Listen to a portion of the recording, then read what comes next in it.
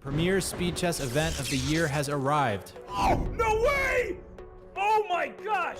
Since 2016, dozens have entered the SCC ring. MBL does the impossible. But only 2 have ever reigned supreme. This year, 16 of the world's best players vie for $175,000 and a chance to battle in Paris for the championship's inaugural live final.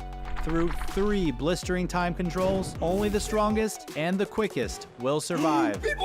Don't blink. Remember to breathe. Oh, he's one of me! Oh! Round 1 of the 2024 Speed Chess Championship begins right now.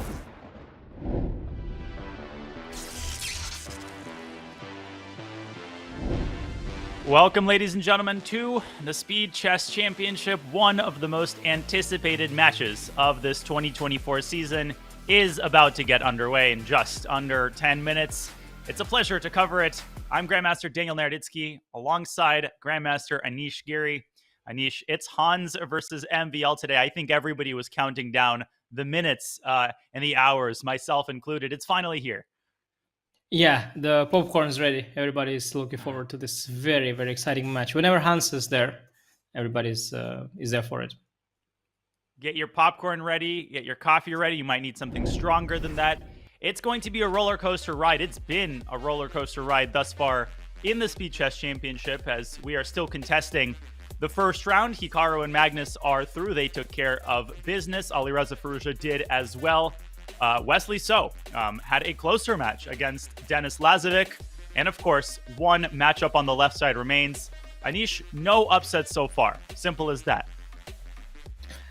Yeah, I mean, it's hard to have an upset in SCC format. It's such a long, grueling format. At the end of the day, the better player floats above the water, you know? So it's really hard to make an upset here. Well, this is an interesting match today for many reasons. Obviously, it involves Hans Niemann, and it involves a resurgent MVL who has shown tremendous form recently, obviously in the CCT.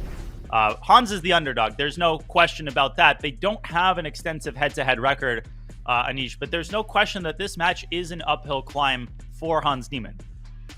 Yes, I do remember though, I heard like back in that whole saga with Hans and Carlsen and all, that Maxime was sort of playing Hans in some pub at some point somewhere. Some story was there, you know, that he played him in France in some bar, some casual blitz, and that it was sort of, that Hans sort of played well.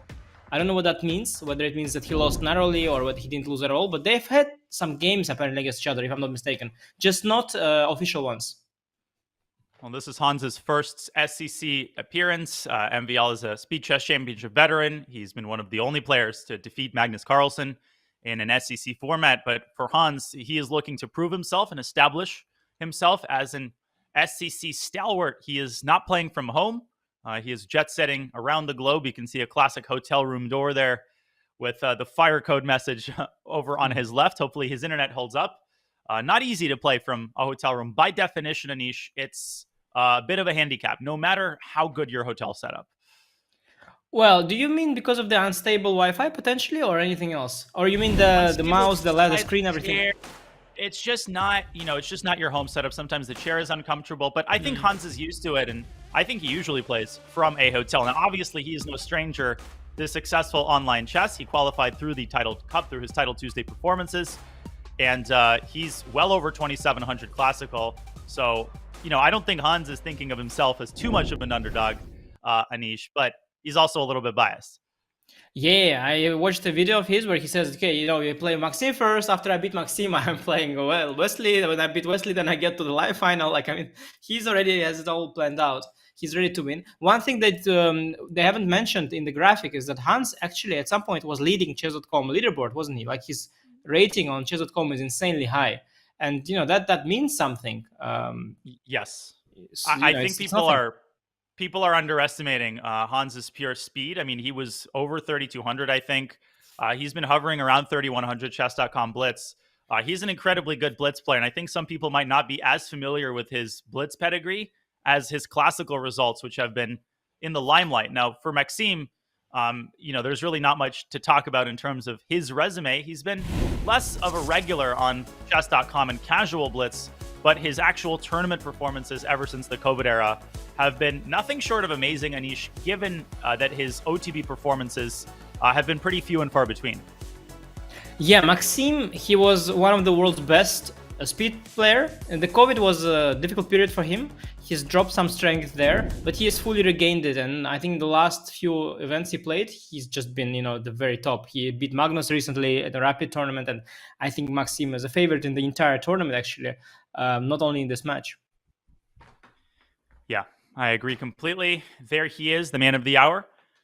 Maxime Vachier-Lagrave, his 9th SCC appearance with a 12-8 record. It may not sound, that impressive, but when you think about the kinds of opposition he's taken on over the course of several years, that's a pretty good record. And he's obviously defeated Magnus. He's good in all three time controls. Anish, what do you think makes Maxime so hard to beat, other than his pure strength in an SCC format specifically, as we look at the Smarter Chess predictions?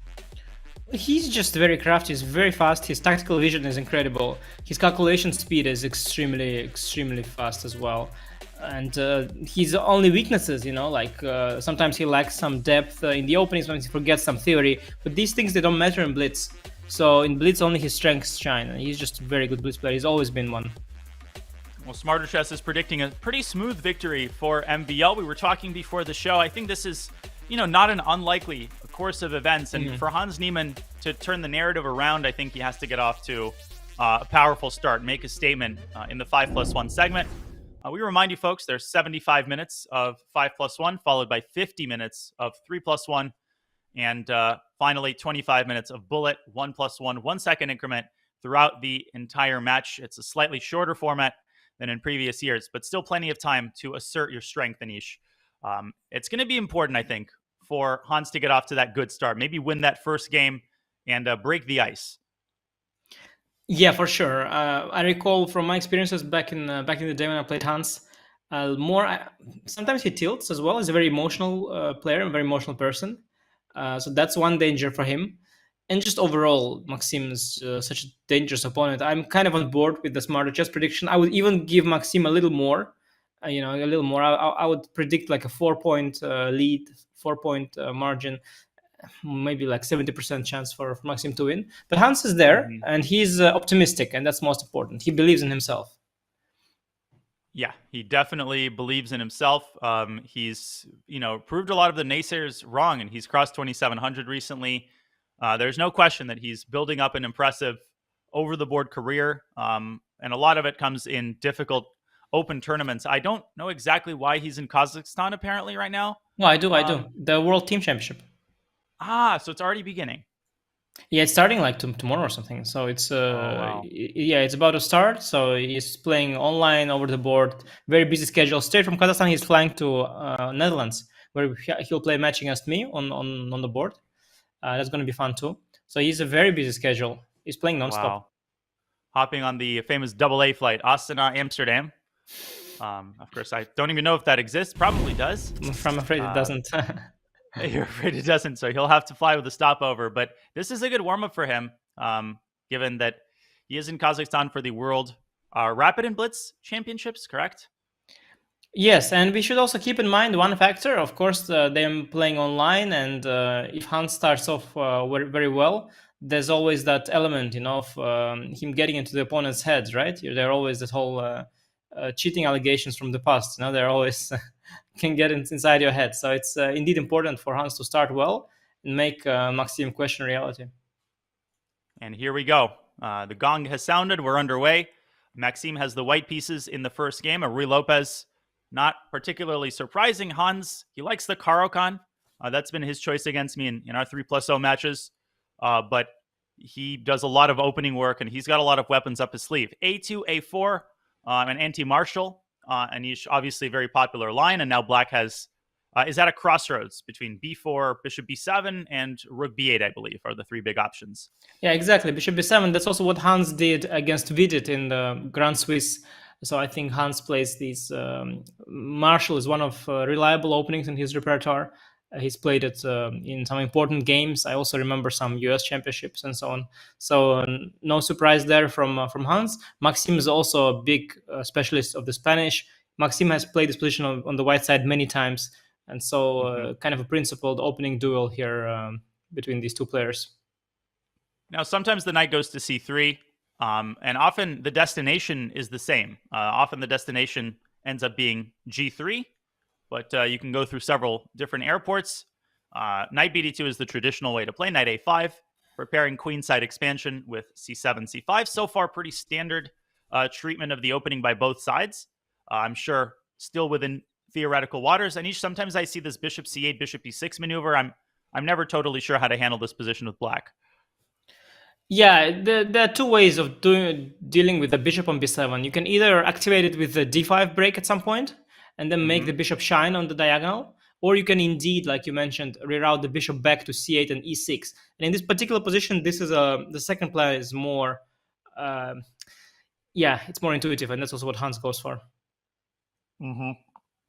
Displaying a good understanding of the position. Now, Bishop D2 is Maxim preparing C3. First, he starts with knight to E3, obviously also a viable spot for the knight, gripping some of these important light squares. And now a bishop trade is on the horizon. Yes, trade on E6 will solve Black's issue of the weak light squares, but of course the long-term weak pawn on E6 could prove an issue. Big moment for Maxim. He's got lots of options. He can place a piece on D5. Oh, this allows B3. Very, very important moment, because this could bury the bishop on B1 and the rook on A1 as well. So C3 is a move I wouldn't have made so quickly. A very risky decision by Maxim. Let me quickly show people what the stakes are in this position for white. If Black plays B3 and Hans is still thinking, White will have to drop the bishop, and Hans just played b3. Now, let's say black plays a move like rook b8. If white pushes d4, or maybe queen c7 is a smarter move, d4, c4, and just take a moment to appreciate, folks, that this bishop and this rook are essentially never getting out. You're just like playing without a queen side unless you sacrifice a pawn with a drastic move like knight d5. Queen c7 is on the board, Anish. Yes, I suspect. Indeed, I suspect c4 is an idea to go bishop to c3 or even take knight, then knight d2, try to win the... Oh, wow. He goes for what you mentioned. Yeah, there's d4 and then knight d5. Yeah, that's an idea, but black could even think to ignore that. You know, a move like... Although it's hard. Yeah, e5 pawn is falling. I was about to just queen d8, but then e5 pawn might be falling. I don't know, but knight d5, okay, I can just take it. And your bishop will come to life, but the rook still is on a1, and I could exploit the d file if it opens with black. Knight to f5 instead. I mean, he's obviously hoping that after the trade, this white bishop will have a small escape window on e4. Mm-hmm. Yeah, I mean, strategically, this play by white is very risky.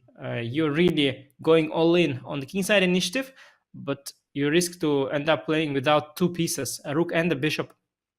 Very, very risky decision by Maxime, and he takes it so lightly. I'm quite surprised by that. I'm sure in a classical game he would think more than twice about it, but in a Blitz game he thinks, okay, let's just do it and see what happens. Yeah, he's like a pilot during a thunderstorm. Your plane is shaking, you know, the coffee's spilling, the passengers are screaming, and, you know, it's just another day at the office. But Maxime has to keep the plane stable here. Rook a to d8, criticized by the computer, but the computer criticizes everything. It hates all that is beautiful in life. Hans keeping the tension, Maxime doing so as well. So white refusing to take on e7. I mean, technically white could have taken a pawn, but that didn't seem appealing at all because the bishop would have stayed buried on b1. But now he does. He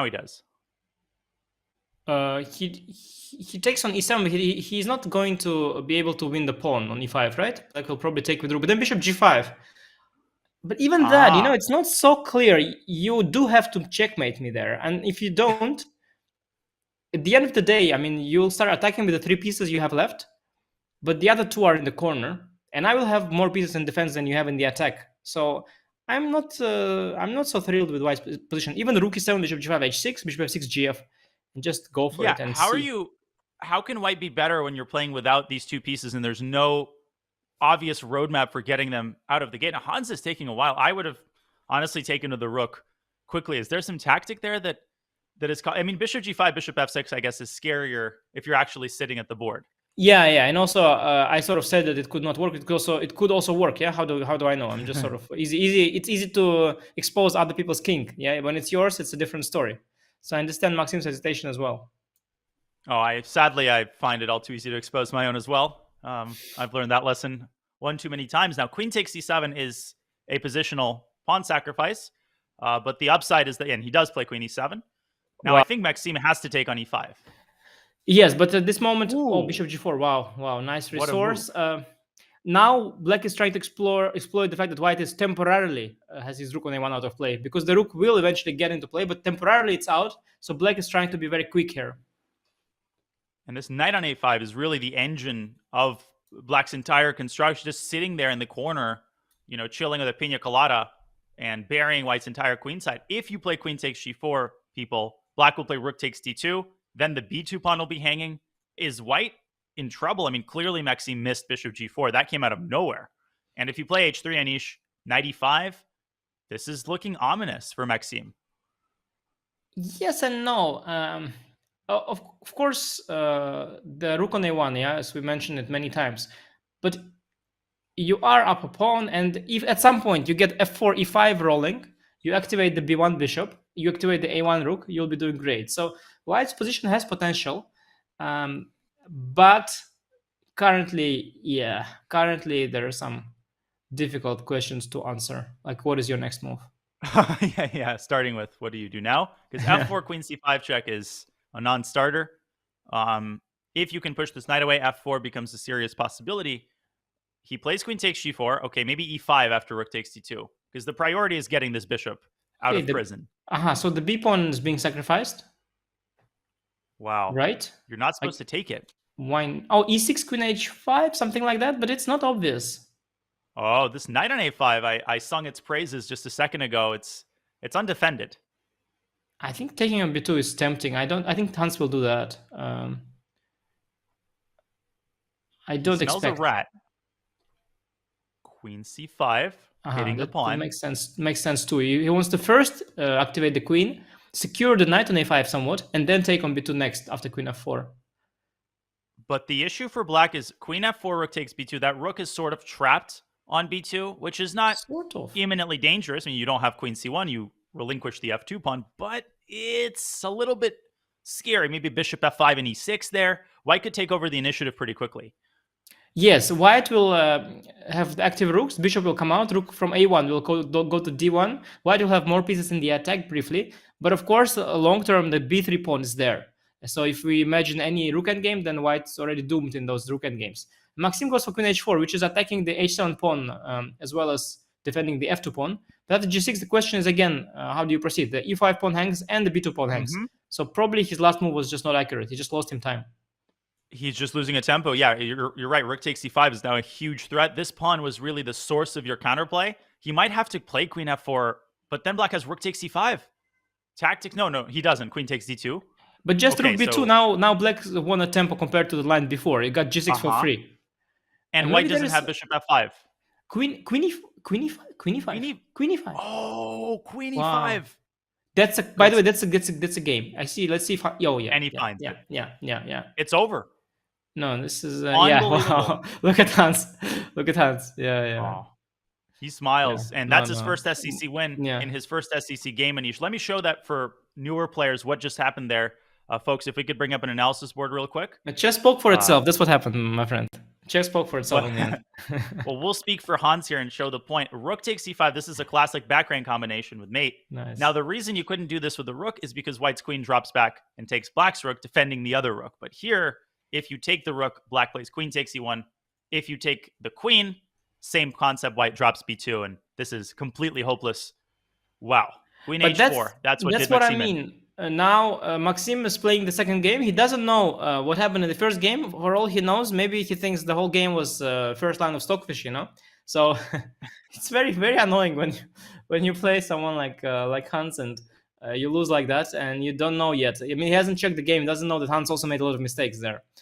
He might be quite concerned and quite worried, thinking that this is one of those days where Hans is playing perfect chess. Your most difficult opponent in those cases is definitely yourself. Yes. Once you start telling yourself those stories, that's it. It's over.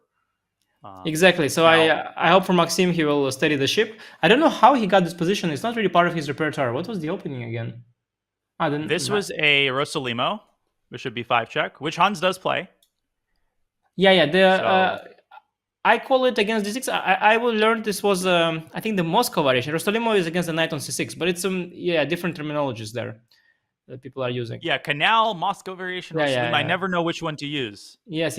No, the way I learned it is knight c6 is bishop b5 is Rostolimo, and d6 bishop b5 is Moscow variation, but I don't know. Yeah, it's terminology is vague in chess. People are debating all these things. But in any case, Maxim got a very unpleasant position. He's got an isolated pawn. I think these positions that don't really suit his style. He likes more active play. He doesn't want to defend. Oh, and the endgame, Maxim is not thrilled about this endgame. Hans is having an absolute free roll. He's very happy with that. Vasily Smyslov or Josero Capablanca would pay beaucoup bucks to have this endgame with white. Now, I think that in OTB classical chess, I never actually win positions like these with white because, black has this isolated pawn, but it's well protected. And, a single square on d4 is not going to win you the game. But Hans is going to start poking and prodding here. You start, trying to induce another weakness. I don't think Maxim should have too hard of a time holding a draw here, Anish. Yeah, true. The more I look at the position, the more I also like black's pieces. It's clear what your next moves are. The king will come to f7. The knight can go to f4, to e6. Maybe you can trade on e5. Yeah, white position lacks punch. I don't see how to attack the d5 pawn. The move c4 applies some pressure, but more likely than not will just lead to trades at some point. So I think black's position is quite easy to play, and indeed that pressure should be neutralized. But still, some long-term potential for white. Maybe somewhere he'll get... What I would like actually as white is to trade the bishop for a knight. That would make it simpler for white, but it's not easy. That's a good point. Yeah, have just a pair of knights on the board. That would be a Yeah, pretty and- nice structure. Exactly, and you want to block the pawn on d4 square, and then you need to create a second weakness, and that could be like expansion on the king side with at some point g4, h4, h5, or maybe somewhere a4, a5 on the queen side. So Maxim starts with h5, preventing this g4 idea. Yeah, queenside pawn pressure would definitely be a pretty hands-on approach to the position. Potentially, But, potentially. Right now, a4 probably weakens the b3 square as well, so you want to be careful with that. Definitely, Black could start taking over the initiative. The knights are pretty active. They're kind of frisky here.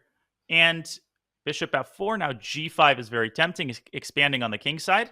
Yeah, do you There's go d4? Still some life here. Yeah, definitely. I don't know if you go d4 at some point. Okay, g4 secures the knight of d5. I like that, but it does give away some squares as well. So it's a double-edged sword.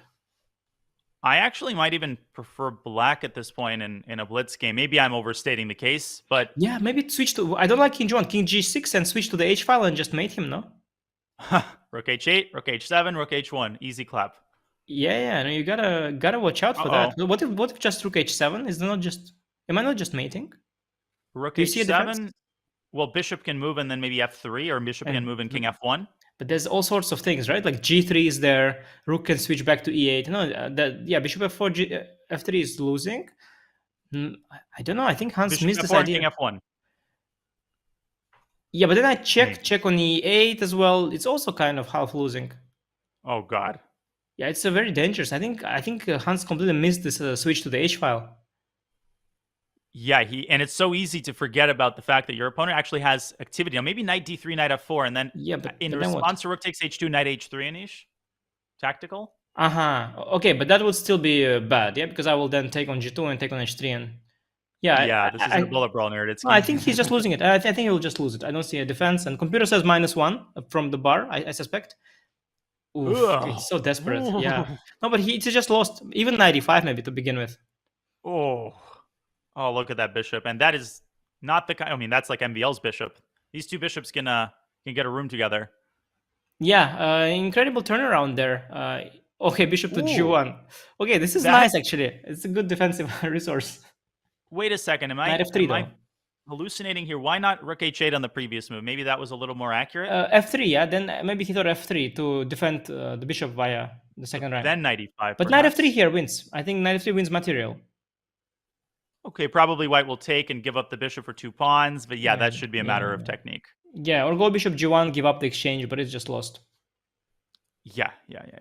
Bishop g1 actually... Hans will give up that bishop for 2 pawns, but too many pawns left on the board, right, for us to be talking about potential draw here. Yeah, there are chances, of course, but against Maxim, I don't think so. I think Maxim has a good technique. Although objectively it doesn't look clear to me. Not so easy just. Would you trade here with Black, or would you play rook e8, try to keep a pair on the board? 2 pairs I on the would board. trade, but I'm not sure that's the best decision. But I would trade in rook h7, but it's actually very hard to convert this stuff.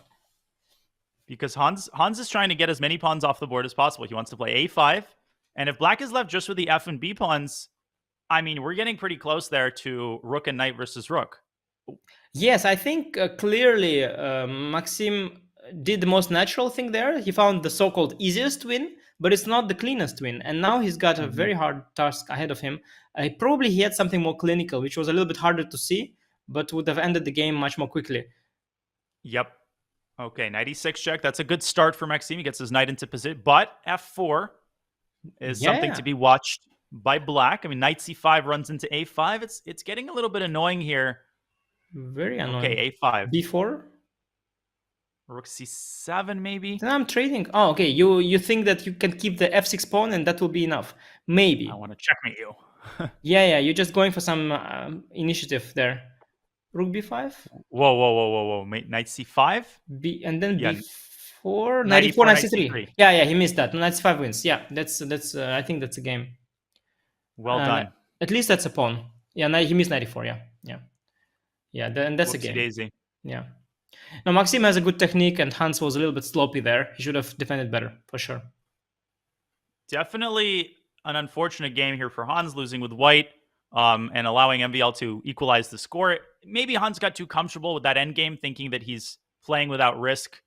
And things turned around so quickly that you spotted it quickly, Anish. The moment the H file opened up, Maxime is so good at sensing the moment when to take over the initiative. But can he improve his opening play from that first game? Because they're repeating the Ruy Lopez. Yeah, there are plenty of ways to deviate from that game for Maxime. You have a lot of different ways of playing these positions, so I'm sure he will deviate somewhere early on. And already now he puts a bishop on d2. I think in that game the knight went to d2, right? So now bishop d2 is a very, let's call it a modern treatment of the Ruy Lopez. What's the idea? Why has this suddenly become a popular way to play? Yeah, he's trying to address the idea of knight a5, and he develops the bishop before the knight. But eventually, knight does develop itself to c3 anyway. So it's sort of a move order trickery. You first play bishop d2, and then you play knight c3. And now, for example, after b4 knight e2 or before knight d5, more likely, the b4 pawn is already being eyed by the bishop on d2. So it's just a smart move order trickery, the modern stuff. But black has options here. He can usually he moves the c6 knight to a5, to d4, to d8, one of those. Incredible. The position after knight c3 first occurred. I didn't know this was played so long time ago. Geller versus Korchnoi, 1963. And for the second time in Geller versus Spassky, 1963. You know, I have a story about this, Knight actually. d4 was played. Yes. Yeah, about Geller, in fact. Yeah. No, but actually, the funny thing is that if I remember correctly, and I could be wrong, but I'm pretty sure that Kasparov, when he was preparing for his match against Short, he got advised by Geller to check those d3 Spanish positions. And this is really when these lines kicked off, Kasparov Short match. And the Geller was indeed the man when it came to these d3 Spanishes, which are something that we think of as modern chess. You don't go for the c3, d4, but you go for d3. So yeah, Geller was definitely there, and then Kasparov was inspired by him, and actually I think Geller was helping him for that match, surprisingly. Yeah, he's an incredible Ruy Lopez expert. A lot of his games belong in the art gallery, and we have some tension.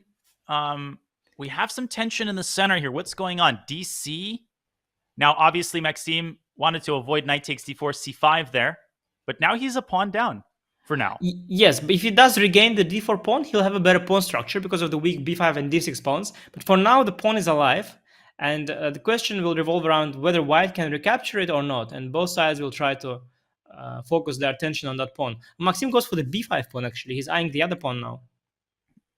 He is indeed. Okay, now Hans has to decide. Is he defending this pawn? You don't want to, well, maybe a move like b4 is fine, but you're weakening some light squares on the queen side. You're allowing bishop a4, which is annoying. Tough dilemma now for Niemann. Can he go tactical here with a move like knight e5? Nah, not enough meat on the bone there, and you're giving up d4. Instinct I had, but I guess it's too panicky. Rook b8 feels wrong, right? The f7 pawn is a little bit soft. You don't want to go rook b8. Okay, bishop f6. He's ignoring the b5 pawn. Cool decision. Now what happens if you take? Maxime is wondering the same thing. I think even Hans doesn't know the answer to that question. Yeah, it feels like black might be slipping a little. Intuitive decision, yeah, to just give that pawn and rook b8, maybe knight e5 at some point next. Black's a8 bishop is the monster bishop, so that's his asset. But already the pawn structure is very worrying. Not only is the pawn structure as bad as it was before, but he also already lost back the pawn. So now he doesn't play with the house money. He is risking to lose a pawn at some point. Now my kind of bullet choice would be queen h5, but that might be a dead end after g6. There might not be enough attacking force on the king side. You also should watch out for a move like d4, d3, undermining the bishop. So yeah, Maxime playing the safe move, queen e2. Yeah, d3 more conventional. Possible, but no, queen takes d3 and knight and g5. Knight g5, yeah, exactly. Now, you want to play knight e5, but d4 pawn is hanging now. Because knight e5, it opens up the a8 bishop, it pressures the f3 knight. Knight e5 is the money move, but it doesn't happen here yet. Maybe go just h6 and wait a little bit, wait for a move. Just make a useful move. What is White's next move here? Is it knight g5? Probably. No, probably not h3, g5. yeah. Good probably call. h3. The players. Okay, we'll decide what we do later. First, let's h6, h3, and then I don't know. cross our T's and dot our I's. Yes. Bishop d5. Oh, but I Very thought, aggressive. okay. The b2 pawn is not hanging because of queen e8 check. This is what I didn't realize, because I thought that bishop d5 would be nice, but it does hang the b2 pawn. But there is a little tactic there on the back rank. Bishop d5 is actually a great move because it cancels out the a8 bishop, which was black's only asset. And now white's advantage starts to really take shape.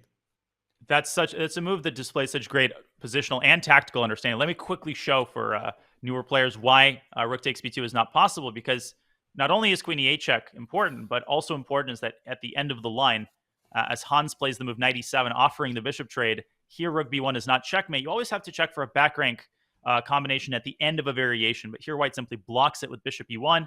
Knight e5 can be met with king f1, and white emerges a piece to the good. So instead, Hans, a bitter pill to swallow here. Obviously, you called the bishop the monster bishop. It was, but he decides that the bishop on d5 had to be eradicated. Okay, it looks decent for black, nonetheless.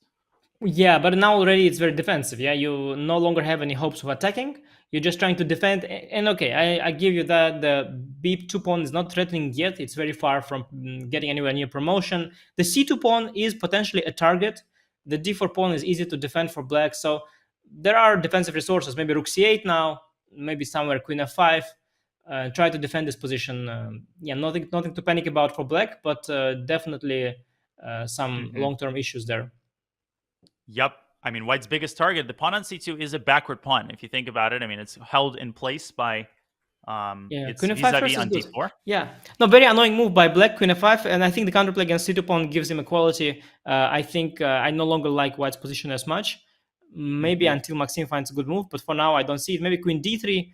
I'm thinking about queen d3, trade there, and then go rook b1, push b pawn. Yeah, that's what he does. But rook a3? Yeah, I was hoping rook b1, b5 would somehow be, would somehow work out, but it doesn't, does it? This is getting risky because b5 can be met either with knight c3. I mean, black has many ways to handle that pawn, either actively or passively, but knight c3, I think, is Hans's intention. Yeah, I expect some sort of a draw after knight c3, where you take and take dc, and then you trade the c pawn for b pawn, and it will be a draw. That's what I would expect. But how does that, I mean, bishop c3, dc, black is already threatening c2. I have options there. First of all, oh wow, he doesn't even take. Interesting. Maybe knight a4 is some sort of, well, knight a4, rook b4. Yeah, no, knight a4 probably Maxime will drop back. I'm not sure. You think because of knight c5 kind of ideas, yeah? Okay, check first. Okay, he's going to throw in a check. Knight a4, rook b4, knight c5. Wait, knight a4, b6? Oh, direct b6. Yes. Yes, that's correct. That's winning. So why is the bar saying that this is not lost for black, by the way? Are you sure that's winning? I mean, okay, it probably is winning. No, he goes back to a8. Very heads-up decision by Hans. Yeah, you have to. There was no move at this point. And the good thing about knight on c3, it totally limits the e1 bishop. So white's light pieces are very, very passive. Knight on f3 and bishop on e1, they don't contribute. Had they been placed somewhere else, white already would be able to queen the b pawn. But with the pieces so passive, black can neutralize the pawn, apparently. Still not a given. Maybe just walk the king after b7, yeah? Just king f8 and king e7. Or now, let's just walk the king. Yeah, I mean, b7, maybe black has to circle the knight back to c5. Try to eliminate the costs. Yeah, should be some sort of... Probably it will simplify a knight d4 somewhere. Yeah, g3, king f1, and then at some point knight takes d4 triggers total exchange. White's issue is that these pieces, light pieces, are not active enough to support the far advanced pawn. And black should eventually go bullet up with the king and the rook. So probably simplifications are in order. Very high level game so far, by the way. Yeah, this is some serious Ruy Lopez understanding by both players. Knight d2, Maxime still trying to find d5 path forward. d5 though shuts that knight down. Where's it going? Knight b1 maybe is his idea. Yeah, but then what? You want to just take on c3 and trade everything again?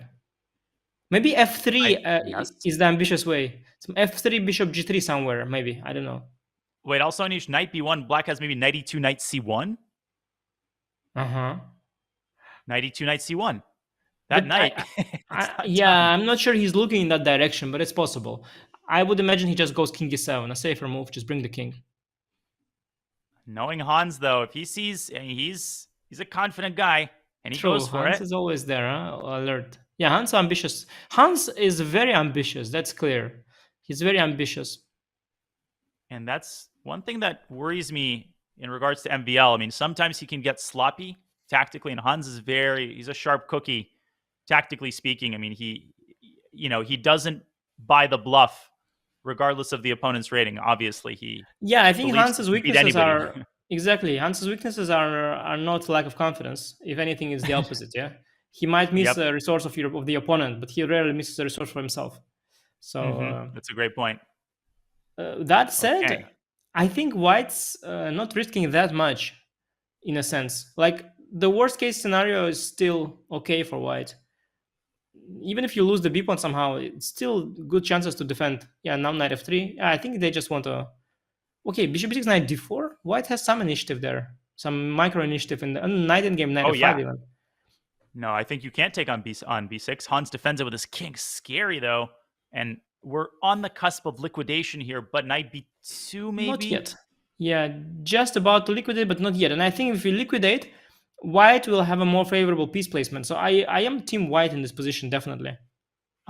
Rook takes King d4, bishop takes b6, bishop b4 maybe. Or rook White can keep b4. some pieces. Yeah. Or even you can even take and then switch to bishop c3 and switch to the rook d7, attacking the kingside pawns. Very nasty position for. Oh, bishop f6 is accurate. Bishop f6 is very accurate. Oh, okay, very well defined by Hans. Yeah. And I think we'll get a draw for. I mean, Maxime has 8 seconds here, no need to go crazy. Hans was there very accurate with a couple of moves that just immediately diffused all the tension. Yeah, obviously Black has no advantage here. This is a pseudo activity. There's nothing to attack. Why? He won the 95. So sloppy. Sloppy, Hans. Why you got king c5? And it's suddenly not over, Anish, because g5 can be met with h5. No, but this is like and half now Black lost, has to defend. h5. No, it's so sloppy. My God. Or king e3. Yeah, king e3 is even nastier. Uh-oh. Maybe h5 there should have been played instead. Yeah, that was better, because now he's stuck. Still difficult for Black to defend. Knight f7 maybe. Knight f7, g4. Only move and then pretty she much. takes in g5 check maybe. Yeah, maybe, yeah. But g is 2 pawns after all. Oh, man. And he goes to d3 the other way. King f7, knight h6. White can stack and now for f5. Yeah, this looks... 95. 91, 95, yeah. Why Black maybe holds still. By the knight skin d4, of his teeth. Knight d4. Yeah, draw. Knight d4 is a draw, yeah. Okay, Hans got away with this. White. No, there was a win for White, and I'll show it after the game, folks. Yeah. Maxime let Hans h5, go. h5, right? Your move h5. Yeah, that was the key moment. Close. A bullet dodged. Okay, so let me quickly show. Let's pull up an analysis board. Maxime had a chance there at the end. He had no time. He played the natural move, but king f4, that was the mistake, folks. I think h5, Anish. And the reason this is winning is because Black will lose this pawn with to knight g7. Yeah, knight g6. Yeah. So maybe still f4, would not have been easy. F4, no? You're kind of in Zugzwang. Oh, wow. You're in Zugzwang because you can never go to e6. Yeah, Black is in Zugzwang, simply. Incredible. Yeah, but I mean, it's clear, even if it wasn't lost, it was like practically half lost. So definitely a bullet dodge by Hans regardless. And again, they get the same position. Repeating literally the same Moscow variation line. And was queen b3 played that last time? I don't think so. I think this is the deviation from Hans. Yeah. And now a slightly different version of the endgame. I like this for White. These pawns are pretty mobile. Yeah. Black should get the move a5 in, but the bishop on e3 then becomes an issue. But a5 sort of prevents the b4 expansion. Mm-hmm. This is an idea from Sam Shanklin's book about pawn moves. You know, he's advocating this a5, but here it's a bit tricky. That book was on my desk yesterday. One idea that stems from the move b4, even if Black plays a6, is this knight rerouting eventually to c5. It's easier said than done, though, because knight d2 is always going to be met with a familiar knight jump to f5. So Hans should be very careful here. Yeah, maybe it's my perversion, but I kind of like this idea to just go bishop c5 and take on e7. It makes it much easier to play, but maybe it's not. Hans will never do that. Some Fischer-Petrosian vibes there, right? Trading an ostensibly good bishop for an ostensibly bad knight, but that is not sure it's good. Of transforming the advantage. Yeah, I think you should maybe keep that as an option, because you can double on the d file first like he does. I think it's better to double on the d file, and then you can always take on e7 if you need. You also have bishop b6 move somewhere. c4, is that ever an option that you're considering? Probably not. He does take on e7. Wow. Hans, I didn't expect this move from Hans. I like this kind of decisions, but I'm not sure. I wasn't sure that Hans would. But Hans, yeah, is a versatile player as well. Yeah, that's a kind of move you'd expect from either a 2770 player or a 70-year-old Russian GM. I learned this from Leonid Stein in 1960. Yes, or a 70-year-old Russian 2770 player. That's right. Okay, but Yeah. what now? What is the plan of improvement for White Yeah, here? Are you minute playing pressure. knight d4? I guess, yeah. I guess you're gonna d4. You'd probably be happy to take a rook endgame at this point. Maybe you reroute the knight then to f4 via e2 at some point. I'm not sure. Knight d4. Yeah, I guess you have to do that. I don't see how else to improve the position. He goes, It goes the via other way, e1. but Yeah, via e1. it yeah. doesn't feel like White's chances to win the game are realistic at all. Knight e5 even. I mean, Yeah. where is it going to come from? We have to wait and see at this point. But if the white knight gets active and lands on a good square, it could get interesting. So Hans goes for rook d2. I mean, he could have repeated with rook d3. This makes a lot of sense, though. Yeah. Can Maxime squeeze through the move d4? Probably not, because of knight c2. Or maybe he could have, actually. Yeah, not so sure there. Yeah, knight c2 was maybe d3, knight e5. Maybe not. Yeah, hard. He goes for the other active move, a5, but now c4. Okay, wait a second. c5? Maxime. Knight d3, knight f4, maybe? Oh, you've got that weak Maybe. g6 pawn that You go maybe for he took G5. his eyes off. Maybe you go g5 at knight d3, but it's interesting. C6 there, maybe? Or Yeah, exactly. Maybe some active idea. Even takes rook h1. Some different options are there for white. Yeah, Also, Hans is there is- feeling the moment. There's also a simple move rook a1 in the worst case. White has as a backup, but that's not too ambitious. But it's always there. Okay, so for newer players, knight takes b5, tempting, but knight f4 just like forks a bunch of pawns. That looks really unappealing. And now the big G5. moment. Yes, and now there is either something or not. b6. Rook h1 should have been not. explored. I mean, Hans rushing this move. The point is, if BC White plays b6, it's a classic concept, clearing the square for White's knight. And we're going to see that. Yes, it's pretty, but the commitment was huge. You gave up a pawn, and black now has strong d5 pawn. The players are risky. kind of rushing. I mean, this 3 minutes still on the clock. It's a super complex endgame. Now, rook a1, Anish, you pointed out this move at the right moment. Black also has the d4 idea, exposing an attack on the knight. This could get very tactical. This already is very tactical. Yes, and sometimes you have these situations where people have a lot of time, but they both are playing fast. You have a bit of that macho showdown thing. Yep. Sort of like Careful. you're trying to show off that you have it all calculated, and the other guy also wants to do the same. But it's I saw that too. Yes, exactly. But it's kind of dangerous, tricky slope because like Hans is a victim to that right now. He's playing very fast, but he's just losing control of everything. I think black is King just D6. much better. I was thinking b4, ab, rook a8, but then black has rook to e8. Hans defends the knight. Okay, that's a good one. Otherwise, it was all falling apart. Both sides. Yeah, rook c2 is key. Repetition?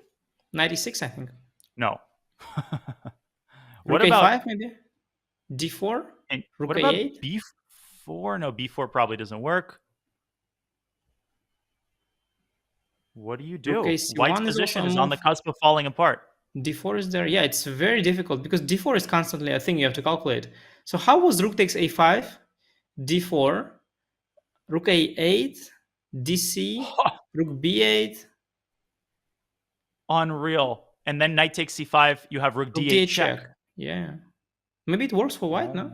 Gosh. So does black then have to play rook takes a5, knight takes c5, and just bail out? Yeah, but then white is very safe. Yeah, rook ac5. I don't know if white's better, but he's definitely safe. Maybe even a bit better in the end. And we'll wait for Hans's move. I'm not showing this on the analysis board here just because we might go down this line. Hans, the wheels are turning in his head. He knows that he needs to be accurate here. Yeah, he has to. At least that was the first thought I had. I don't know if he goes knight b3. Okay, that's sort of a it's a cop out. It's a sad move, of course. Yeah. Now he's it's just a concession. Yeah. Now, let me quickly show folks analysis board, please, really quickly. This is important. Rook takes a5 was the move we were discussing. d4 looks like black wins. No, rook a8. And look at this position, folks. Can't go king c7. You have to take. And after rook takes b8, it's a wild position. But the point to remember is that knight takes c5 runs into rook d8 check. Maybe king takes c5, but now the rook can move. I'm not sure what the best move was here. Any rook move, I think. A8, c2, and Just simply, okay, or even rook a1. Yeah, true. All winning. A little concerning that Hans didn't go for this after a prolonged period of calculation, and now Maxime has great winning chances. Yeah, okay, these lines, you either see them or you don't, and the calculations are very difficult. But in this game, I have to say, Hans's play was very, very sloppy, but he's still floating. You know. His play is not accurate, but he is floating somehow still in the game. And whoa! That's a He blunder. blunders the knight. What is he doing? Hans had to go knight b3, Anish, and that was just a draw? Yeah, it was not straight up draw. Not even so difficult. Rook b4, knight c5, pretty safe for white. I don't see what he was worried about. What in the world? Sloppy. And white's knight is trapped, literally trapped, folks. The reason you don't have the b3 retreat square. Wow. And playing too quickly, I think you called it, Anish. Maybe trying to show your opponent, no, I've got this calculated further than you do. And yeah, knight b3 was a draw. I'm just going to show this really quickly. Rook takes b4, and at the end of the line, maybe this is not the most accurate, but this should draw as well because g5 will fall. And Maxime Vachier-Lagrave, 2 black victories as he seizes the 1-point lead going into the break. Your thoughts, Anish, on this exciting first part of the match?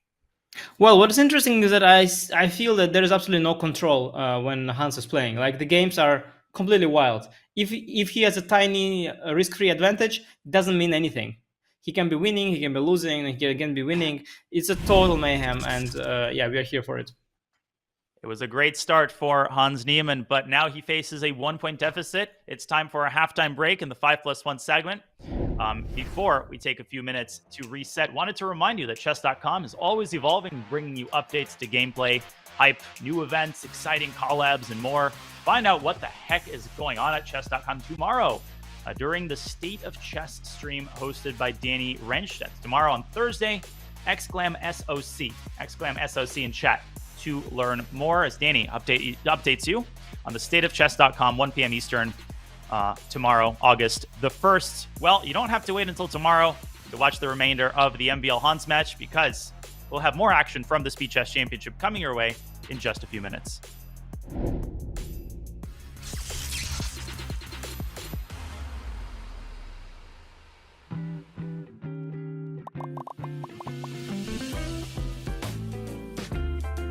So generally, I'm a big fan of Eric Rosen in general. I recommend him heartily for his content, which is both really fun and really educational. I think he has a great presentation style, and he's actually opened my eyes to quite a few gambits and variations that I was not aware of. Treat every blunder as a gambit is, I think, good at building the kind of mentality that I would approve of.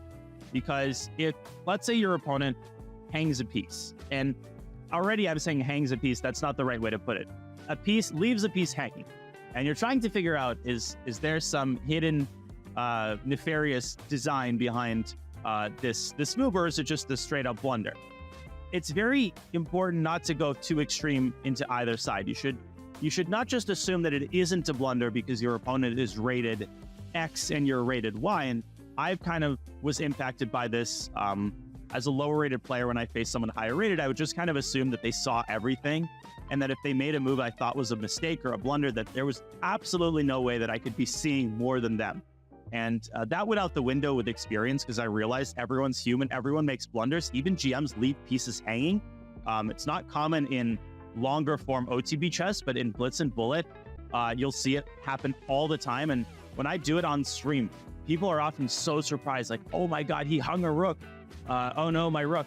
But it's actually quite common. I mean, there's nothing about me or any other GM that inherently keeps us away from blundering pieces. So I really like this piece of advice. I think it tells you to treat your opponent's moves with respect. So don't just automatically laugh at your opponent and assume that a hanging piece can be captured. You should double check that there is no hidden intention behind it. At the same time, you shouldn't give your opponent too much respect. And if you don't see a reason that a piece should not be captured, you should always trust yourself. At the end of the day, if you trust yourself and your opponent ends up fighting you in the you-know-where, listen, then that was a great experience, a great learning experience. And then you can ask yourself, okay, what did I miss, right? What can I pay attention to next time the situation occurs that'll make me a better chess player? That's the great thing about chess, is that no matter what happens, in the end, you do benefit. But this mentality of always double checking and not making automatic moves, even when you get really excited about a potential blunder, I'm all for that mentality, and big fan of Eric Rosen in general. So definitely a good piece of advice to put into your general toolbox.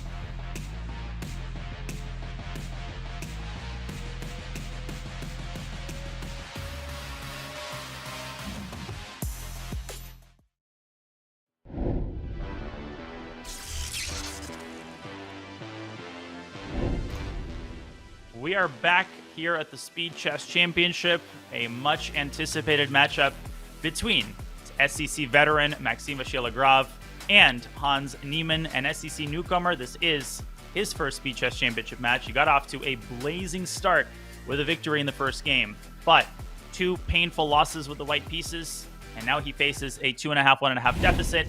Let's start the second half of the 5+1 segment. Anish, Hans has some coming back to do, and this time we have a Berlin. Switching things around. He played the other Spanish, and now he plays the Berlin. It's exciting. Okay, so we had a lot of Berlins in that Firouzja Grishuk match. Hans does play the Berlin, and it's in his repertoire, but I never understand how players just sort of casually play this as their third or fourth option, just because of the knowledge required. Yeah, but Hans is an expert of this. That was a famous game that Kramnik played against him that he recorded a video about. Happened in this very line as well. This bishop e7 knight h4 setup. This was Hans' favorite. I think in the match between Alireza and Grishuk, we saw different variations. We saw lines with bishop coming to d7, pawn going to h6 sometimes. This is a very different story, a much more concrete way of playing for black. Yeah, Hans is not new to this, but Maxime is also a big expert. So we'll see what will happen in this game, and I think that will largely determine whether we'll see this endgame again or whether one of the two players will deviate from it. Knight to g5, landing an attacker on the f7 pawn. Now, is black okay with the trade on g5, or is that considered a concession? Yeah, you shouldn't get fooled with the simplicity of that, because the issue black has in these positions very often is the rooks are very, very immobile when the bishop lands on g5. And Hans is waiting, and now after e6, maybe now taking on g5 is a lot more safe. The arising endgame is going to be slightly worse for black, but not a big deal. I think the bishop g5 here is just quite okay. I mean, it's a bit unpleasant, but it's okay. Retreating knight moves, folks. Yeah, go ahead. Yeah, no, I've had a few games like that. It's, black is always suffering, but it should hold. F6, knight f3, very important. The knight is not going to f7. It's going to drop back, and the bishop on h4 is suddenly essentially trapped. Black will have to give up a pawn, at least. The other option is fe6 first, knight e6, and then king f7. C7 pawn is probably not going to be taken. The knight maybe will go back to g5, and then you can consider taking, or you can consider going for king g6. This is the more ambitious way for black. Bishop g5 is a simpler one of the two. Just go rook Yeah. e8 simply. Yeah, the good thing is, okay, bishop takes c2, maybe, but I feel like that kind of goes for unnecessary adventures. Yeah, Han's playing very mature chess here. He should be able to hold this without too much trouble. In fact, I mean, how does Maxime even Bishop keep e3. the fight going? Yeah, I think it goes bishop e3, and then he will try to get maybe a f3 g4 at some point. There is some pressure. There. Bishop c2 is currently a threat, but Maxime dodges that. You don't want to trade rooks as white. Yeah, clearly white is in the driver's seat here just because of his healthier pawn majority and the fact that rooks on the board, do guarantee some life in the position. People should realize that when the rooks are off the board, it's a much different situation with opposite colored bishops. When the rooks are on the board, there's still some meat on the bone, but I don't think it's realistic. I mean, Han's doing a good job here making g4 very hard to carry out. At the same time, of course, this being a draw in a classical game, in Blitz, it's very easy for white to put pressure. And there are ideas. So one idea could be king g3, king h4. I kind of like that, getting my king more active. And that's, I think, what... and Bobby actually, Fischer. Pawn was snatched. Yeah, it's a Fischer-esque style move. Very, very daring by Maxime. After b6. Wow, this is bold. Rook e4, rook a4, rook a7. Is that his idea of getting the bishop out?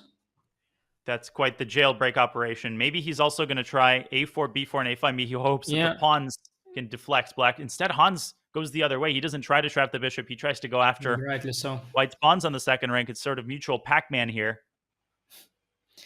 Maybe rightly so. And now we're back to this position where white is just up a pawn, but black is very active. The g2 pawn is exposed, so bishop d5 is coming next. And I think that should secure black enough activity to hold this position, but he is down a pawn now. Yeah, well observed. Bishop takes b6, rook takes b2, hits the bishop, and as you said, bishop will establish itself on d5, forcing white's rook potentially into total passivity. Yeah, well defended, honestly, so far by Hans, who has had very sloppy moments, but by and large has done a really good job in these slightly worse positions, not giving a single inch of territory to Maxime. Yeah, so far definitely good how he's playing this particular game. Bishop d5, is there a c4 or... I don't think so. Yeah, rook g2, king h1, bishop f3. I think it works for black. Rook e2 there. Rook e2 wins material, you're correct. So bishop d5 is a safe move. And let's just do that. And then after rook... Okay, then I thought maybe bishop g7, there's bishop d5 simply winning as well. So yeah, you can reverse the order. Start with rook a2 and then go bishop d5. That's so instructive, always remembering that you can lose in an instant any position, no matter how safe it looks. I'm going to quickly show that bishop takes g7 here, trying to get fancy. Nope. Bishop d5, and you get burned, because once you drop your bishop back, it's a classic windmill idea. Rook e2 discover check, winning the rook. On e1, of course, Maxime is not going to miss such a thing. He gives a check, brings his rook up instead. Hans shuts the rook down, but that's a risky move, h4, isn't it? Well, rook g3 was coming though at the same time, so h4 is risky, but it has a clear idea. He wants to go bishop d5. Now rook f4 is coming, and after rook f4, bishop d5. Wait, rook g4. Sorry about that. Wait, this is very worrying for. I apologize. That was my bad. This is the current position. Bishop f3 wins. Wait, bishop f3, and he blunders. Wow, this is so unlike Maxime. This is more a way Hans would lose a game, not Maxime. Wow. Wild. And we displayed exactly this type of idea earlier. The g2 pawn is literally the only target, and Maxime traps his own rook on the g file. Now it has no more squares on that file. He simply resigns. He was making progress. He could take with rook on g7. I think he had actually the best position he had in the entire game. He had some chances there in the end. Indeed. Let's go back to the end there. I accidentally pressed the wrong button. So just a quick recap. Where did the blunder occur?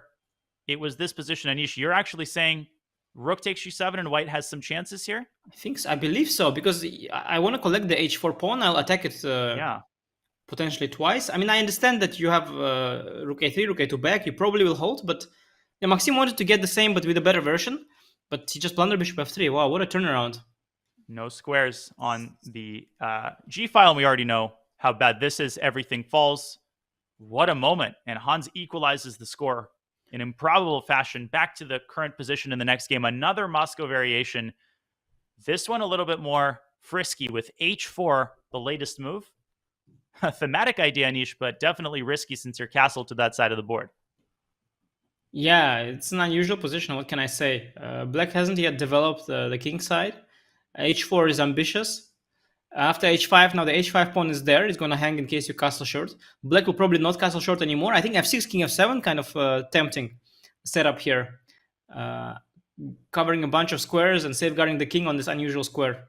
So far, what I find interesting is that the games are not decided in a logical fashion. Like, it is not the side that's been pressing the entire game that wins. It's kind of random who wins, you know? So many tactical, unexpected tactical finishes in this game so far. Kind of interesting. Yeah, if you think about the last two games, the one that MVL won was really well prosecuted by Hans until the very end, and then suddenly blundering his knight. And then conversely, unthinkable that white would lose that opposite colored bishop ending when there was really only one source of danger, that g2 pawn, and yet both of those things came true. Rook a to d1, Hans establishing a presence in the center, and I like your idea, Anish. f6, restrict the knight. But Maxime plays it more conventionally, and I think he has to take with the queen here. Yeah. Okay, white is trying to open the position before black gets the king to safety. That's logical, but it's also risky. There's knight h4. Yeah, Hans hitting g2. Oh, there were some beautiful tactics. If instead Hans had gone knight b5, maybe that ran into d3. But he had to spend longer on this move, and he, I think, just forgot that mate is threatened. Still is far from clear, but it's just the very, very loose play. I think you can just castle with black as well if you want, can't you? Absolutely. White has castle. no discovery against the queen, is what you're saying. Yeah, maybe there's something better, but castle is simple enough and maybe good enough as well. You are up a pawn as black. Knight f5 is the other move I thought about, but yeah, castle still felt like more of a priority. Knight f5 maybe wasn't something Maxime had to rush. I mean, in response to bishop f2, maybe instead but knight now b5. Knight d4, knight c7, king d7 is an idea. Rook takes d4, knight takes d4. Wow. Yeah. I think I'm... Okay, castle is simpler and also good. Man, what is going on in this position? There's Just a pawn. All of the knights are lumped together. But it all works out for black. I mean, the whole thing, it looks very, very complex, but it's actually quite simple. Everything is fine. White is down a pawn. Black can, in the worst case, just take on a7, go queen a5. But maybe there is something more. Maybe rook. Rook takes d1 is the blue arrow shown by the computer. Rook takes d1. Rook takes d1. Is there some tactical move there? No, I don't see the point of that. I mean, you can do that, but I still don't see the tactic, let's say. I don't know why not taking queen a5. Okay, rook a8. Different way of... Rook d7 would be a blunder because queen c5 at the end was a fork. That was a cool detail. Rook d7 now, though, by Hans. And he's saying, I'm not giving up a pawn that easy. Well, worst case, there is bishop f6, bishop c3, which is also the best case. Queen c4, there is rook b2. Yep. Kind of works out for black. Although... Okay, so now the question for Hans is, does he take b7? He's spotted the counter resource by Maxime, which will be bishop takes c3. Feels like white has some life here in the position. Maybe Maxime could have maximized his advantage in a better way. But still, he cannot be unhappy. He's up a pawn. He's finally stable. He's castled. Okay, what does Hans do here? How does he manufacture counterplay? The danger for Hans is that he is 2 against 4 on the right side of the board. And that means that all the rook endgames are... Oh, but now he can take the h-pawn. Why does he keep the h-pawn, though? But that's exactly what I was trying to say. That with 4 against 2, all the rook endgames are winning. But now 3 against 2, they're all drawn. Just blunder the pawn, simply. It's uncharacteristic for Maxime to skip over these critical moments. Now white has good drawing chances, but still, I think it's practically very unpleasant for Hans. For sure. Especially given the pressure on the second rank if he ever moves his bishop. Okay, mate is threatened. But move the rook to h3 and go queen h4. I think very good chances to escape into an endgame. And I think Maxime is keeping up the pace. And sometimes he does it a little too much. so far because he's missing some bigger opportunities indeed. But it's difficult. Wait a That's why second. Blitz is difficult. You have to, as you well know, to control the time and the position is just very hard. Bishop h4, queen d4 check, and then it's very important to recapture with the bishop with a check, not with the rook that blunders mate to bishop f6. Hans playing prophylactically, getting his king to relative safety. Of course, it's not particularly safe here, but bishop h4 is now on the table. Yeah, Hans is playing for tricks. Absolutely. Rook d5 maybe? Quite annoying, by the way. I don't see Eighth rank is weak. Rook d5 maybe, but I this queen c4, queen c8. Like there are black's pieces are a little bit loose. There are some resources for white. As black, I don't feel 100% comfortable here. I don't see Not at all. I don't see a way to stabilize and make it clean here. And even f4 is an idea to be wary about, establishing this lateral pressure on the bishop. You move the bishop, bishop d4 becomes possible. It's crazy. White's position looks so passive, and yet that rook on h3 gives you long-lasting counterplay. Oof, there's f4. Instantly played by Hans. Oh, queen b5. And he spots that. Wow, this is accurate. Instantly. Well, this was the only move as well. It probably was the idea. Now, king g1 is losing to queen f1, by the way. Wowza. Are you takes rook d1, bishop e1? Yeah, take everything and take on g2 at the end. Yes. Amazing. I think black just wins here, right? Okay, rook g1 maybe, but rook c1. Yeah, this is very tricky for black. Even just rook f2 is already dangerous. The f4 pawn is very weak. Thread. He took with the h rook. Now he relinquishes that h file pressure, but I don't see a finisher, but it's very dubious for white. What about queen h5 and rook d2? That's The check on c8 is not deadly. Probably you're right. Yeah, probably that's the way to go. I could also start with the rook d2, I guess, but check is probably good. Check there is rook h3 maybe, yeah, or not. Oh yeah, I'm not. Okay, queen d5. Very simple. What a professional move. Just get the queens off. Clinical. Yeah, Maxim is sometimes good, yeah. Yeah, sometimes he's good. Been over 2800. Nothing special. Now, Anish, I think it's important for people to realize once the queens are traded, 3-on-2 is often holdable with a single pair of rooks, but it's the fact that black's rooks are so much more active that give black the winning advantage. Maybe just trade and piggies on the second. Yeah, I think it's also the fact that the f pawn is so vulnerable. Had it been on f3, it would be probably all a draw. But with the pawn on f4, the pawn is always hanging at the end of these lines. Now even takes rook d2, king g7, king f6, king f5 is just a winning plan, as far as I'm concerned. He starts with king g7.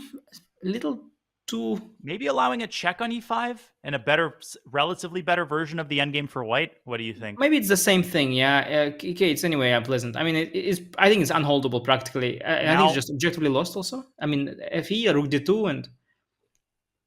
yeah, but I would have tried rook Anish, I would have tried rook c7 in that position, and if you took on g2, maybe there's a stalemate idea where I give up both rooks. I see. But I would probably not fall for it. Somehow. Anish Giri wouldn't fall for a simple stalemate trick? You don't say. Well, not in theory, only in practice. Queen d2 is the blue arrow move. Actually refraining from the queen trade. Not happening. Queen d2 is not happening.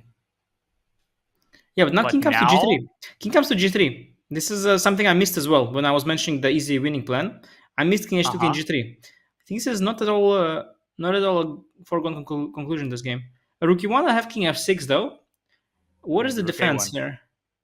Rook a1, rook a5, but then rook d2. Yeah, and rook g5, and rook g5. Rook f4, rook g6, but it's very shaky. Very shaky. Rook wow, rook f3. Rook a8, but rook a4? And king g1 was threatened there. Not massively, because I had to check, but then you go back, yeah. Yeah. Rooks are clumsy, white's rooks, but wait. I think black ruined everything. I think it's wow, you can't avoid the rook trade. You're just going to go ring around the rosy here. Okay, king g1. Yeah, king g1, king h2. King h2. Yes. White made a lot of progress, by the way, I feel. White made a lot of progress. And then rook b7 now? Rook c5, rook f5. But then even g3, I would go rook c4, though. Just keep pursuing the rook. Oh, this is a strange move to go passive. Doesn't ruin anything, though. Wow, Maxime overcooked it. Maybe king g7 there. He kind of overdid it, trying to get the best version of the endgame. He got the worst version of the endgame, Still but he nasty. still has winning chances. Oh, g3 is nice. Well, Hans is now Hans is very close to securing that draw, but it still always remains. Now it's a draw that is hard to defend. It's no longer a win that is difficult to find. Yeah, he's been so resourceful, but Hans can get sloppy in these types Rook of a3. situations. Just go passive, maybe rook a3, just not to blunder any checks. King g4 instead. There's Impossible. mating possibilities as well, Anish. Rook b to f1 would slice off the king. And Yeah. now you have to make sure you're stopping f5. This is Terrifying. tricky. It was tricky. Rook, he regroups the rook to f3. Okay. Shaky, but it works. And there's never f5 check. That's important. Okay, but now it's an easy draw. Oh. Yeah. I think it's easy, right? Yeah, I think it's I've as easy as seen- it gets. Or I feel like when you make a bunch of moves here, sometimes it's easy to make a blunder, but No, Hans has defended this for G5 so check long and even. so accurately. Yeah, even G5 check check. is coming. rook a7 and g5. This is just. I don't know if g5 is the cleanest though, but king f3, king g4 maybe. Yeah, to Make get sure close to the g pawn. King E5 f3 just. though at some point. Yeah, this is just easy. e5, fe, and fe and Yeah, e6. e6. And black This is white is threatening e7, so Maxime has to Is be that a careful. thing? But now No, it's but just check. checks. Check is just Checks. a draw. Yeah, checks. Yep, Great defense by Hans, by the way. that was phenomenal. Wasn't easy for Maxime? Maxime. I never saw an obvious finishing touch there, but he had huge chance, of course, that he missed. And it feels like Maxime, he's in control in a lot of these games. He found so many good resources, but yeah, that endgame defense was exceptional. Now the score is still tied, 3 apiece.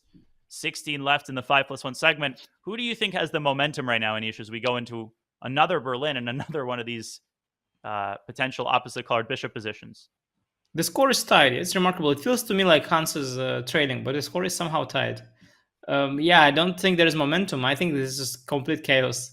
I think Hans should be happy with the score so far. And it's funny, we are seeing exact same position because both are happy with that. Black is happy that it's so drawish, and Maxime is happy that he can play without risk. So we're going to see this endgame, another one of those. And yeah, we'll see who will stop it at some point. It will probably depend on the score as well. I'm not seeing a compelling counter argument to f takes e6. I like that move, and I liked it the first time. Yeah, so 96, king f7. Right. Yeah, knight g5 check, king g6, knight f3, bishop f6. Yep. c3 and bishop f4. Still a little bit better for white. True. Still and maybe the the bishop same- pair is not. Yeah, It's it's not not meaningful. worth much. Anyway, I guess bishop g5, it's sort of simpler to defend, but it's kind of a waste that he takes a lot of time here. Okay, he's trying a different one now, actually. We'll see the line maybe that we just talked about. Yes, king f7 now. And let me just quickly show on the analysis board, if we could pull it up, as nice. Maxime drops it back to d4 with tempo. Maybe that's better. Why not knight c7? Because after rook c8, you can defend the knight once, but bishop d8, I think, is a clinical way to pick off the knight. And the knight is completely trapped. So Maxime drops the knight back, bishop g6, and we could get actually the same position or a similar position. Similar, Anish yeah. is the one we discussed. Bishop f4. Yeah, the knight will return to f3 via d4, not via g5. Bishop f6, c3. Again, we could see a different kind of opposite color bishop that is a little bit unpleasant for black. Different version of the similar kind of thing. Yeah. I understand Maxime. He's experiencing no real issues as black as well. So he doesn't see why not to waste another white game. Like, what if it will be a draw? Why not, basically? So he's going for this risk-free scenario. And I understand Hans too. He's facing Maxime with black. He thinks, okay, it's drawish. Why not? So this endgame, it might be, as long as the score is even, it might keep happening for a while. Yeah. I mean, Maxime, he's a principled guy. He doesn't want to deviate from his weapons. And obviously he lost the first of these endgames, but it was definitely not because of the opening. It was because of a He blunder lost at that the one. end. Actually, he lost that one. I even forgot. Now, he was, of course, playing without risk for a long time, and now he's got another one of those. And I think this one is maybe practically even more unpleasant for black. Very, very unpleasant endgame. Yeah, Hans has been on the defensive the last few games, and now again, rook c1, rook c3. I mean, this pawn majority is easier to maybe convert into something tangible than in the previous game, and white's bishop is really lording over the position. Yeah, and the nice thing for white compared to the other position is that the files are closed, so there is no danger of rook being traded off, and white can just in peace improve his position, not worrying about the trade, which is very nice. Careful, rook c3, rook takes d4. Hans always on the alert for these small tricks. Oh, rook g3, and maybe establish a presence on g5. He goes rook b3. Rook b3, that's the problem. Pitching. That's the problem. You blundered the pawn there. Oh my gosh, so easy to forget, right, about the other side of the board. Rook b8, there's rook takes c6. And Hans is about to collapse here. He needs to find something tactical. Maybe c5 is a try? c5 and c6? Like that. Okay, well, yeah, this is nice. But it's such an unpleasant position. He finds it, but it's such an unpleasant position, by the way. It already was unpleasant, and now it's the same thing, but pawn down.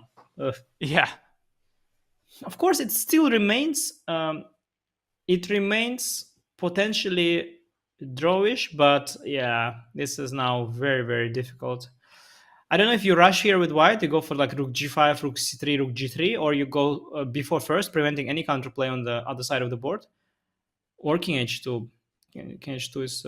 Okay, but this allows the black bishop to reposition maybe on, relatively speaking, a good square on d5, and maybe g6 you can then play and start fixing some of these weaknesses. So maybe rook g5 was more to the point. For sure, Maxim was a little bit soft there. Bishop e4, bishop d5, g6, rook f7 is a nice regroup. Still, black's position is terrible, but maybe it was worse. It's weird, you get this advice not to rush in the endgame, and yet I feel like every time I play a move like king h2, it allows the opponent to regroup successfully. Sometimes you do need to rush. Yeah, these rules, forget them, yeah? It's all filled with exceptions. It's like also in life, there are these rules, idioms, and different kind of sayings. And for each saying, there's a counter saying. Mm-hmm. So the same with chess. For each rule, there is the other rule. Like, don't lose the momentum. There's also that thing with Steinitz, who said that the one who is attacking the one with advantage should be attacking some stuff. There's also the ones who are saying not to rush. It's all it's all very complicated. Yeah, you never know what to do. Only in hindsight. Yeah, I think Lasker had a famous quote, maybe apocryphal, but still a funny quote about this. In the second half of my chess career, I spent time unlearning everything that I learned in the first, and it's kind of true. At this top level, it's all about knowing when to violate the principles. Now, Hans is making tremendous progress here. I was wondering about the committal move h4 move earlier to get rid of the tension on the g file. But I didn't see king f5, which is maybe a more elegant way of solving that issue, because f4 was a threat. King f5 is more elegant, less committal, but h4 was something I would consider to just lock out the g file. Now, how is white going to position his rooks? He starts with rook e3, but what's his next move? Yeah, and what does black do? Do you go for g4 at some point? Because it feels right to go for like rook g8 and g4, yeah, to close the pawns that way. Establish control of the f5 square for the king. Mm-hmm. Oh, he waits. He keeps the flexibility. Okay, white should probably go b4 at some point. c5, by the way, is not a thing. Yeah, trying to solve your problems tactically here. Maybe the time has come. c5. Yeah, it's a thing, I think. He's played it. Now, what's your next move with black? Do you take on d4, or do you actually go c4 and create that pawn majority? Yeah, difficult choice. Both are improvements of your position, definitely. Getting the pawn from c6 to c4 should be a massive improvement, but also taking on d4 is some sort of relief. But yeah, c4 is the right way to go here, definitely. I like that, yeah. And start pushing. Finally it goes for h4, black might have those pawns rolling, and maybe white will start to have to. Well, I'm sure Maxim. Okay. I'm sure Maxim is less thrilled than he was before. Second. G4 shutting down the position, and suddenly Hans is not even worse here. Look at the bishop on e5, how it's become a bad bishop. Is white pawns are restricting it from behind. Yeah, 5 is good. Like no, Maxim Napoleon level imprisonment. Bishop f6 check or bishop f6 check. Rook takes f6. No, it's a blunder. Rook takes f6. Oh, that's nasty. And the rook hangs. Both rooks hang. Maybe rook f6. Rook f6. Yes. G3 instead. H3 by Hans. King takes H3. Mate in 1. securing that king, because the g file, if it were to open, there would be some mating ideas. But now the king on the g file is pretty secured.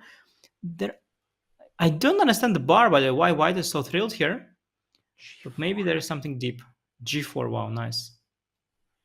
Hans White is is the kind of guy desperate. to play king takes g4, but no, the king takes g4 must get mated. No. King zero doubt g4 about is that. unthinkable. It's unthinkable. Yeah. No, Hans is Maxim is trying really hard to offer that g pawn, and Hans is going to definitely dodge that. But g4, yeah, it's advancing. Bishop g2 is the most obvious, but maybe there are some ideas. Maybe rook f7 or something like that. Maybe rook f5 check. 30 seconds also. 30 seconds for Okay. Hans. This is going to be very hard to manage because it's getting super tactical. Yeah, I don't know what happened in the last few moves. Things really escalated quickly. A bunch of moves were made, and wait, what is rook c8? It's such an odd move. Doesn't improve your position at the slightest. King takes pawn. No, rook c8 is like almost like a mouse slip.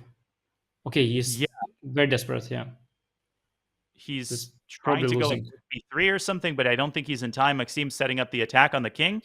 Yeah, he went very desperate for some counterplay because he thought like he didn't see how to steady the ship there on the king side. He went very desperate for counterplay, and I think now he must be losing with the king being exposed and the rooks completely offside. Rook g5 and d5. No, this is not. And the bishop back to e5 to c3. Counterplay has gone absolutely nowhere. Yeah, this is lost. How bishop quickly e5. The tide can turn. Bishop e5. You don't have rook g8 because of rook f3 check. White's king is now fully safe. Well done. No, this and is game over. Hans is totally lost here. And yeah, no time this rook c8 well. and b6 attempt was a total panic. Yeah, it's completely. Oh, now bishop to c3. Look, the rook's been completely neutralized. Okay, this is probably more clinical as well. And yeah, rook e7. Rook e7 also wins, I guess. Or d6. Yeah. f6 is made in one. Oh, this just made. Yeah, rook g8. Yeah, just made in one. Okay. Wow. Dang, what a game.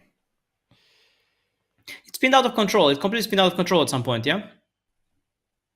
Yeah, I feel like maybe Hans might deviate from that Berlin endgame because both games he's been on the defensive. This is not the kind of position he wants. You called it. I think Maxim has great technique for the most part and great time management in those situations. Okay, something new. Grunfeld Fianchetto. Yeah, Hans stopped playing 1e4. He's gone for d4 knight f3, much more much more close kind of game.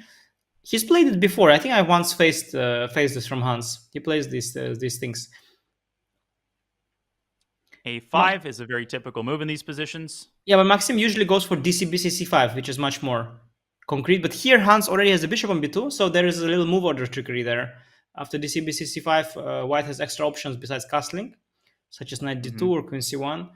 You have to also know how to react to d5. So Hans maybe move ordered Maxim a little, and now Maxim has this passive but very stable, solid position. Now this knight, where does it usually come out? D2 or C3? Well, there's our answer. Actually, it really depends. People try different things. Sometimes they keep it on b1. They go for e3 first. Yeah, on e3 now. What happens a lot is that you take on c3, you go bishop e4. Yep. Knight on d7, it's not ideal. You can go cd sometimes in these positions. Knight belongs on c6 very often. And there's a juicy little square on b5 that Black should not forget to keep in mind. But I agree. I mean, knight c3 and bishop e4 is very standard. Black is extremely solid, but the position can be unpleasant if you don't, maintain the activity levels. And your pieces are kind of stumbling over each other a little bit in the center. I like this choice by Hans. You like a bit of space. Black has many different setups in the opening, so I'm sure Maxim, if he doesn't like this, he can deviate in the next game. But for now, he's somewhat on the defensive. At the same time, it's very solid, and it can definitely get out of hand as well for white. Black has very healthy position, and things can also get frisky here. So he's activating his pieces already. Maybe bishop e4 now, maybe knight comes to d5, maybe bishop comes to d5. a3 indeed is an idea sometimes. Yeah, queen can come to d5 as well. Not sure who benefits in an endgame. I would really consider throwing an a3, fixing this pawn on a2, queen d5 on the board. How do you take now? Maybe you take with the pawn. Maybe you take with the pawn because that gives you that c4 square. He takes with the knight, also a solid approach. Yeah, now it's interesting. The a4 pawn, it could be an asset, it could be also a weakness, as well as the a3 pawn. You know, it's this queenside situation. It could work either way. If black gets e5 break at some point, the bishop gets active, then the a3 pawn could become weak. Indeed. So is the medicine worse than the disease here? Now, f5, I drew an arrow. That would sort of be my instinct for black, trying to create the light square blockade. But maybe it's an unnecessary, maybe you don't want to commit to f7, f5, and reserve, as Maxime indicates, he's definitely at least hinting at the possibility of e5 should the knight move away from f3. White is a little bit cramped here. It's hard to find a move. Hard to make a move. Yes, because because if you move the knight to d2, which is your go-to move, then takes and e5 is there. So I understand. Yeah, you can play f5. I don't see why not. You can also not play. Oh, knight to b5 is a nice one. Knight to b5 is very nice. Actually, I think black is better now. I like black a lot. Definitely. Knight b5, bishop b2. Now the rook is starting to complain a little bit. Yeah, the light squares and the light squares are suddenly under black's control, and these bishops on e4 and g2, they're staring at each other. If they get traded, then the light square domination of black will become even more obvious.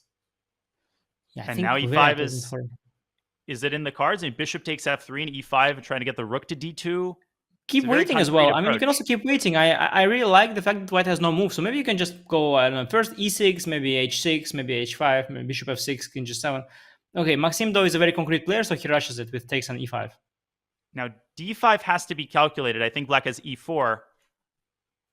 But Hans takes. Okay, rook d2 is tempting. Rook d2 is very tempting. Rook b1 is essentially forced, I think. Or maybe... Not sure. You can move the bishop? No, it looks scary. But then take the bishop e5. Okay. But which rook do you put on b1? Because then again, a3 is going to be the central... Yeah, I was thinking how bad is also bishop d4. It's very desperate.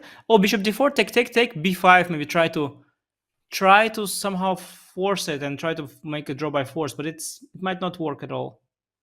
But it might be necessary, because let me just quickly show on an analysis board. Rook b1, I think white is in big trouble here. Because after the trades, I mean, how do you defend this pawn? If you have to go back to a1... d1 maybe, yeah. Maybe bishop d1? Maybe, but it looks... I mean, rook d3 here, and Hans trying to find a way to dodge this. Understandably so. He does play bishop d4, good call. And maybe this is what you need. And maybe Maxime doesn't take on d4. Maybe he still takes on e5. Yeah, if knight d4, ed rook d4, it becomes very concrete, whether white will be able to make a draw by force or not. And if not, he'll have to suffer again in the opposite color bishop position. How are we always getting opposite colored bishop? We're always getting these opposite colored bishop positions with rooks on the board. Yeah, look, the computer is not... computer says the whole thing is not working. The whole thing's not working. Yeah, black is not in... Black is... Yeah, just a pawn up there. There's no way to collect the weak b5 pawn. Bishop f8 will defend the king and also attack the a3 pawn. Yep. Yeah, this is nasty. Yeah, this is nasty. Just command of the way he's maneuvering the pieces here. Maxime, he's up a pawn. He's hitting a3. He's feeling confident, I think. You can just sense the confidence in his play as the timer runs out. This is going to be the final game of the 5+1 segment, Anish. And this would be a big win for Anish if he can pull it off. Unfortunately, not for Anish, but for Maxime. Yes. And for Anish. Yeah, no, it's a big win. Yeah, and also the f2 pawn, by the way, is a target now. So these positions are pretty hopeless for white, usually. He's trying, though. Bishop a6 is nice. He's trying. Go for b4, or is that too hasty? Maybe rook bishop a6 is good, because it at least defends the e2 square. Rook d6 is maybe tactically annoying for white. Bishop b5, rook b6, and there's no move because bishop. There's a fork at the end. And rook b6, rook b5 is rook e1 check also. Yeah, rook d6 is the clincher, but it's not an easy move to spot. Because it closes off the diagonal, and he plays rook d2, which is a natural move. But is it? That's what I was intending when I said that f2 pawn is weak. But now after rook d2, bishop b5, the e2 square is protected. Bishop c5, maybe just rook f1. That's the thing, and you've sliced off your connection to the white bishop. Now, rook f1, bishop takes f2 is not a serious winning attempt. I mean, it doesn't even win a pawn because rook a8 at the end picks up a4. Yeah, rook f5 is the one, but then I go bishop a4. Not hopeless. Unpleasant, but not hopeless.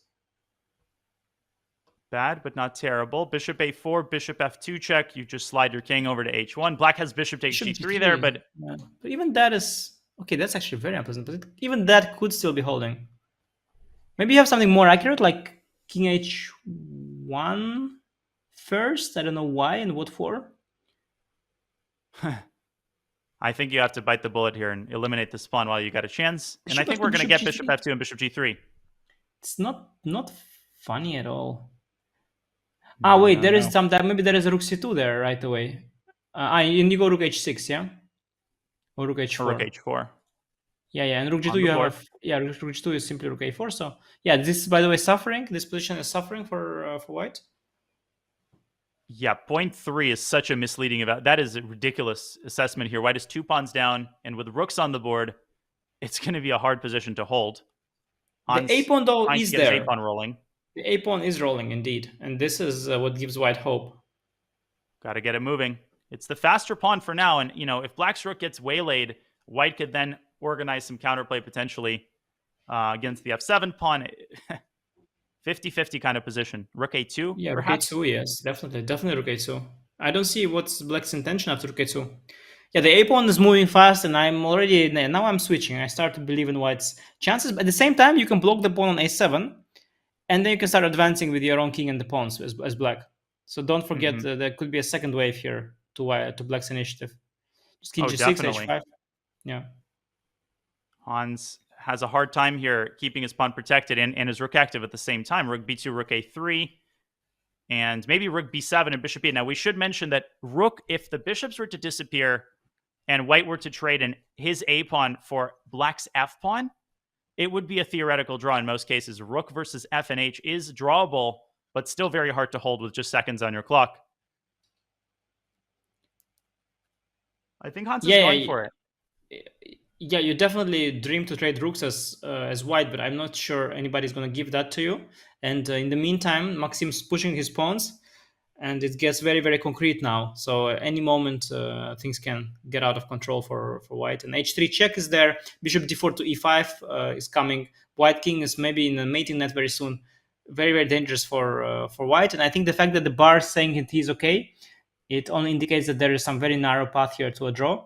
But I think the path is definitely very narrow. And I think Hans is likely to lose it with no time. Oh, absolutely. 10 seconds now for Hans as he desperately looks for counterplay. Rook b7. He's probably trying to calculate it. No, but chance. H3 check. Yeah, I don't see the defense. H3, king h2, bishop c5, bishop d6. I don't see it. I think it's lost. Precisely. There's mating ideas. The h pawn is rolling, and white's a pawn is just not fast enough.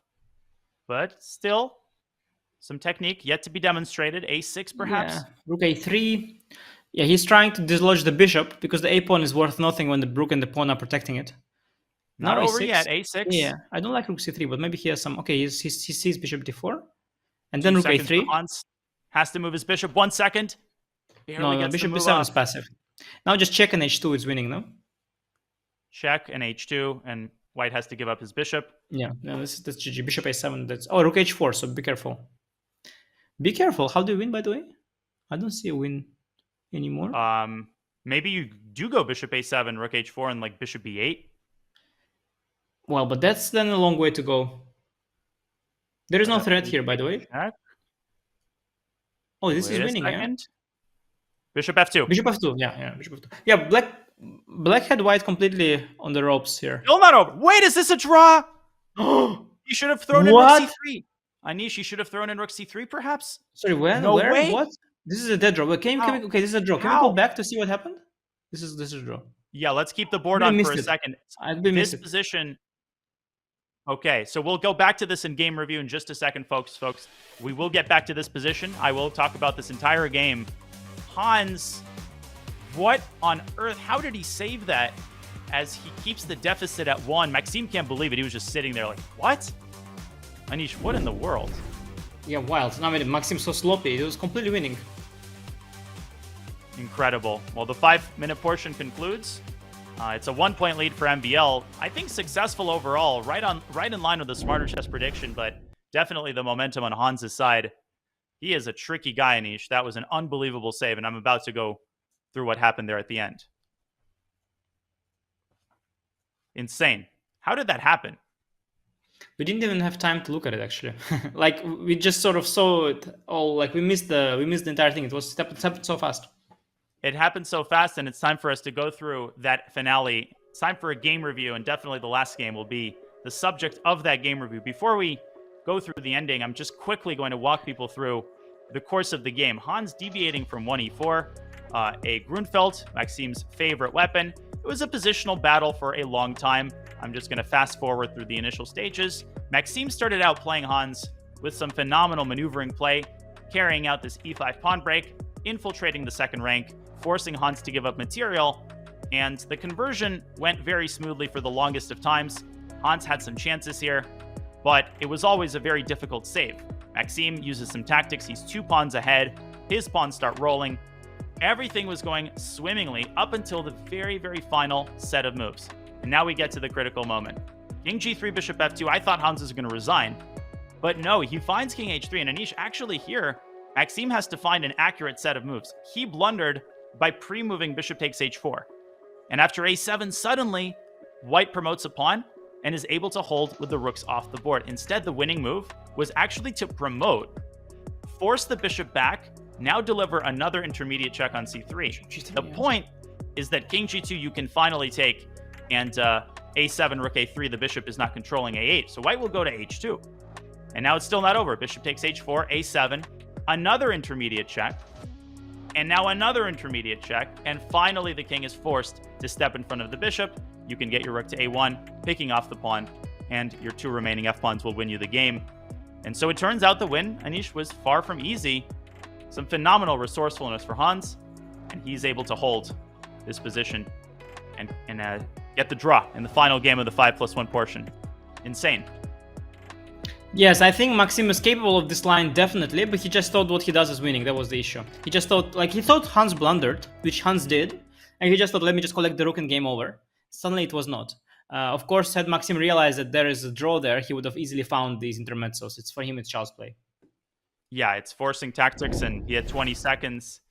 But still, all credit to Hans there. Nonetheless, MVL demonstrating some fantastic play, really in the driver's seat in most of these games. So Hans will have to step up his game in the 3+1 segment. We'll go on a break, but before we do, obviously, the SCC Finals is going to be the star event of the show. It will be live in Paris, and tickets are officially on sale for the first time ever.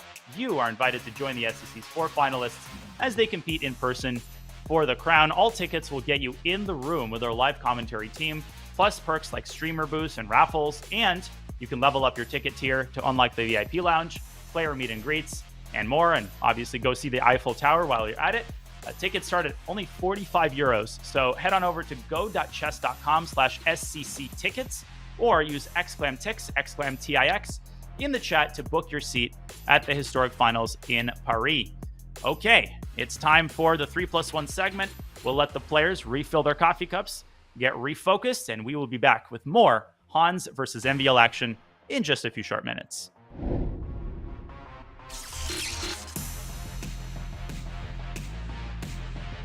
Students, did you know that you can get a discount on any Chess.com premium membership? If you're enrolled in a college, university, or high school in a participating country, you can get 50% off any yearly or monthly premium plan, diamond, platinum, or gold. That's unlimited game review, unlimited puzzles, unlimited bots, unlimited lessons, and no ads. All at 50% off. Go to chess.com/students and get your discount today. This summer, Paris, France is set to hold the greatest sports spectacle the world has ever seen. And no, I'm not talking about the Olympics, though that's pretty cool too, I guess. It's the 2024 Speed Chess Championship. In the 2024 Speed Chess Championship, 16 of the world's greatest speed chess superstars take up the gauntlet. Only 4 will make it to Paris. For the first time ever, you are invited into the battleground. Book your ticket now for arena-side viewing, live commentary, immersive pop-up booths, and more. Level up your ticket to gold, platinum, or diamond to unlock special event gift boxes, a VIP lounge, and player meet and greets. Hurry before the clock runs out.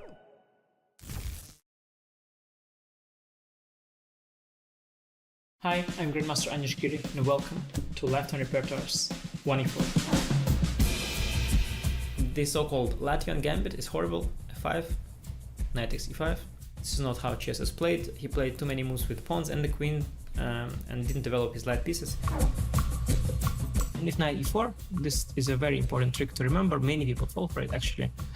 Knight to b5, brilliant idea. ab, and queen g7, and after rook f8, bishop h6, queen c5, and f3, and surprisingly, queen f2 is almost checkmate, but it's not. If your opponent wants to be solid, we go for the aggressive, for the kill. If your opponent wants us to go for the kill, we play simple chess. And just use the fact that we have more space in the center, clear-cut plans, and nothing to worry about.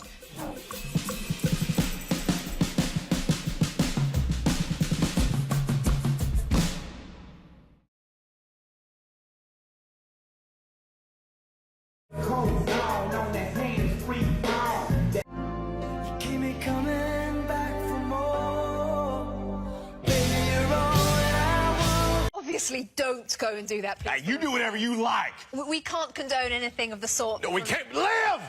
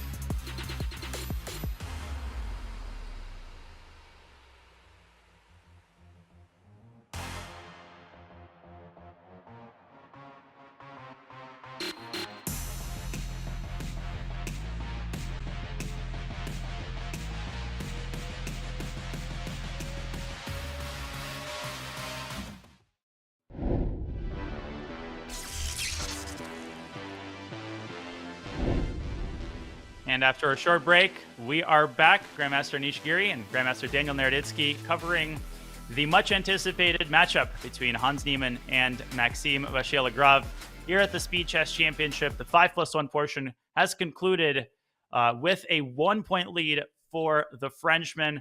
It was a back-and-forth affair, some incredible saves there, particularly at the end, as Hans pulls out a draw from the jaws of defeat. One quick look at the bracket here. This is a first-round matchup. This is actually the final, or not the final, the penultimate first-round matchup. Remember, there's a second match, folks, coming your way at 2:30 Eastern, right after this match concludes, between Fabiano Caruana and Alexei Sarana. So the party continues even after this match. But right now, Anish, this is a big moment. I think 3+1, maybe Hans's preferred time control. What's going on in your mind? Yeah, no, I'm still trying to take it all in. Despite all the wild games and back and forth, Maxime, as expected, took a small lead. I don't think there's a big difference between the time controls when it comes to how the players are matched. 5+1, 3+1, 1+1. I think in all the time controls, Maxime is a small favorite, but we'll see. Hans, I guess 3+0 is his expertise, right? That must be what he plays the most on Chess.com. Yeah, definitely. He prefers 3+0. He plays some bullet, but I think 3+1 is where he needs to butter his bread and surmount this 1-point deficit. He's been struggling with the openings that he's chosen, so maybe we'll see some changes from Hans. Caro-Kann is an opening he likes to play, but he's played e4, e5 consistently. And will we get another Berlin? No. Back to a6. I think that's a good choice. Yeah, he was suffering in those two games, even though the first one he snatched the victory there with some incredible tactics. But the second one he even lost. So he's back to these martial setups. There's a lot of room for black to deviate. Now he plays knight b8. different setup. Though Maxim as well is choosing something different. Maxim used to play positions with pawn a4. Now he played position with pawn a3. Small nuances, but overall, these long, slow Spanish grinds. Yeah, both players have demonstrated good understanding in these Spanish positions. I remember in response to knight b8, knight g5 was all the rage at one point. But just like every other variation in chess, it was found to result in a forced draw. And bishop to e6 here by Hans.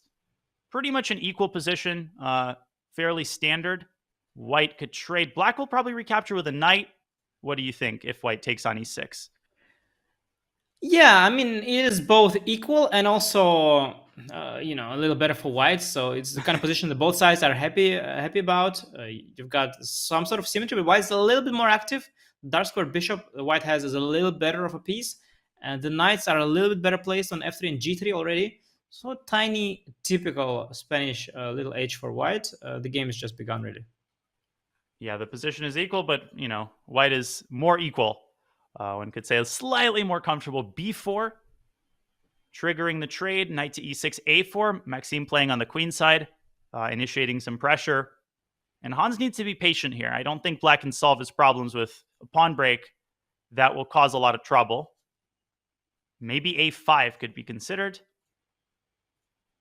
Maybe c5. Yes, all these pawn breaks, a5, c5, d5, they are in the air. And for now, though, it feels that white was first to the party. Pawn is already on a4. a5 is no longer coming. White controls the a file potentially. So white's got that little unpleasant pressure, but black is still very, very solid. Maxime's positional pressure in the last couple of games has been really impressive. The way he's been able to tighten the screws and put lots of pressure with queens on and off the board has been really fun to watch. But d5, Hans sensing an opportunity and breaking through in the center. Knight to b3. Maxime getting his knight potentially to one of these juicy dark squares, clamping down and preventing a further breakthrough for now. Yes, restricting the knight. I'm eyeing this move c5 at some point, but there is knight a5. That's a big blow to c5 idea. So c5 is not happening either. Despite black having gone d5, he's still somewhat cramped, and the c pawn and the a pawn are backwards. Black is still under pressure. Now d4 suddenly is an opportunity, but I'm not sure if it's obvious who that kind of trade benefits. Yeah, it can get crazy here. I mean, d4 followed by c5. d4, bishop d2, I think, is Maxime's intended response. Why is that so great for black? Is there something tactical that we're missing, perhaps? Yeah, I can imagine that the fact that the queen is on f3, it's a little bit on the wrong side of the board. All the action is going to happen in the center and the queen side. So the queen on f3 is a bit misplaced in some sense. Maybe d4 and then somewhere indeed some... I'll show this. c5? Apparently the best move, and I looked this up, dc, bishop c3, and knight to b6, or c5 here, even c5 in this position. Yeah. And the point is a takes b5, a takes b5. Black holds everything together, and at the end, black could end up with an outside passer on b5. So they didn't quite go down that path. Hans started with ba. Now he plays d4. I still like this for black. I think this is a positive transformation. And again, bishop d2, c5 maybe is his idea. On the board, knight a5, queen c7 is the current position. Yes, white's knight on g3 and queen on f3, they don't make much sense unless Maxime is going to sacrifice with knight f5. Okay, he's trying to regroup the knight. He's then going to move the queen. Maybe at some point consider a move like f4. But his pieces on the king side, they don't quite make sense right now. And Hans has done a good job in the last few moves, getting some counterplay there in the center. Maybe knight b6 and c4. I mean, because clearly there's not enough chaos in the position. Tempting, yeah. Gets very tactical very quickly, but there might be some issue on the c file there. Wow. Look at the computer. What a crafty little move rook c1 would be, setting up an x-ray, and Maxime spots it instantly. That is why we've praised his form so much, but he takes to the bishop. Maybe knight takes c3 was preferable. Yeah, knight or maybe rook, because knight d4 would then be allowed. Maybe rook takes, trying to collect the c pawn. Not sure. Yeah. Oh, that also allows knight d4. Yeah, we'll have to see. Black is fine here. Black is totally fine. Yeah, the white knights are not too threatening. You would expect the knight to land on d5, but now they're both very far apart. Knight on e2 is quite passive. Knight on a5 is okay, but alone it cannot do much damage. Maxime tries to regroup though. Love this move, targeting this unprotected knight on b6, forcing Hans to burn more clock as he gets down now close to 30 seconds. At some point, knight d4 is a consideration, trying to change the pawn structure, get a past the e-pawn. Yeah, bishop e3 could be met several different ways. Maxime drops his knight back. Hans moves in. Black is doing great on the board. I mean, if anything, maybe Black is the one now playing for the initiative. Yes, although these things can turn around quite quickly as well. White also has assets. The a6 pawn is weak. The knight is coming to d5. But so far, the position is objectively quite balanced. Indeed. Knight takes d2 did not win a piece because rook takes d2 hit the queen. Okay, knight d5. I got one of those too, says Maxime. Yeah, Black does have the active knights, but can't quite exploit the activity. And for now, White is the one who achieved more, with the knight on d5 being a monster, and the a6 pawn still being their weak pawn on the board. So some progress for Maxime. Even taking on d4 is an option for White, eliminating the knights altogether. I want to go g3, king g2, and then queen to d3, rook to a2. There are these ideas in the air. 10 seconds for Hans. He's actually had some problems on the clock. Not surprising. Maxime plays so quickly. He's able to put that pressure. And it's become kind of an issue in some of these games. Rook c6.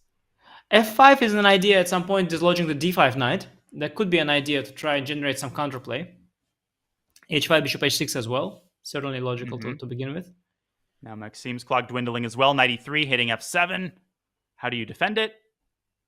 Queen f6, queen d5, and knight e2, knight c3.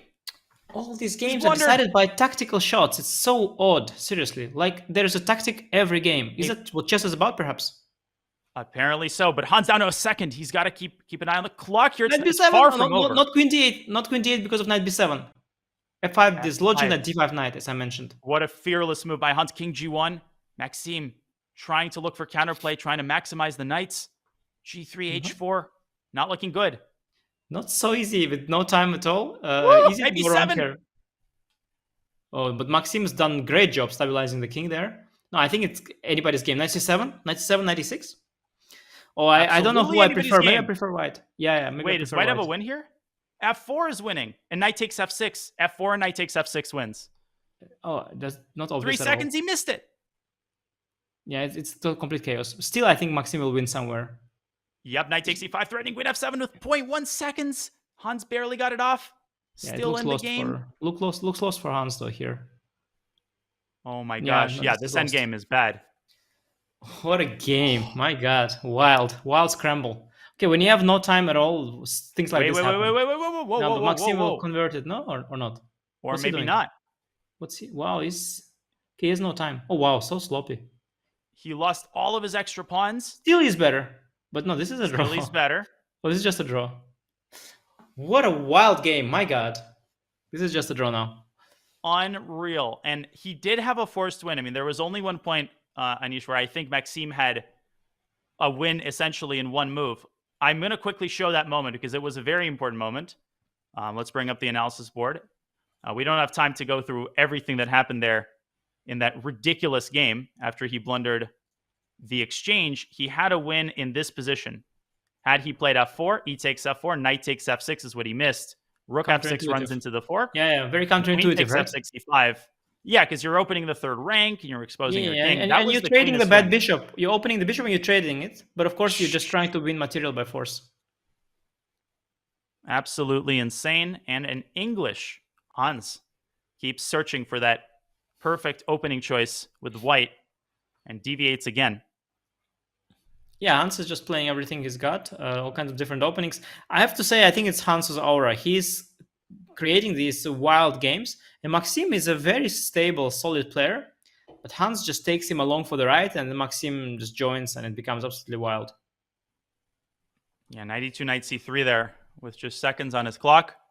That's a game Maxime wants to have back, and that end game too. I mean, suddenly he lost all of his pawns. It looked like it was over. He was completely winning in that end game, and suddenly all the pawns just started falling. It happens on seconds. Nobody's a genius when the clock strikes 0. Yeah, pawns are like money. It's hard to accumulate, and it disappears really quickly. Okay, knight c6. Yeah, Who do you DE4 is favor here? DE4 is a very double-edged, interesting decision. You change the pawn structure. I don't like knight takes d6. I think it eases black's task a lot, but maybe I'm not understanding the position very well. It's a very strange position to understand. I would think black is kind of fine, but maybe the d6 pawn is a little bit weak after all, and that could prove an issue. I must say I wouldn't be worried as black here. My instinct would say that I'm fine. Did you say prove an issue? Okay. Moving on. E3. My question, does white, because I would love to play bishop bishop A3, G4. but that runs into this very nasty. Beware of bishop G4 though. You don't want to trade those bishops, do you? Probably not.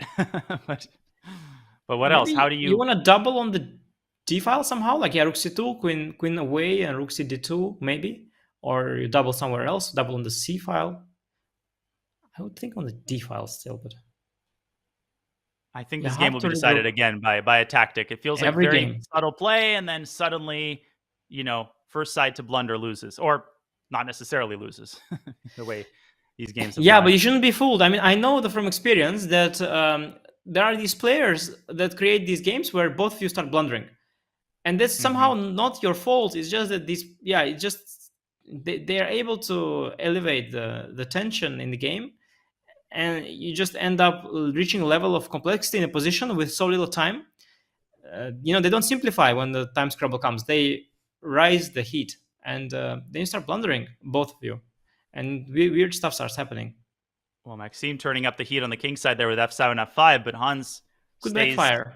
Don't on like alert. Rook F5 c4 is a nice, calm defensive response, because if you take on e4, that's a serious candidate move, but it gives away the light squares in the center. Now bishop a3 is very much an idea to reckon with. b4?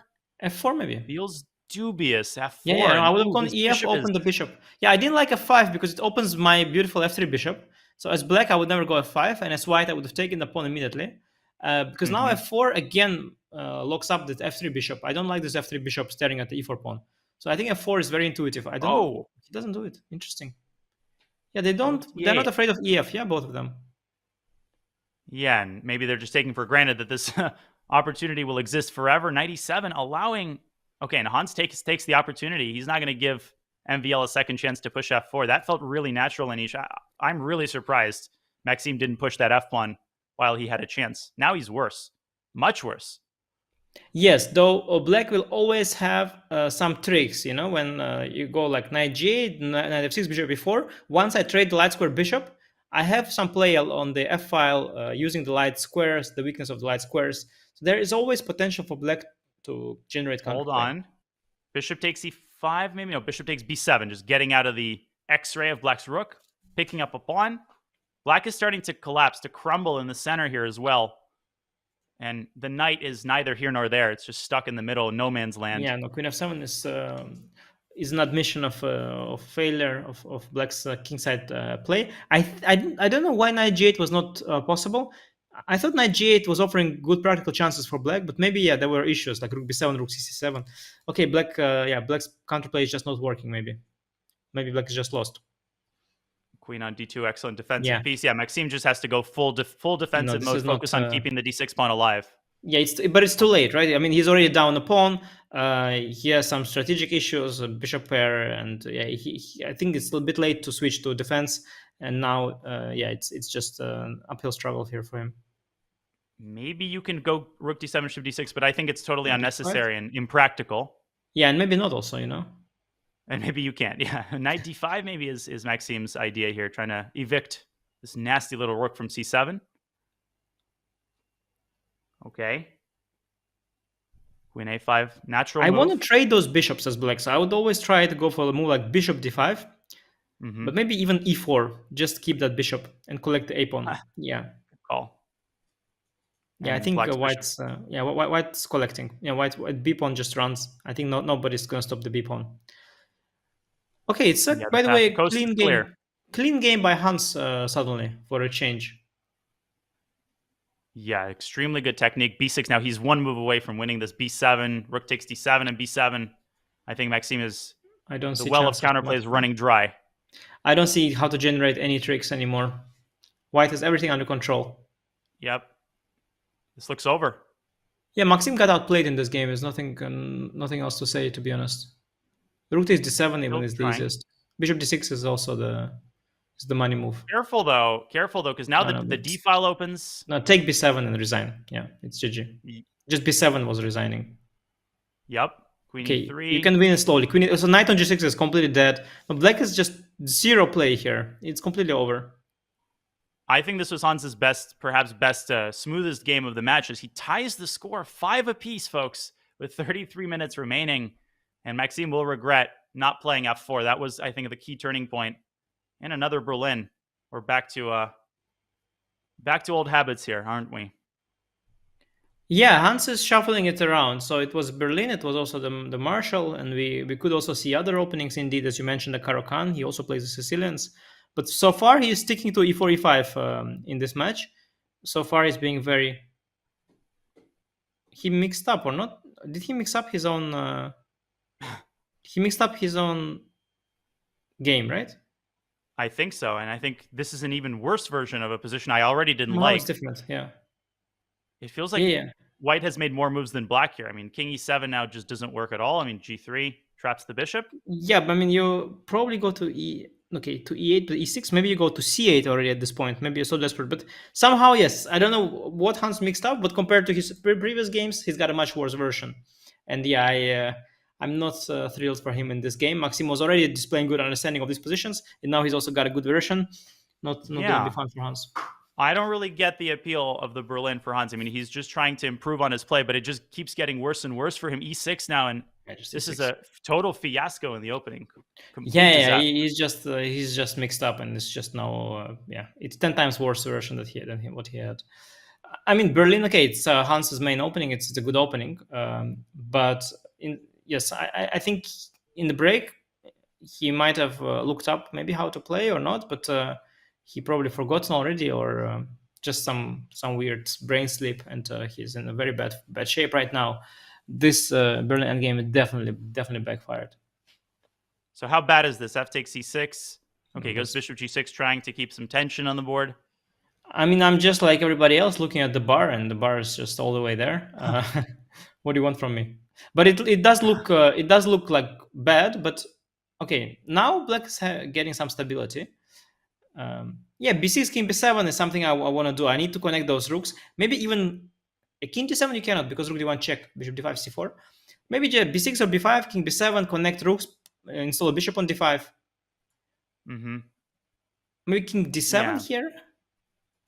And yeah, you're like b5 to prevent c4 in the event that a rook lands on you. It feels like, okay, b5 immediately. It feels like maybe MVL rushed that move, knight f3. Maybe he could have squeezed more out of the position, but he's still much better here with a big time advantage to boot.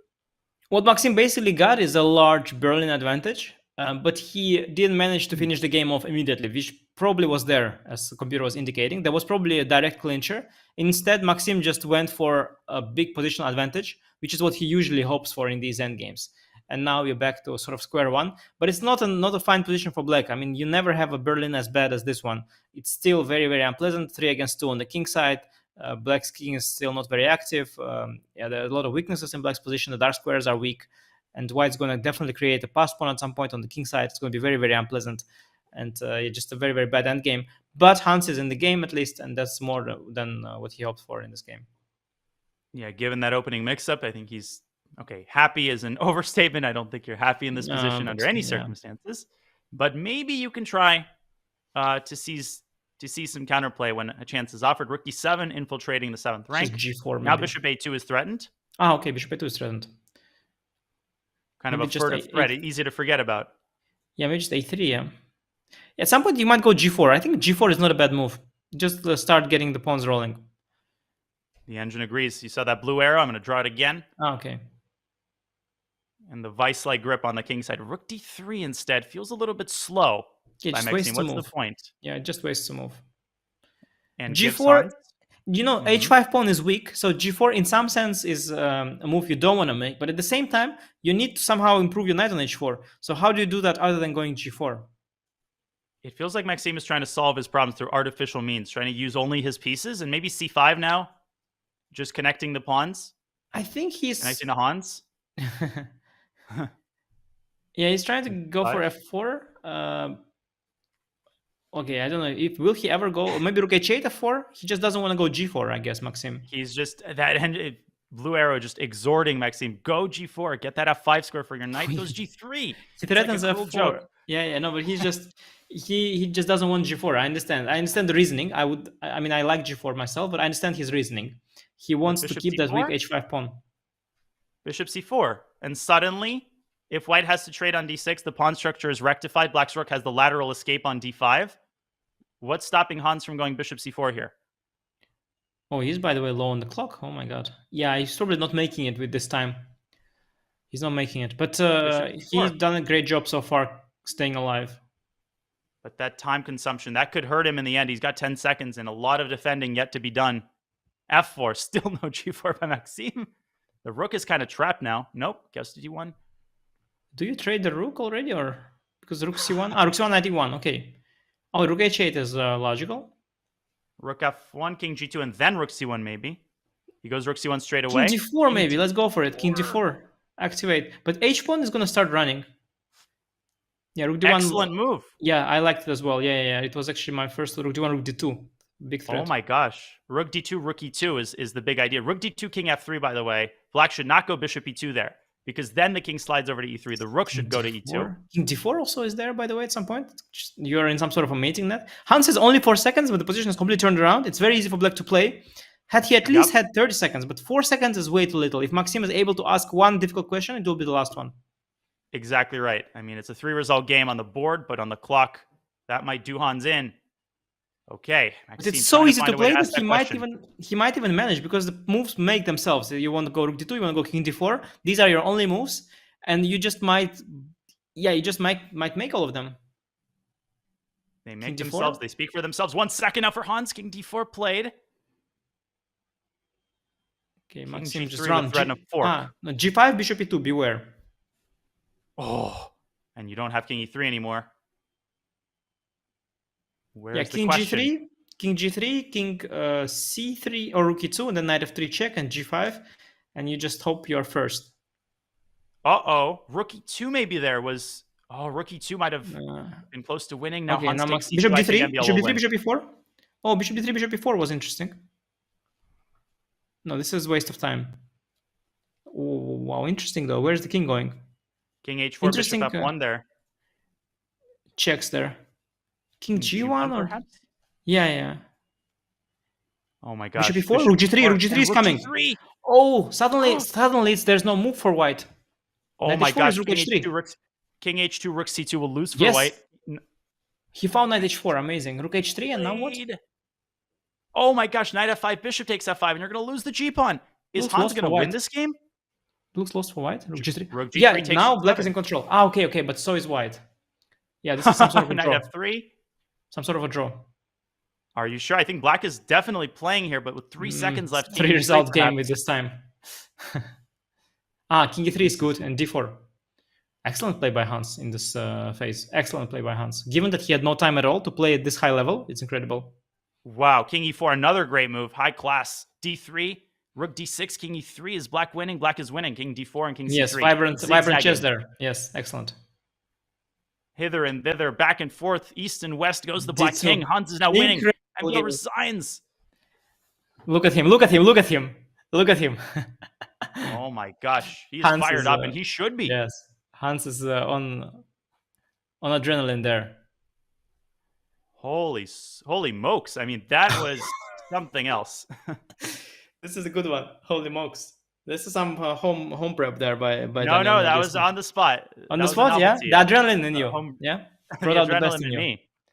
Now, Hans so thrilled with himself. There is this epic video from back in the Hans streaming days before the whole thing broke down. It's when Hans is like, saying, I'm so good at this game. There's this nice video. Hans definitely happy with himself there. No, Total chaos in this game again. Okay, this is like a Caro-Kann structure out of us. Like, you will never guess this came from a Sicilian. This looks like a C5 Caro-Kann or a French. Yeah, it's 100% a Caro-Kann. In the French, you rarely get to trade the bishop so early on, yeah? Wow. Yeah, Black appears to have a decent French structure. G3 H4, always unpleasant. Always unpleasant. This G6 knight is clumsy. Maybe get the bishop. Maybe bishop D8 and knight E7 kind of idea is something black can go for. Oh man, I feel like this is a big moment here. Maxime has to stabilize. He's down a point. Not for the first time this match, but Maxime is down a point. Maxime is down a point for the first time since the first game. It's been wire to wire ever since. How did that happen that he's down a point? Wow, I didn't notice that. He lost, and then he lost again. But what? Sorry, so it was some. Nice. Oh yeah, there was this good game by Hans, of course. Yeah, Hans played a clean game, and then there was this greasy Berlin end game. Yeah, very impressive. Okay, now this is a pivotal moment here with 23 minutes left in the segment. If Hans can get this up to a 2 or 3 point lead into the bullet, I mean, he's got great chances already. Knight to c6 by Maxime. I like this reaction. Yeah, the knight on g6 is going to go via f8 to h7, defend the king pretty well though from g4, g5, and then black will castle. This is not such a terrible setup. Bishop d2, patient move by Hans, waiting for black to castle and keeping h5 in reserve. Yes, that's nice. That's very nice. Bishop c5 though, it's a move I was advocating for. I was going for bishop d8. Bishop c5 here is a better opportunity. You want that e7 square for your knight. This is the most standard square. Yeah, and opening up the c7 square, as you're saying. Now h5 is not quite as effective. b4, initiating the trade. Okay, bishop takes d4, pretty committal move, giving up some dark squares. What do you think of that, Anish? Maxime? Yeah, I mean it's a move of a Najdorf player, not of a Caro-Kann player. Maxime is he's used to playing these forcing kind of openings where you solve your problems by concrete means, and then it's always bishop takes d4. But some Caro-Kann players, they like to be more cagey. They are playing, slowly around and all these moves, bishop b6, a6, waiting for you to come at them. Now, yeah, b5, h5, bishop b4, all these ideas are there, and the black has to navigate. Black has to navigate this position very accurately. Yeah, somewhere in the world, Pavel Ulyanov groaned when he saw a move like bishop takes d4. I was just trying to think of a Caro-Kann expert. Knight d8. Ugh, yeah, Pavel Ulyanov is a nice one. Yeah, h5, and okay, he's even waiting for h5. No, Hans has got the momentum there. Rook c1 is a great move, stopping. Well, rook c4, rook takes c4 maybe should be tried by Maxime, but that would be desperation. Yeah, you need the knight on d5 already. Yeah, you need already the knight on d5. With the knight still on g6, rook c4 is a little early, I feel. a4, h5. The question is, when does white push, and what is white's next stage? Right, you've maximized your pieces. Yeah, where do you play, queenside or kingside? Yeah, not so easy, because I want to go knight b7 and trade the rooks on the c file. It's not that much for white. At least, okay, it's actually +2. Well, I mean, maybe there is something very strong here. But if you allow black to go knight b7 and trade the rooks, there is a scenario where black is always worse, but there is a scenario where he somehow knight on d8. By the way, it's a terrible piece. Now, queen a3, I'm trying to find the right moment for that move. Queen a3 sets up a hit on the knight, a7, and rook c1 is possible. Hans, great full board awareness. Rook c1, yes. And queen a6. Wow, yeah, you cannot go knight b7 either. Maxime is having a rough stretch there, by the way. Hans playing incredible chess for the third game in a row. With all the... d6. Yeah, no, Maxime's going to have a rough patch here. Yeah, sorry. Please continue, Anish. Bishop d6, I wanted to point out. Yeah, no, it's if he finds bishop d6 as well, then I mean, it looks very worrying for black. Okay, it's a soft move. One soft move there by Hans. But what is black's move though? I don't see any move for black. Oof. Ooh, queen c1. It's beautiful. It's even more pretty than bishop d6. Look at Hans. Wow, Hans, my man. Is in the crosshairs. Hans, my man. Rook c7. Let's go. Maybe knight d2, just annihilate him. Make sure he has no moves at all. Well, rook c7, queen d8. It's not over. Bishop takes a5. Maybe just get rid of that knight. And take on a7 after queen c6, knight b6. Yeah, just take queen c5 or queen c6. Black has no moves. If knight b6, I take on a7. Wow, this is going into the textbooks. No, but this stretch of the match is very impressive. Okay, but still need to make King G2. Hans trying to Yeah, channel King G2. his Soviet schoolboy, but sometimes this can backfire. No, but Hans, he's got style. He's sometimes he knows I don't what a good know. move looks like. Oh, definitely. Now Queen B7, tightening the screws and tightening the Yeah, screws. Black and is running out of moves. He's just making some moves. He's running out of them. You're gonna have to give up A7 at some point. You have to look for activity. Maybe can't even go No, F6. Yeah. You Takes drop and G7 knight and C4. mate. Okay, Maxim has found a great resource, but knight F3. No, this is knight F3 and bye-bye. That's it. Bye-bye. Goodbye. Knight is lost. Look at Hans. That's curtains. Look at Hans. I think he's getting into Maxim's head. That game was, the English game, right? The first win of the 3+1 portion was good. This one was just wire to wire, total destruction. And Bishop takes D4. I think that was the culprit for Maxime. He needs to right the ship. Hans is pumped up. He's talking to someone, maybe himself, but he's talking to his pieces, and he's up by 2 for the first time in this match. Okay, maybe in the MBL, Zoom call, yeah? Okay, trouble. maybe he's talking to the Zoom call also, yeah? Just let's give Hans, some benefit of the doubt. Talking to his friends and his enemies, and the score is 7-5. It's time for the... Oh, no, there is a lady there. Wait, there is a lady there. There's a lady there. Why the camera goes... Yeah, we see that there's a woman there. I don't know who it is. Okay, well, we'll investigate that, but before we go to the break, folks, if you're watching the stream without subscribing, you're missing out, because not only does your subscription make our streams possible, it also unlocks exclusive new emotes for every event, like Anish and his mug for a cheeky MBL, plus access to exclusive break time content. Okay, enough said. Subscribe, folks. You can use your Amazon Prime, so exclam subscribe in the chat to level up your game. All right, well, Hans, he will reset here. He's up by 2. He wants the next game to start ASAP. But we will reset, and we'll be back with more SCC action right after this short break.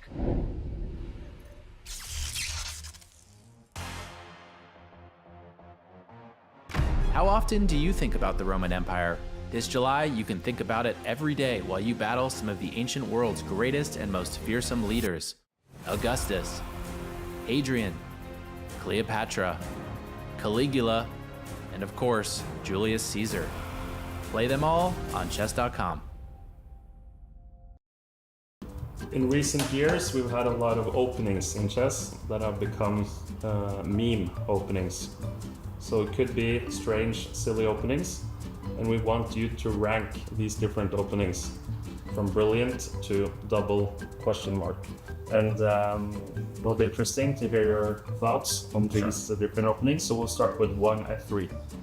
Yeah, so F3 is just a bad first move. I don't see any upside to it, even as a beginner playing it, so I'm going to rank it in this double question mark. Yeah, 1 F3, I guess that goes in the bad category. It's like somewhere between bad and playable, but I think it's appropriate for bad. Seeing some of the ones that are coming up, I'm going to put it as bad. Okay, that's a fair assessment. Yeah. And then we have 1 A6. It's probably going to be the best of the slots, so if it's very good, brilliant. Yeah. Brilliant, okay. 1 A6, yeah, playable for sure. I mean, A6 has to be at the absolute top, because I think Magnus and I have both won probably, I'm going to guess at least, probably 30 to 40 games combined between us with that move in Title Tuesday, so it's at the very top, absolute top. Great. And speaking of you and Magnus, we have the Bone Cloud. Yeah, the Bond Cloud is also at the very top. It's an opening that I think everybody knows, and you have to try it at least once. So very top, very, very top, S tier. Yeah, the Bone Cloud is pretty, it's double question mark, unfortunately. It's the double question mark. Double question mark. And then we have the Greek opening. Which is what? I think it's F3, King F2. Yeah, that's I think I would have to say again that's a very, very bad opening, because actually in the Chess Champions Tour, the in-person final, I think in 2023, Jan-Krzysztof Duda, after tilting against me, he played it and lost. I think I also played against Kramnik in a Title Tuesday as well. So no upside again. Very, very bad opening. Yeah, that's probably a double question mark, unfortunately. And then we have the Hippo. Hippo is definitely playable. In this company, I'm going to say brilliant as well. Yeah, so the hippo is another opening that I think is very very playable. It's not something that's out of this world good, but it's nowhere near some of the other options that exist. So I would say it's playable. I think it's playable in the middle.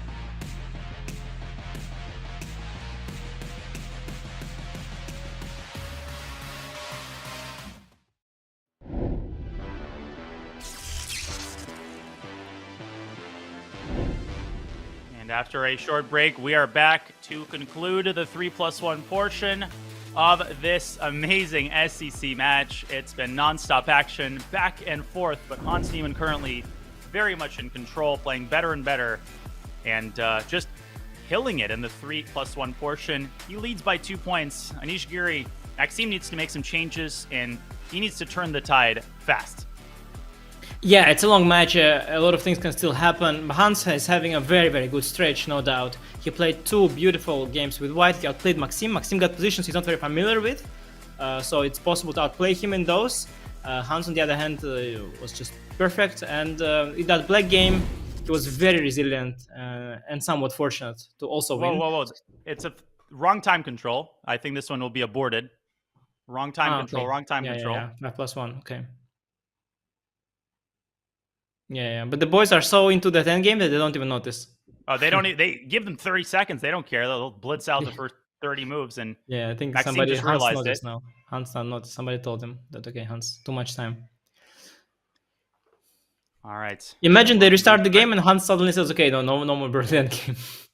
I mean, another Berlin is pretty crazy to me. Now he did has win been last one somehow though. turning these games around, but it's not because of the opening. He's been struggling in the opening, but you can get under your opponent's skin like that, right? Keep playing a bad opening that ends up working out for you. It's super tilting.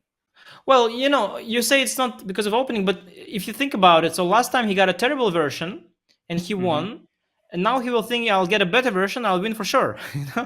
Yeah. So it's not so easy. The logic there is not obvious, and I think now for a change, he has a stable position. E6 break is not coming just yet, and although Maxime can actually go for it now. E6, knight f4.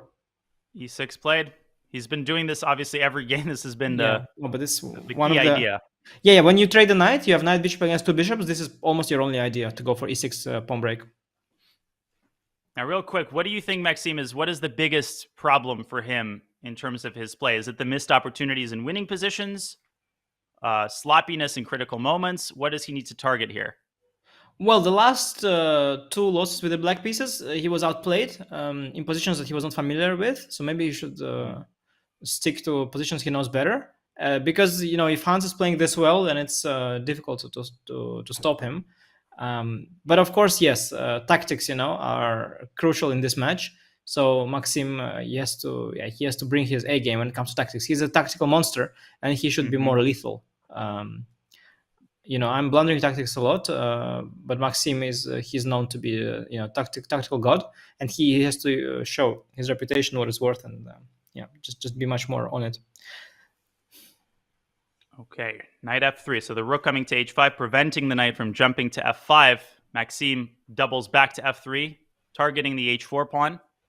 King e7 now is a possibility. I mean, the e6 pawn is, simultaneously a strength and a weakness, but you don't want to take your eyes off of that pawn. You got to babysit it.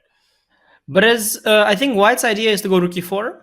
If you go g5, I'm gonna go knight d4 back into f5.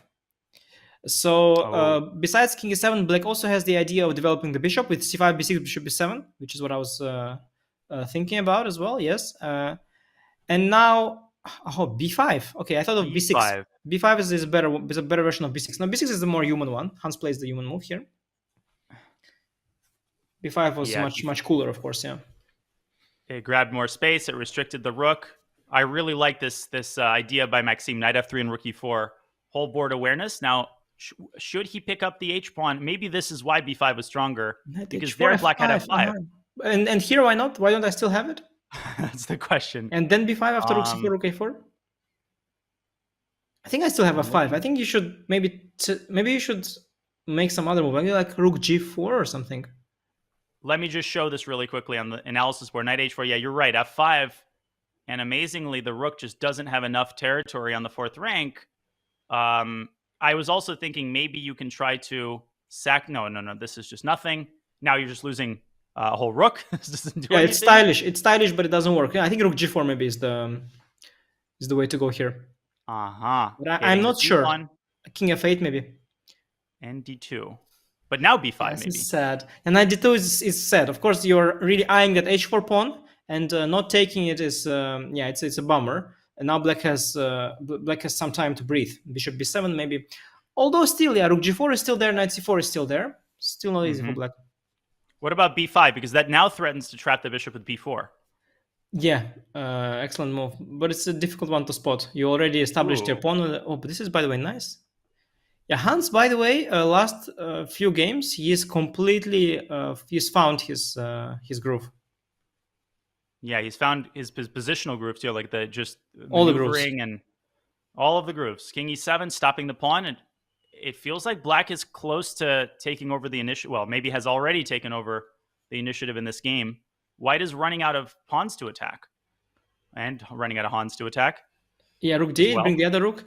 Yeah, these positions where white goes e6 and then black goes f6, they have massive strategic danger for white, because if you ever lose the e-pawn, you are just a clean pawn down, and black structure is beautiful. Like all the pawns are extremely pretty, and white has to do something. Yeah, f5 is anti-positional to an extent. You weaken a bunch of squares. And maybe but g4 knight takes there f6. is. Knight takes f6 is a threat, maybe.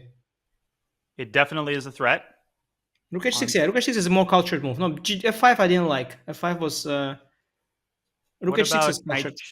Knight g5, rook g6. And g2 is tender. I was thinking about creating some counterplay. He plays it. But rook g6, rook d5. That is... Yeah, rook g6, knight f3, I guess, yeah? Simply. Knight f3, yeah. Rook d5 is a very difficult move, and he plays it. g5, connecting the pawns. I mean, this is just... beautiful. Chef's kiss here. I mean, Hans is I don't understand all the key money moves. Yeah, no, but Hans, he's just... Okay,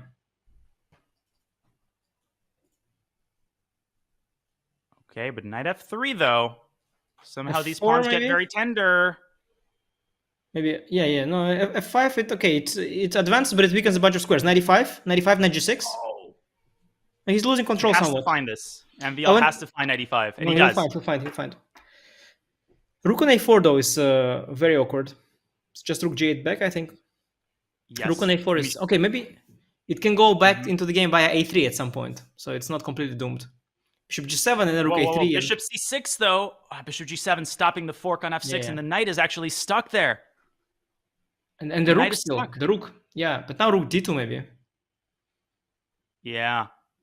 Maybe some tactics, but the rook on g7 is doing such a good job. Like, you don't have these knight f6 ideas because simply the rook will guard e7.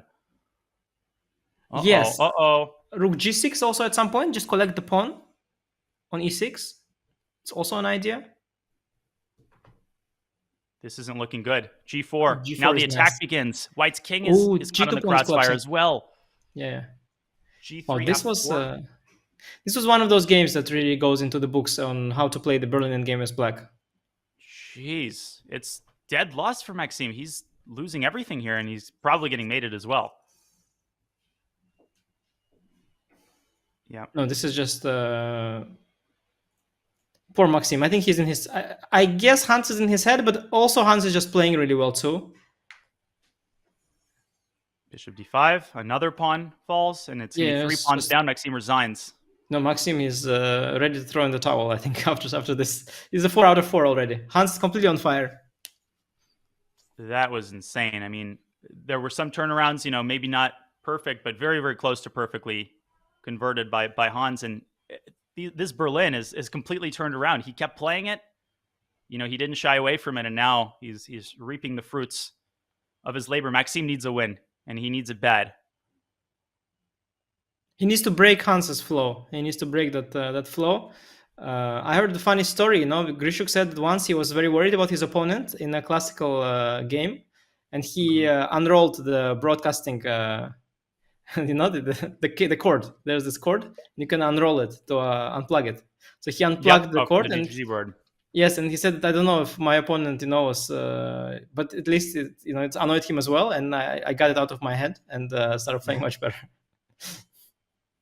Yeah, it does feel like Maxim is, maybe rushing some of these critical moments. This, by the way, this is tilt. This game is tilt. I know what tilt looks like, and this is tilt.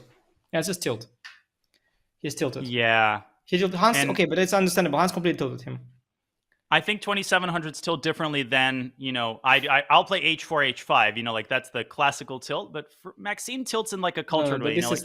I was not paying attention to the board for a few moves, I have to say, and but I don't know how exactly it happened, but I see the signs of tilt in this position.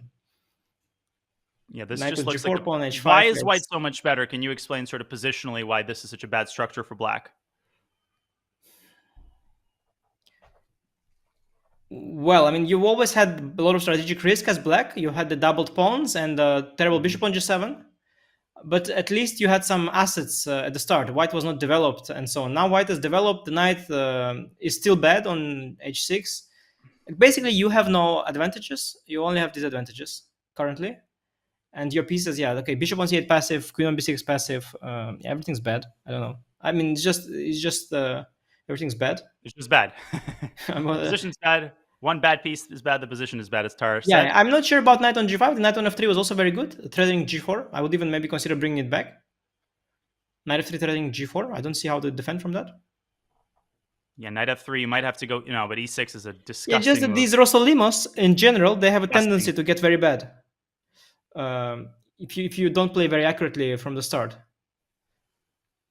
Maybe knight f3, king h7 can be. I mean, it's yes, king h7. Yes, I thought that was the only move. Yes. e6, but G5, okay, that's a pretty risky move. At least you get g5. By the way, black got some play now. Hans e6. He rushed with e6 because now if bishop is at g4, queen f4. Okay, I missed queen f4. Yeah. Okay, d4. c4, maybe a knight d6. Maxim just has to get an initiative and drive it home. He needs to start feeling confident again. You missed queen f4 or what? Queen f4. Oh my gosh, queen f4. Just sliding the queen into that really weak square. And just like that, black's dead after queen f4. But that was already the move on the previous move. I don't know what he missed. Just losing the thread completely is Maxim. Hans is not missing a single one of these big moments. Sorry, why not hg first? Can you explain me that? Why not hg first? Yeah, I understand why queen f4 first. I think it might just not matter. Yeah, okay. But I saw the blue arrow, so I was wondering why that is. Yeah, by the way, he's destroyed. Yeah, this is tilt. And resigns. Wow. Yeah, this is tilt. Mated. Yeah, wow. 5 out of 5? Well, there was one draw. They made a draw. I think the second game was a draw. Otherwise, it's been... he made a draw. Okay, it's not 5 in a row, yeah? Okay, I didn't know. I forgot about the draw. Insanity. Hans is up 4 points in a match that MVL was leading after the 5-minute portion. 7 minutes remaining. And now this is pure tilt. MVL has to get out of the tailspin because I think that he needs to bring this lead back to, let's say, 2 points at least to have a serious chance in the bullet. But it's not looking positive for Maxim right now. Yeah, I mean, what are you gonna do? I mean, when you are playing Hans and he's destroying you 4 or 5 games in a row, you start you start questioning reality. Yeah, that last game felt like a chance maybe, but Queen F4. I mean, Hans has just been so precise in these critical But the last moments. one was also a lot on Maxim. I mean, that was already tilt. Like he was, the wheels were off there. Now at least he's having a more familiar position. He's having his Berlin, but he's again getting outplayed in the same way. Again, this E6 F6 thing is happening, and his pieces make no sense. Okay, King H1. Yeah, he's just. Maybe he wants to go F4, I guess, but I don't know. It's very ugly. Black's got a very good version of these things. But now I'm going to ask the same question of Maxime I asked of Hans. Why is he repeating this? I mean, clearly this is not working out for him, this Berlin endgame. It's actually getting worse and worse for White. Now he's simply worse out of the opening. Maybe D3, maybe some anti-Berlin, some fresh position is maybe what he needs. Well, you have to give it a shot, right? Like you got outplayed once, you want to give it another shot. You think, okay, now I know what to avoid. But I guess after this one, but it's also, White is a little bit better, so probably there is an improvement somewhere where White is better just along this whole variation. Yeah, and E6. He's played that every single game, but F6 and once again this pawn is much more of a weakness than a strength. Bishop E1, Rook D1 maybe is also a nice one. Ugh. On the board, D1, Bishop D1. Very logical now. Rook D6. Rook D1 is stronger probably. Sloppy move. This is a chance. Yeah, Maxim is somewhat back now. At least he's got rid of this weak E6 pawn. He traded for the H pawn. Some relief now. Oh, knight F5, knight G7, blunder. Game over after knight F5. Oh, Hans lost the momentum now. Pity for Hans, because he was having the momentum and now he's losing it. And, okay, this is dead. He's down a piece here. Yeah. He's going to try Rook C2, Bishop C3 now. It's all over. Wow, Rook D1, and Black was knocking on the door of a 5-point lead if he had played that move. Crucial game, because there's a lot of games left. Don't forget, there's the bullet, and Maxim is a tremendous blitz and bullet player. So this was a key game. If Hans had this one under control, he would have probably won the match. And now I think it can still go the other way. Without question. Now, still a little bit of work to do for Maxime. This is not totally over because Hans will take C2. He has a 4-on-2 majority on the queen side. No, but this is the winning for White. How much? What is the percentage of? What's the chance that Maxime wins the match? How much would you give me here? I mean, it's hard to say. I would say at this point maybe like 30%, 25%, something like that. 25% would be my 1 and 4. So if he wins, what is his lead? If he wins, then he reduces Hans's lead to 3 points. 3 points, and you give 25%. 30%, let's say. 30%. No, 30. I think 30 is more fair. Yeah.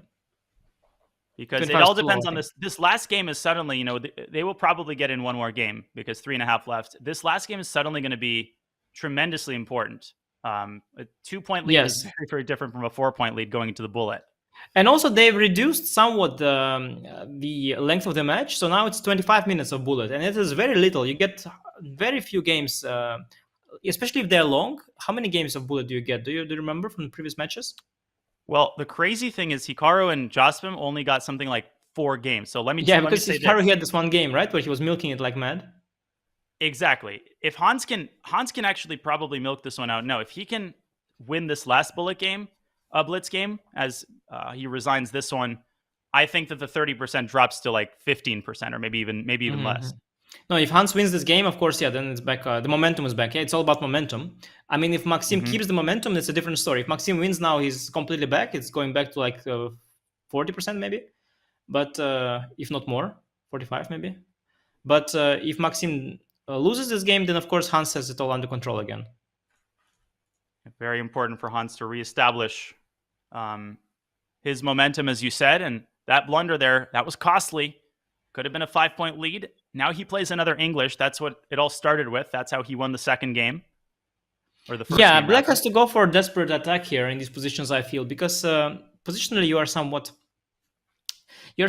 in a bad spot. You've given up the d5 square. You've weakened your king a little bit with f6. So you should go for some desperate f5, f4 business, I think. Rook b1 before is also a plan. Yeah.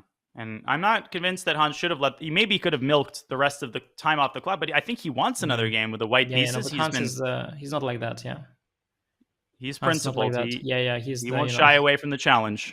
No. Give him more games. b5. I'm thinking b5 and knight e7, knight.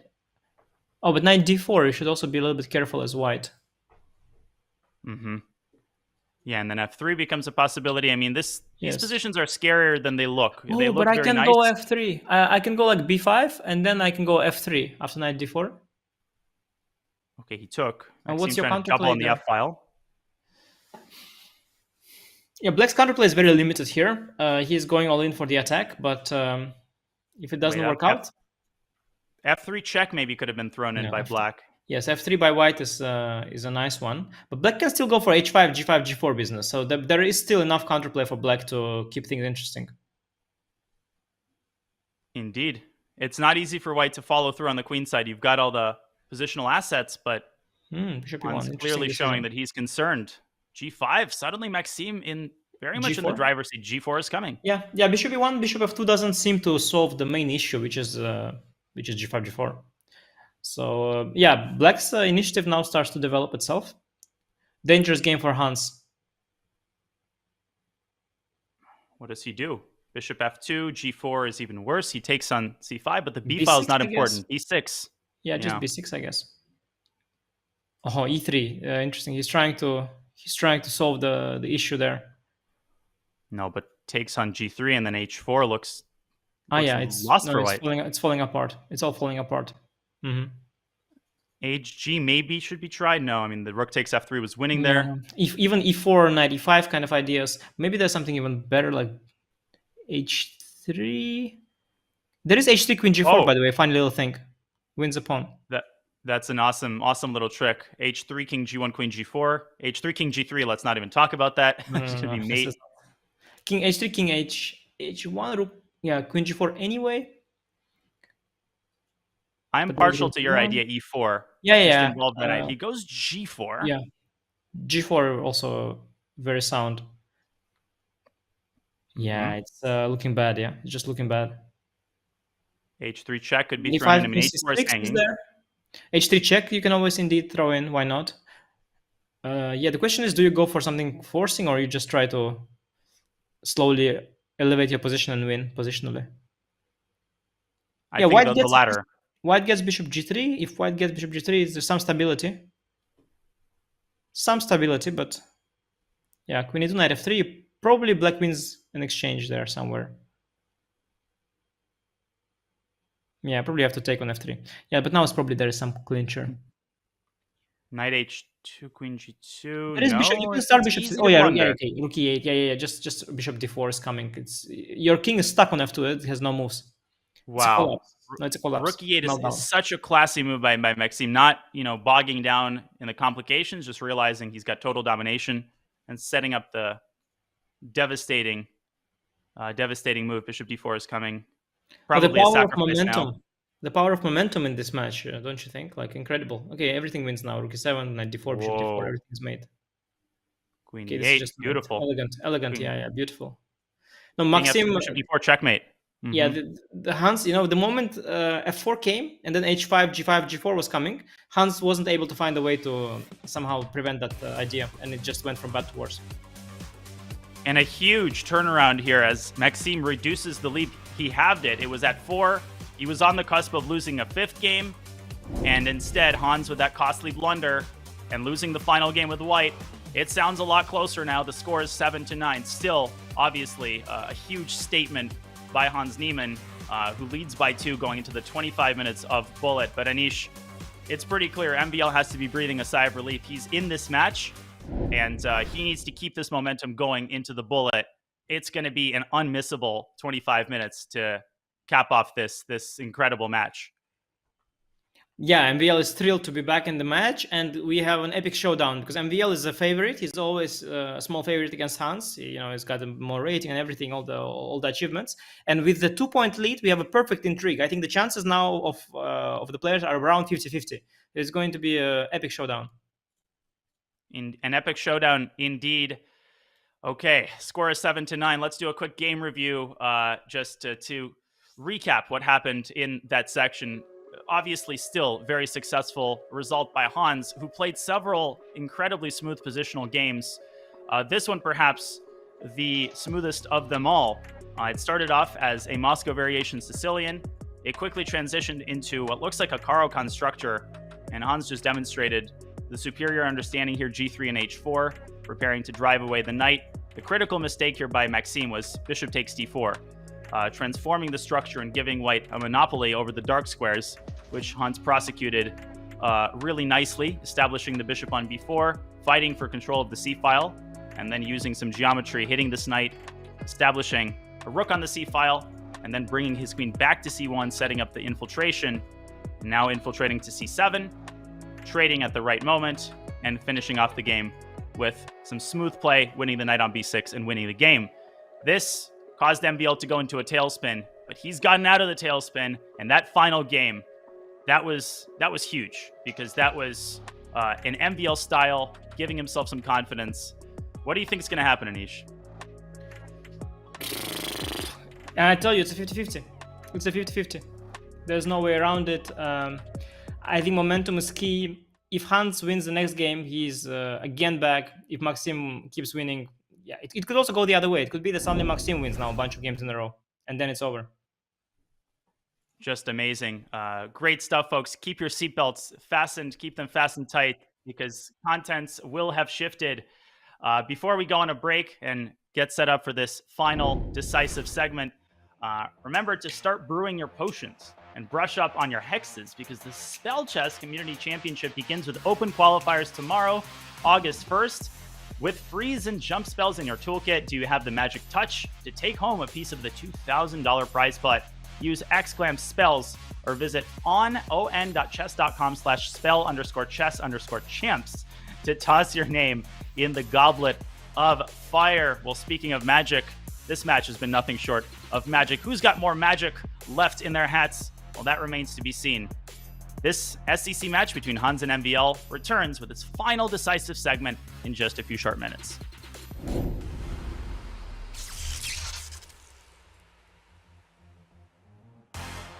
Looking for new ways to enjoy chess? Check out our schedule of Chess.com community events today. Mondays, play Rapid Opening Roulette and expand your opening repertoire with a new opening each month. Tuesdays, compete against other Untitled players in Untitled Tuesday. Battle your way to the top in Arena Kings on Wednesdays. And finish the week off each Saturday with the blistering Community Bullet Brawl. All happening in the Community Club on Chess.com.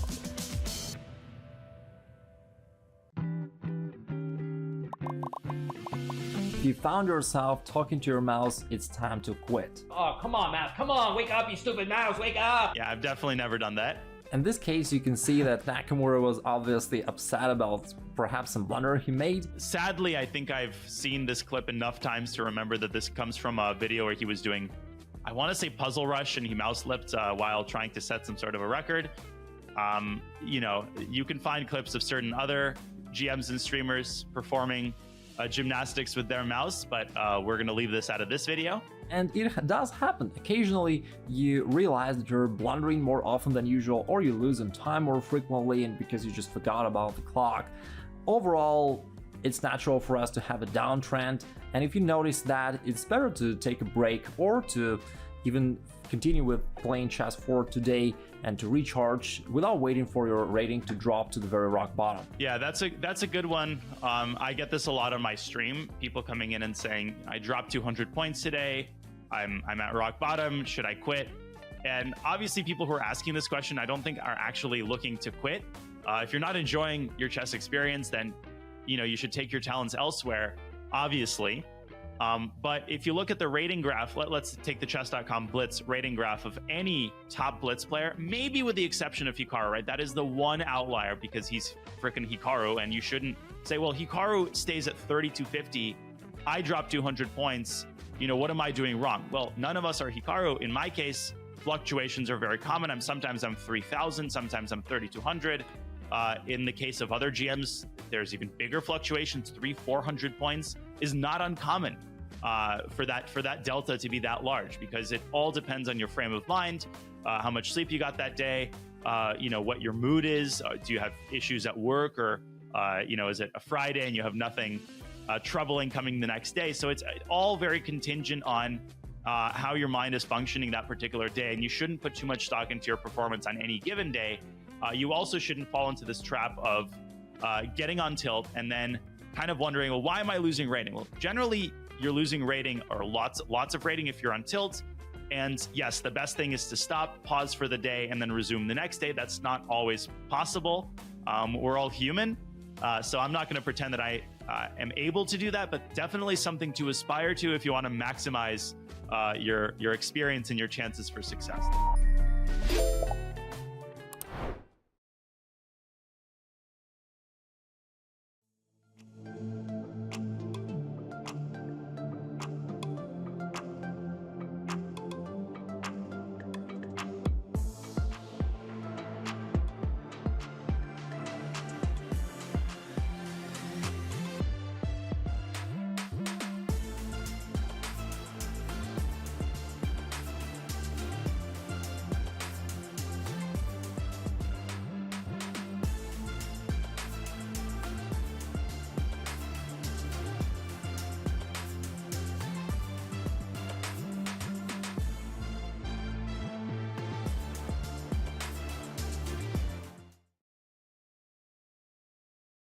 Premier Speed Chess event of the year has arrived. Oh, no way!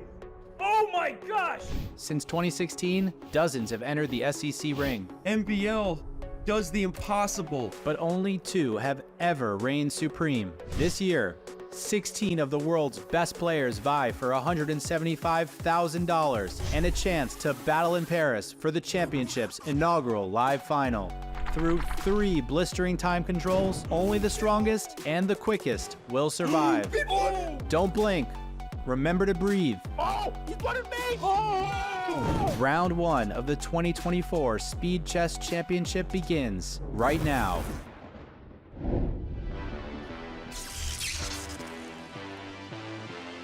Hans Niemann holds a 2-point advantage over Maxime Vachier-Lagrave in his first Speed Chess Championship appearance as we head into the final 25 minutes of 1+1 Bullet. Grandmaster Nishikiri and Grandmaster Daniel Narditsky chopping it up for you in this much anticipated match. The first of a doubleheader, Caruana versus Sarana coming up, folks. So don't go anywhere even after this match. The party continues. But the party's just getting started in the Bullet, Anish. What does MVL have to do to erase this 2-point deficit? Well, for one, he's got to keep that momentum going from the 2 consecutive wins to cap off the previous segment. No, I had a perfect solution for you. To erase a 2-point deficit, you need to win 2 games. And I think that's what he needs to do. Just if only I thought of that.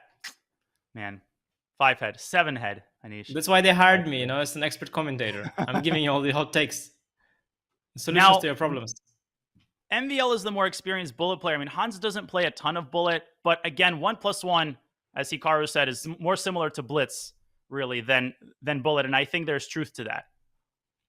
Yeah, I think, again, as I mentioned after the 5+1 thing, I don't think the time control is the main game changer. I think it's more the momentum, sharpness of the players. They're both good at Blitz, at Bullet. Yes, you said the increment is there. Yeah, I think the momentum is the key, and you just need to get off to a good start. And I'm sure, we're about to see who that will be. Who can keep their nerves in check? Who can demonstrate Bullet and acumen here? And another Ruy Lopez, just like the match began with a Ruy Lopez. Here we have another one to start the Bullet. Maxime has the white pieces. And we've seen this one before, the Knight B8 variation. Yeah, we did. It was a wild game, ended in a draw, but had all sorts of ups and downs. And Hans dodges the Berlin endgame for this one. We'll see if he'll be back there. But yeah, they got some sort of a weird Philidor style position. Again, white has a bit more space. Not sure about the bishop on h4. Interesting placement of the bishop. It is both good and bad on that side of the board. Safeguards the king, but somewhat out of play, especially if you look at the queen side. But it's cagey position, around balanced. Some serious speed here by both players. Important not to over-adjust. I say this often. Sometimes you overcompensate for the reduced time control and end up with 45 seconds on your clock and a checkmated king. But the player's doing a good job here. A trade on e5 feels like Hans is very comfortable here, probably even better. And can he get ambitious with c5? Can he try to slide yeah, this you pawn know, up. in these positions you are maybe better, but in bullet in 3 seconds you're maybe not better. Maybe you're lost already. It just goes very fast. White has assets as well. The bishops are eyeing stuff. C5, big move. Allows knight d5 though. Yeah, I'll go knight d5, bishop d5, and I was not thrilled for black in this position, but he doesn't take on d5 with the knight. It's interesting. Oh, he goes bishop c5. This is nice. I didn't see that. b4 is also very classy. Very, very good decision. Yep, stopping bishop c5. Now a trade on d5. I was maybe expecting... Oh, knight f4. There were some tactics. Now what is Maxime going to recapture with? With the pawn, I think. Oh, he wants knight d4, I think, in response to bishop d6. I thought queen e4, h4 are his ideas, but knight d4 indeed is a nice tactic. Or not. Apparently not approved. Oh, knight e7, a retreating knight move. What a money move. Can Hans find it?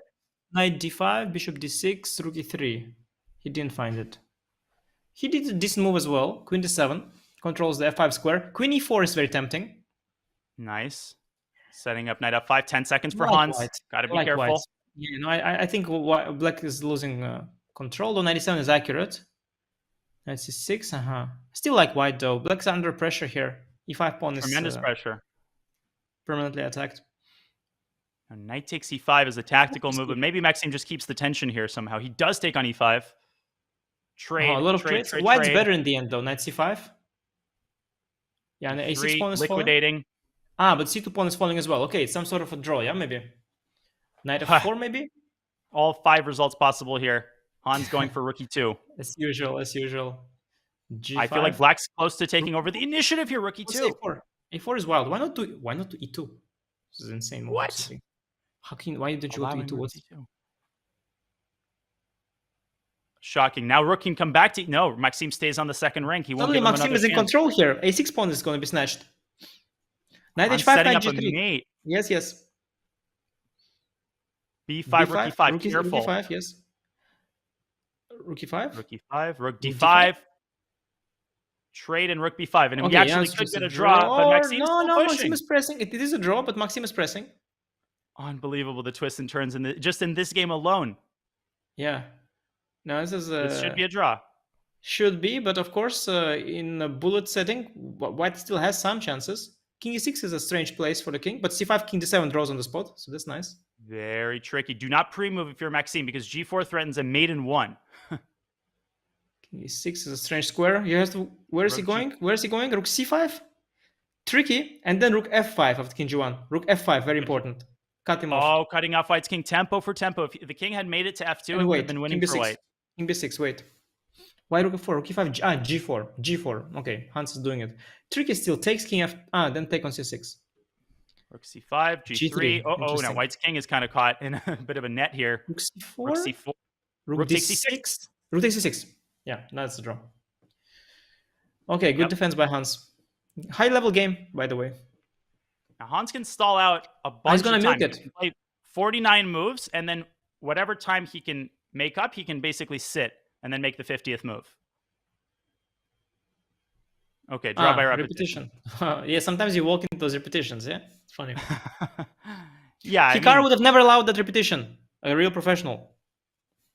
Yeah, that he would have been analyzing where that king had gone and where it still needs to go, and what corner of the board it hasn't been to yet. So Caro-Kann. Maxime plays Caro-Kann. Wow, Maxime running out of weapons suddenly against e4. Caro-Kann. Yeah.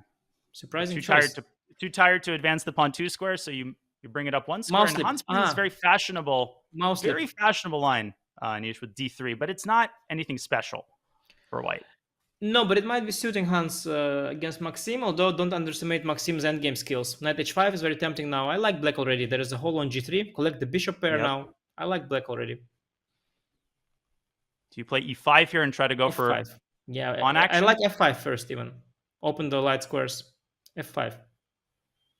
Okay, bishop e3. Somehow white's very stable. Yeah, it's remarkable. Despite the bishop pair advantage, yeah, now knight c5. Oh. Okay, bishop c4.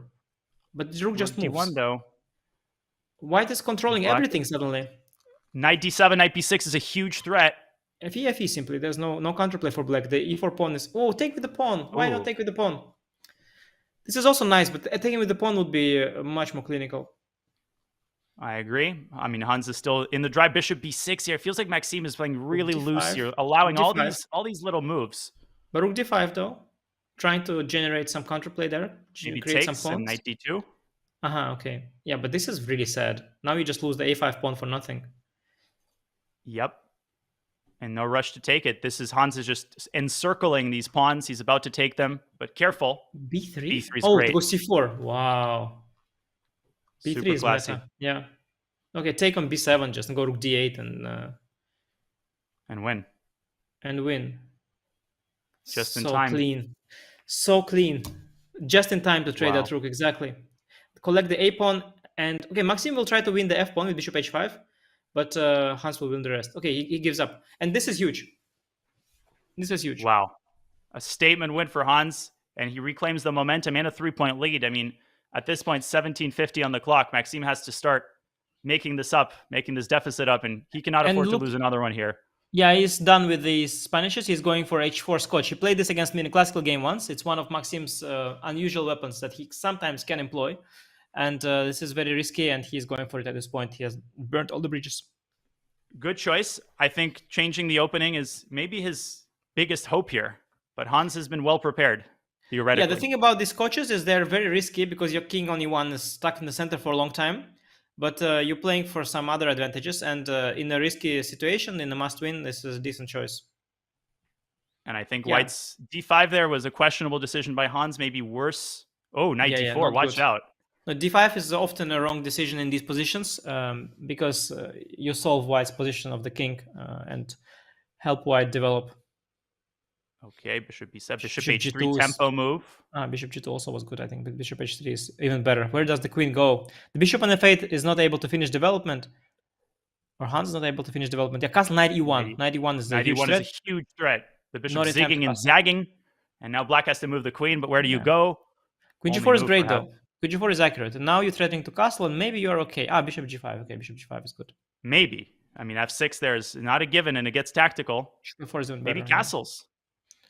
Knight c8, so desperate. But he's holding on. Desperate, he's holding on Hans. Yes, he wants to castle. And then just castle knight g5, bishop g5. Queen g6 is good. And now take means that he's in the game. You're in the game. He's in the game. A4 is coming also. Yes, a4, A4. Okay. Okay. Knight guards the bishop. I forgot about that for a second. Now he's threatening bishop takes knight. Yeah. Now black. Now it's the same thing, but now Maxime is collecting the pawns. But there is some counterplay for Hans. No, this position is far from over. Take on b3, rook a2. Rook a2, bishop d4, activate. Knight e4, circling back, hitting d6. Now a favorable trade for white. No, but this is a very sad way to defend for Hans. I don't like this at all. I think he should lose this one now. Even, you just collect. Just take with the rook and bishop e3. Yeah, just bishop e3. Yes, it's sad. This is hard to play. And this game was not great by Hans. Well, he's still fighting. Still fighting. Rook b8 maybe? Eliminate one of White's pawns at least. And this is not an easy conversion at all. No, this is not at all a foregone conclusion, this game. Envial has to win this. I mean, 15 minutes left. You cannot afford to squander another advantage like this. It's not easy, by the way. But king e2 probably, your rook lacks squares there. It's great for Maxime that he's got the bishops on the board. Without the bishops, it would be a complete draw. But now, yes, it's still not easy. Okay, the rook lacks squares. Now c6 maybe. Maybe just push c6.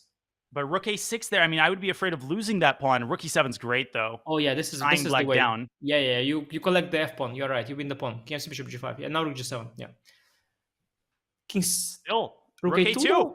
King careful. On the back, uh-oh. Now that king, the white king has to find an escapes route. King d3? Rook d7. Yeah. No, I think Maxime's got this one. It's close, but he's got this one. And now just c7, Yeah, and rook d8. Bishop d5. Rook d8, Not yet. Bishop d5 though. Yeah. Oh, bishop takes e5. I apologize. Yeah. No, this is not. Okay, great comeback for Maxime. So the score is. The score is now a 2-point lead once again. 10.5, 8.5. Hans leading. 14 minutes on the match clock. And Maxime is completely, at this point, Maxime has abandoned his openings with both colors. He's freestyling already, as Hans managed to kick him out of his comfort zone. I think it's the right call. Probably. At some point, he had a stretch of losing 5 games in a row. In that stretch, he lost in all of his favorite openings, so he has to switch them up. Indeed. I mean, that was a fantastic conversion, but what a position. Both sides castling queenside in the Sicilian. I mean, how often do you get that? Yeah, this b3 line in this Sicilian is very tricky. It's a line I also played a couple times. It's a very interesting line. Ooh, Hans maybe forgetting Hans allowed some about that counterplay, knight yes. jump. Yes, he allowed some counterplays, getting out of hand again. Queen g4, f5, f5. He blunders a piece. Or does he? Okay. f5. Yeah, I think f5 just wins the piece. Bishop c1, knight takes d3. No, it's just winning on the spot for Maxime. Hans forgetting. Yeah, no, Hans is a remarkable player. His level fluctuations are absolutely unheard of, and that's why we all love him. Because just some game he plays amazing, and then you've got the game like that, and you think like, how is that possible? It's the same person, but that's Hans. It's a clunker of a game. E5 is a great move, securing the knight. Yeah, but it's over. Now Hans should milk the clock, though. He should not resign, I think. What is the time? Yes, but it's not going to be a decider because there's enough time for Maxime, and only 1 point lead is nothing. Yeah, and it's admirable to not to play for the position, not for the clock. Yeah. Way too much time. Also, for this to be the Hans, he stands against everything that Hikaru stands for. So it's only logical that he is, he's not going for any of the Hikaru tricks. Best of friends for many years.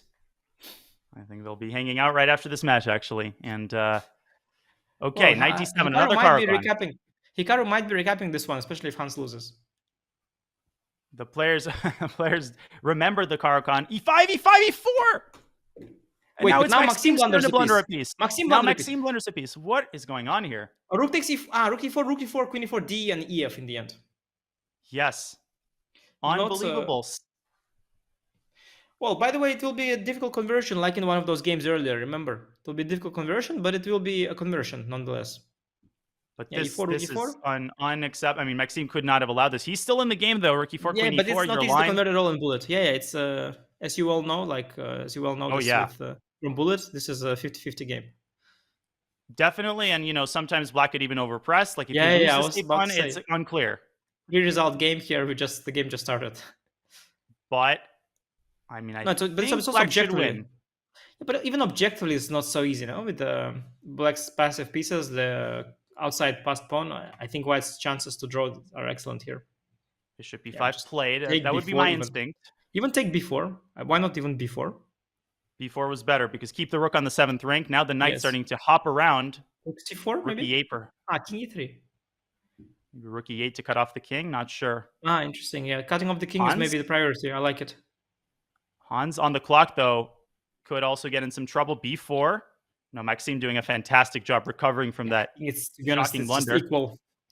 You should probably just actually I'd prefer White maybe in a Bullet game. It's easier to push the pawns.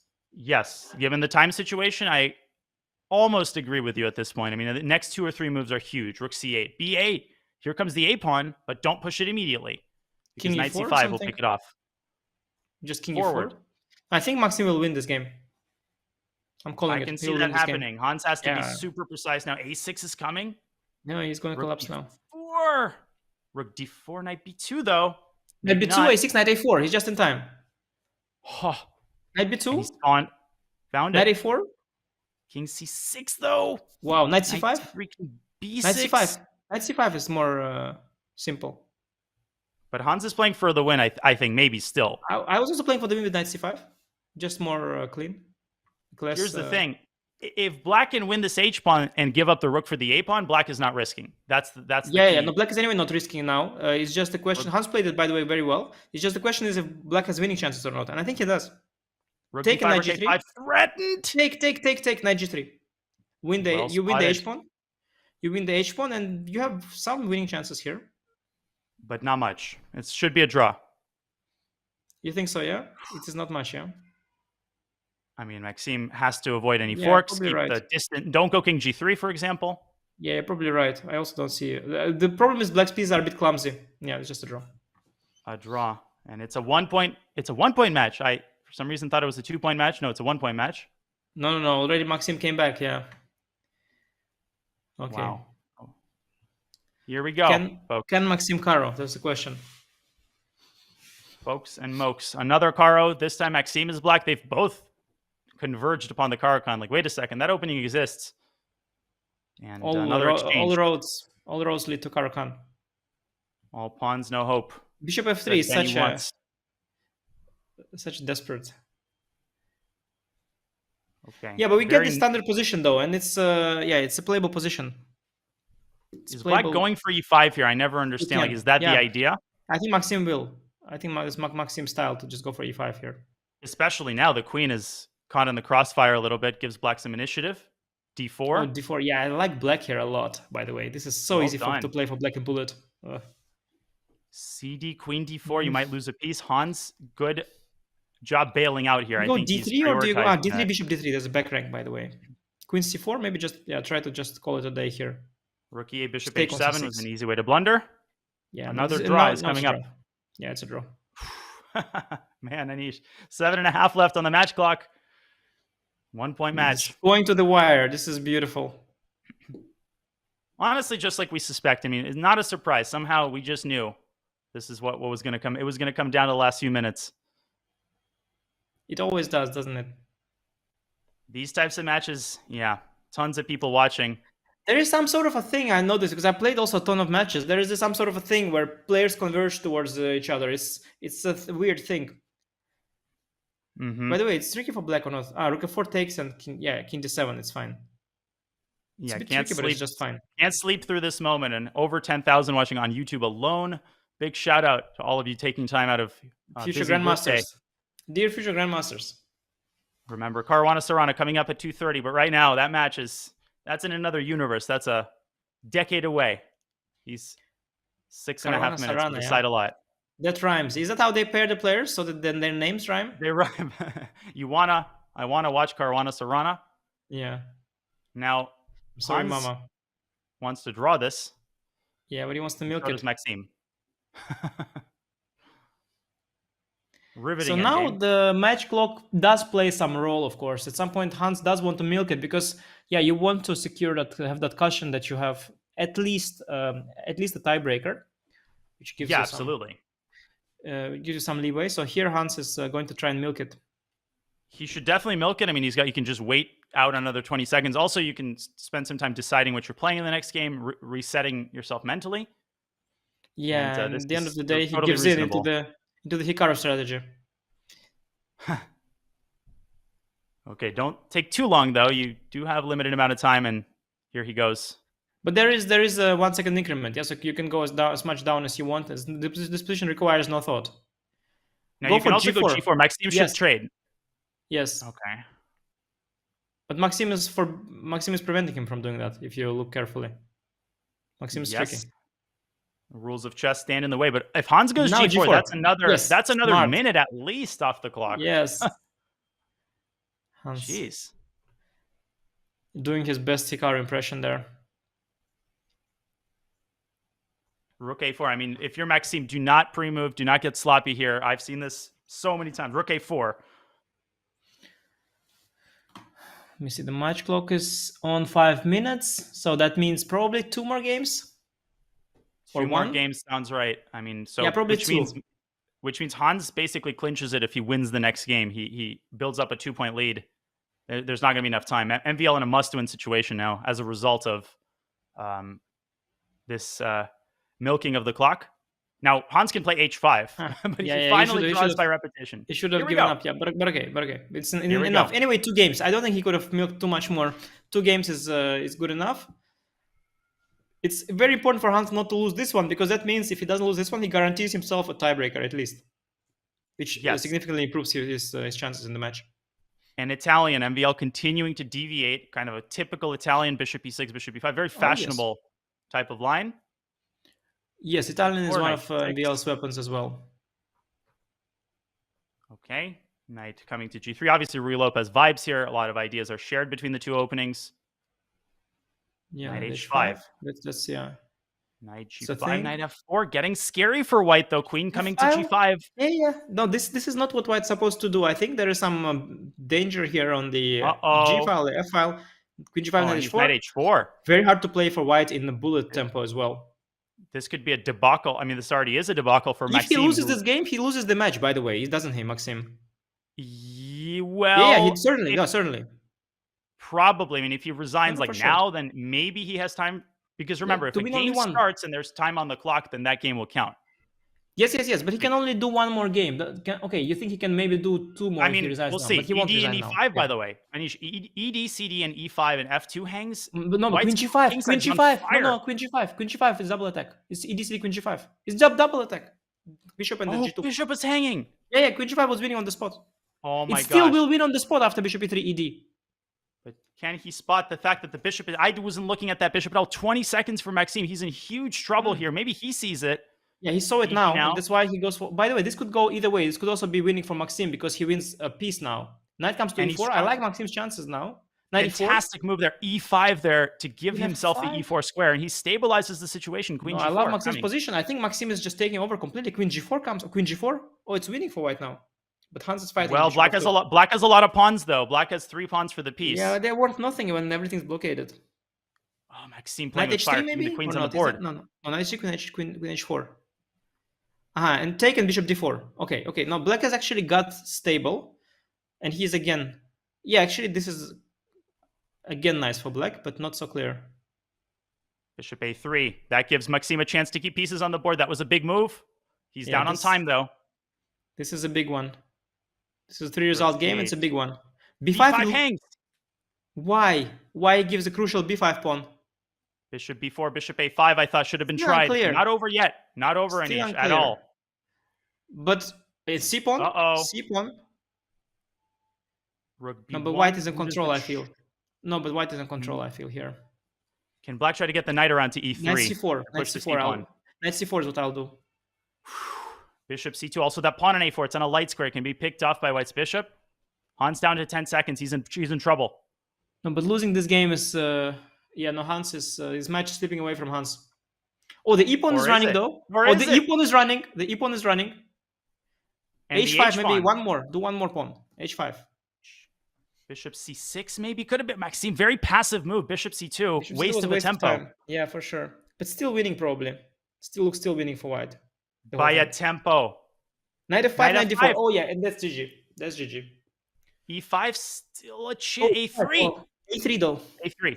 Knight A2, Knight E2. Yeah, Bishop A3 more clinical. No, this is over. Oh, the match is Hans. This is crazy. Hans was winning, and you spotted it. A double attack. That would have clinched it. Yeah. No, but it was. He was going to win this match, and now he's. Yeah. Oh my gosh. He's choking it. It's tied, folks. It's tied, and this is the final game of the match. If it's a draw, we go into overtime. Here we go. Hans has the white pieces. Hans has the white pieces, yeah. No, I'm predicting Maxime to take this one. What the hell is Rook C8? Rook C8, weird move, but doesn't really change the position. No. But very pleasant for Hans out of the opening. He's got the center. He's got what he wants. Yeah, but... E5, what is Maxime doing? E5 is nice. E5 is nice. Horrible opening. E6? E6? Oh, yeah. Oh, wow. This is... Oh, take Knight G5. You win exchange. Oh, he's just losing exchange. This could be it. Beware. Knight C7, Knight F7, King G8, Knight H... Oh, okay, Knight F7. Knight F7. Queen H3, and you should also Knight E6. Maybe Hans can even maximize this advantage. Wow. But I think you collect. He's thinking Knight about F7, it. Yeah. No, but now you collect, of course. This is Maxime too deep. simply sleepwalking his way through that opening. Knight G8. Knight G4, Queen F4 maybe loses on the spot or not. And then Bishop C3 you have still. Okay, this position is half lost for white. Still some converting to do, though. I mean, if Maxime can get that queen out of F7, he has some chances. Queen E7, Bishop F2. Queen F8 is a good try. Good try, practically. Crafty defensive Queen move. E7, I think Knight F2, Queen D7, Knight H3, King H1, F2, Rook F2. I think it's winning for white. Or not? Okay, but the eval bar shows what is the move here. Queen F5, that wasn't it. That wasn't it. That was not it. Why? But it's Bishop E3. That's a clincher. Bishop E3, yeah, and H3 just. The queen is almost trapped though, but I have Queen F7 after Knight F6. Knight F6 is forced. You can't go to H6. Yeah, I have F7 square. So white can chill. Queen F7 here, or maybe even Rook D1. There's Bishop no hurry. Bishop H6 also there. Bishop H6 go back. I like Knight G8 though. Yeah, Knight G8. Queen G5, but yeah, it's tricky. You missed it, and 20 seconds for Hans. Queen G5, Queen H4. But it's... Queen H4 with Bishop F6, Queen F4. Yeah, white is winning, but it's definitely chokeable. It's chokeable, and queen drops back. Maxime keeping pieces on the board. He has to Is there a whittle threat? Hans' block down. Is there a threat of takes and bishop f4? Ah, no, queen h4. Okay. So Oh close. no, 97 is not it. Okay, no, but now white is stable. Yeah. Now white is in control here. It is still chokeable, but already with lots of effort. Bishop f4 94. Hans. No, bishop f4 94 was just lights out. Okay, rook c4, trying to get active, trying to go rook d4. Hans trading some pieces, though. He's very close. He's just a few accurate moves away from winning Queen f3 this. is good. Yes. No, Hans got this. I think. I think Hans has got Trading this. pieces. Rook e4, bishop e3. Now the knight is hanging. Still chokeable, but of course it's fully in still control a now. game. B3, just go B3. But knight d4, Anish. Knight d4 maybe. Queen Some d3? activity here. Okay, for now it's a fake D5. activity, but it can escalate at some point if you're not accurate enough. Oh, but queen Absolutely g3 maybe great leaks in move. at some point. Be careful. Take queen g3. Oh, f4 or not? F4. Slicing off the rook. This is getting tactical, though. Ooh, this is getting a bit tricky. This is getting tricky. The dark Maybe take squares on the e5 queen side. and queen d7. No, knight g7. No, this is tricky. Yeah, don't panic like me. Oh, this is and a big it's one. b7. It's a big it one. falls with check. Everything falls with checks now. And another pawn it's all falls. falling. Hans is knocking on Queen the door. d5, Queen d5. rook b2, b3 is rook b2. Rook b2. Don't blunder, mate. Oh my gosh. And he's blundered his queen. Oh, but he's still lucky. He winning. found takes and bishop f2. He's so lucky. It's incredible. Wow, he's so still lucky. It's winning. incredible. He was completely. Oh, white is so lucky by rook Oh, e7 rook and e7. that's GG. And it's the match. Look at Hans. Look And at Hans. Look at him. Look at him. Look at that boy. Look at Hans. Look at Hans. Oh my goodness, Hans Niemann, Oh, despite that last second scare, he lost his queen and bishop f2. He won the knight, he won the Nice. game, he wins the match. Deep breath, everybody, deep breath. Hans Niemann takes his first ever SCC match in unforgettable fashion. What a match, what a comeback by Maxime. And at the very end, Hans averting a near catastrophe, finding bishop f2 and keeping his composure in the last moments. Anish, But did you see what happened there? He was so lucky. He blundered rook b2 clearly. He blundered his queen, but he's so lucky that after rook b2 he can take the b2 and go rook d6 and he's still winning. Unbelievable. Not even Simply yeah. Take it. unbelievable. No, he just blundered. He blundered with queen b3 because everything else wins. The bishop c1, I guess, something. He blundered rook b2, but he's lucky he can give up the queen and he wins the knight and he's still winning. Incredible. And he's winning cleanly because Black's king there was caught in the No, but it's crossfire. It was incredible. Yeah, actually it's pure equal luck. material, but unbelievable. Had Black's knight been anywhere but e6, had the queen been anywhere but g6, we could have been writing a different story. But right now the story continues for Hans Niemann, who is through to the quarterfinals, where he faces Wesley So in another very difficult trial. For MBL, the journey ends in a big upset, the first SCC upset of the year. What an insane match. Hans almost had that clinched by the 3-minute portion. He gave up the 4-point lead. MVL came all the way back to tie. But the opening is what did him in, Anish. He sleptwalked through the first 10 moves of that game, and it ultimately ended up costing him. Yeah, clearly at some point in the match, Maxime lost faith in his openings. I'm not sure if it was correct or not. He could have maybe stuck to it, but he started losing control of his openings with both colors. It was one of the reasons for his demise. But the other was that at some point Hans started playing really well, and I think that got into his head. The stretch where Hans won 5 games in a row, that stretch was incredible. At some point Hans was playing really, really well. The end was already clutch, but that stretch was where Hans was really excelling.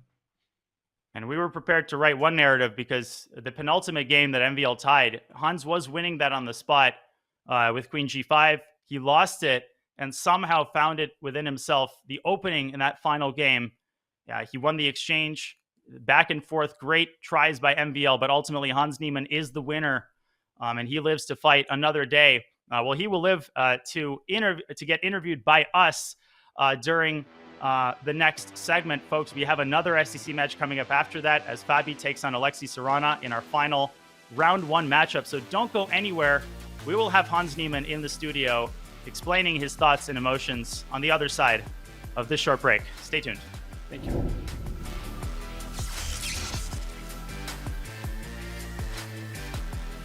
Students, did you know that you can get a discount on any Chess.com premium membership? If you're enrolled in a college, university, or high school in a participating country, you can get 50% off any yearly or monthly premium plan, diamond, platinum, or gold. That's unlimited game review, unlimited puzzles, unlimited bots, unlimited lessons, and no ads. All at 50% off. Go to chess.com/students and get your discount today. Looking for some cool merch or a gift for that person who loves chess? We've got you covered in our all-new merch store, literally from head to toe. Whether it's a hot date or just hanging out, it's always chess time somewhere. Just ask Mittens. Okay, well, Mittens is just a stuffed toy, so maybe don't ask Mittens. But you can check it all out at chess.com/shop right now. This summer, Paris, France is set to hold the greatest sports spectacle the world has ever seen. And no, I'm not talking about the Olympics, though that's pretty cool too, I guess. It's the 2024 Speed Chess Championship. In the 2024 Speed Chess Championship, 16 of the world's greatest speed chess superstars take up the gauntlet. Only 4 will make it to Paris. For the first time ever, few are invited into the battleground.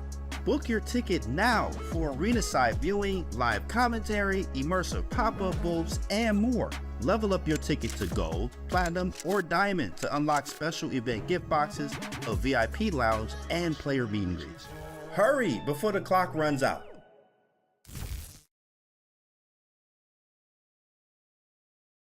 Do you do shitty push-ups? No. I'll be fine.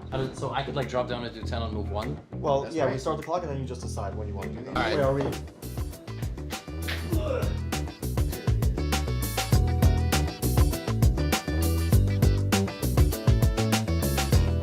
Look at the form. With the, and look at the shoes. We got a clown on the shoes. How many did you do? Get the shoes. Wait, what does that mean? Yo, Levy. What's up? What's up? I'm fit as bro. We should have got this one. Oh, he's got game 2. Oh man, I gotta take off my shirt. I gotta take off my. All right. I need an arbiter for the count. Yeah. Oh, here we go. Okay, we should have brought Okay, there you go. Okay, good. It's actually not. 5-3 is a big format, I feel like. Okay, now we're tied. We're tied. Okay. Oh, he's trying to get a lead. He's at 31.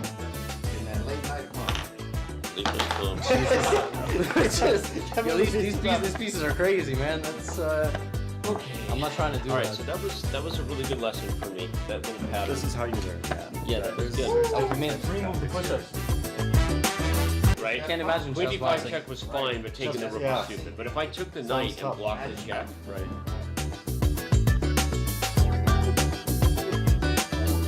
Our bishops are taking More push-ups, less time. I take queen d6. it's a pretty even position. No. So I'm gonna like go here and here. Oh, damn, the sneak attack.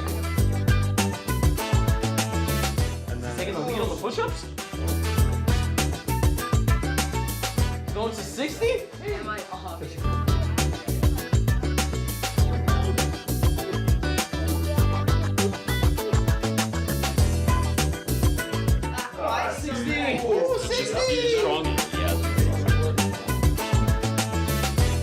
Oh, I have to play faster. The 3 minute is 1. Yeah, he could just do that though. It was a cool move. But it was a bad move.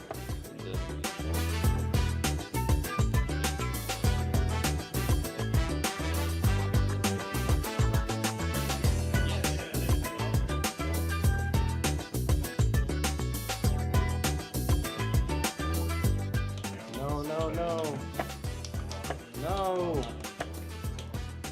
All right, I got it for 3 minutes. At least I did my push-ups. Oh, what a tragic way to end the game. So we've got the long enough break. Yeah.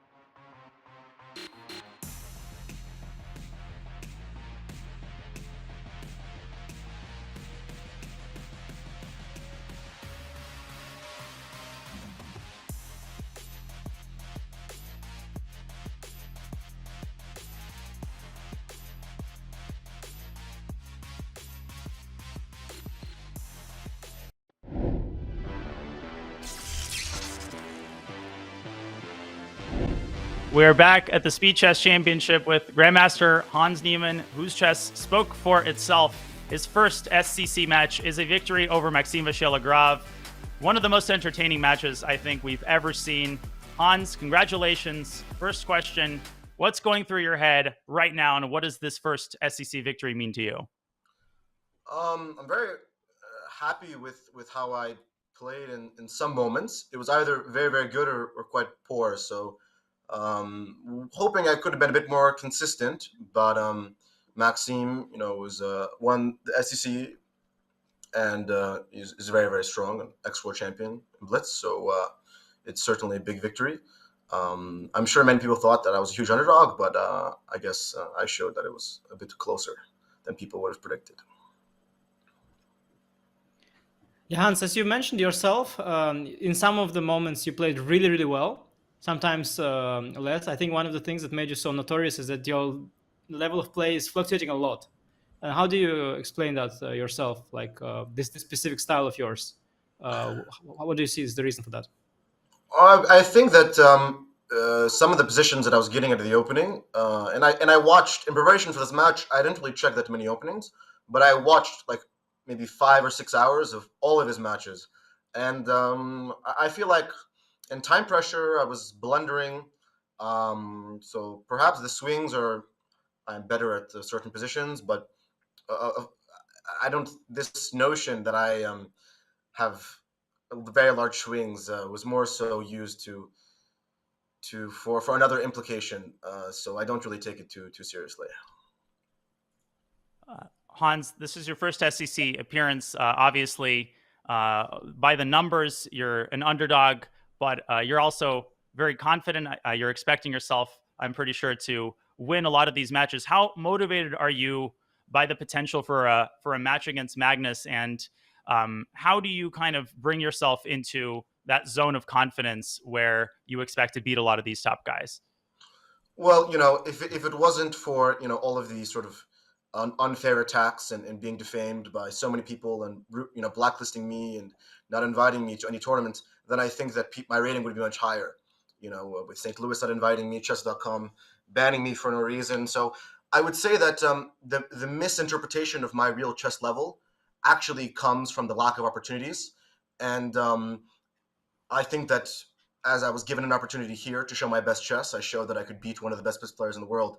So for me, my only motivation is to become the best chess player in the world and compete against the best chess players. And all I hope is that I receive the simple opportunity to play. Because, of course, once I start getting invitations again, I assume that I'll be able to show that I can beat the top players like I did today. So Hans, as you mentioned yourself, you believe your strength is very high. We've certainly seen that as well. How do you work on your game? Like, you've improved from 2400 to 25 to 2600, 2700, and so on. How do you work on your game? Like, could you share, without going into specifics, what exactly you work on? Well, I think over the past few years, it's been a lot of building psychological strength because it's very, very difficult to play when everyone is sort of maliciously accusing you and trying to ruin your career by pressuring organizations not to invite you. So I would say that if most players had to play under the stress as I was 19 years old at the time, they would also, face difficulties in their career. But I think over the past 2 years, I have not just improved in chess, but I have improved my mental strength. And now I have the mental fortitude to, no matter what my sort of upset, insecure sort of opponents who can't handle losses have to say or try to do, it doesn't affect me, and I'm going to show my best chess every day. So I would say that most of it is just sort of building mental strength and working through things that have happened and how to have focus when things go wrong. And I think that perhaps now I'm fully sort of able to navigate all of that pressure and stress and able to show my best chess. Yeah, it's certainly very important, but still, your chess understanding is incredible. Your chess skills are as well. I want to know more chess specifically, because you definitely work on chess a lot. Sure. I assume. Well, how do you work on chess specifically? Yes, well, I like to play a lot of Blitz and training games. One of the big breakthroughs that came for me was playing, I guess, during the pandemic or shortly after, when I would just play a lot of Blitz. And I also, in classical chess, I played around 260 games in 1 year, which I think is a record. So I personally find that it's best to learn and practice. And I guess I have the ability to just play, thousands and thousands of games and sort of build some pattern recognition and understanding through sort of volume. And I think Hikaru is a player who has improved that way as well. So of course you work on openings and calculation and you have coaches but I would say that I personally try to do what I enjoy, and when I'm in a good mood and I'm enjoying life and I feel good, then I play my best chess. I think this notion of, as you saw, my Berlin theory was not too up to date today. But I was playing quite well, and that was more important. I would just say that I play a lot and just try to fortify my mind. Yeah, makes sense. Thank you. Hans, I have one last question. You obviously don't have a lot of time to celebrate. You're in Kazakhstan for the World Team Rapid and Blitz. Can you talk a little bit about that event, the team that you've assembled, and your approach going into this event, which I believe starts tomorrow? Yeah, so my website, gmhans.com, is sponsoring a team. We've got a very strong and talented team, including Wesley So, Brandon Jacobson, hoping he'll be back on Chess.com soon. But she's going to show his best chess over the board and let the chess speak for itself here. We've got a very strong team of very talented players. So looking forward to this event. I think we're going to be world champions. And I think, again, we're going to be vastly underestimated. We've got a junior board, Achiad Mero, who's actually Chess.com staff. You see that badge in his Chess.com account. He is an 1850 FIDE player with a 2700 Chess.com rating. So, we've got some dark horses, some very underrated, talented juniors who I think are going to surprise in the next week. Grandmaster Hans Niemann, congratulations on your first SCC victory. Good luck in the World Teams tomorrow, and good luck against Wesley and in the SCC in general. And I look forward to seeing you in the Blitz pool, both of you. I'll be challenging you pretty soon. Okay, good luck. yes, but Anish is running away, so we need him to play. Oh no! I'm taking you to a place in Utrecht I know, and I'm going to. We're going to the wedding venue. We're going to the wedding venue to have real intimacy. It's gonna be. We're gonna play. I'm gonna play Hans in a wedding hall, guys. It's gonna be very intimate. It's a wedding hall. We're gonna spend hours there together. Yes, one of the most prestigious venues in Utrecht, not to underestimate. Yeah, the very center, the heart of town, the wedding hall where all the beautiful couples are newlyweds. Yes. Yeah. Okay, thank you, guys. Thank you, Hans. All right. Well, Anish, I'll let that interview speak for itself, and the bracket as well, because Hans is into the quarterfinals together with Alireza. Carlsen versus Arjun. The other matchup, Hans and Wesley play the winner of that matchup. It'll be a set of fascinating quarterfinals matchups, and we're not even done, because Caruana versus Sarana, the final first round matchup, is yet to come in just a couple of minutes from now. No, it was really something. I'm so thrilled to have been a part of this beautiful match. I mean, I don't know about you. Like, I've seen many exciting matches. For me, it is definitely one of the best, if not the best. The drama, the excitement, and finally the underdog winning it. And in his usual style, you've got these 5 games where you sit there with the open mouth, and it's all... not perfect, probably, if you look with the top engines, but it's more or less perfect, and you are like, what's happening, And that's Hans. It's incredible. His style is so special, and his results are improving as well. Well, he's assembled a scary team for the World Team Rapid and Blitz that begins tomorrow. They will try to make their presence felt, and Hans most certainly has. Definitely top 5 SCC matches I've ever commentated, along with Magnus versus Hikaru. This one kept all of us, all 20,000 plus who were watching, on the edge of our seats. Folks, Caruana versus Sarana coming up. Grandmaster Anish Giri, it's been a pleasure and an honor commentating this match with you. I'm GM Daniel Naroditsky. We will have Danny Wrench and company replacing us for the next match, but don't go anywhere. You will not want to miss part 2 of our doubleheader. Thank you for watching Hans Niemann versus Maxime Vachier-Lagrave. The SCC is back with Fabi taking on Alexei Sarana after this break. Thank you, everybody. Thank you.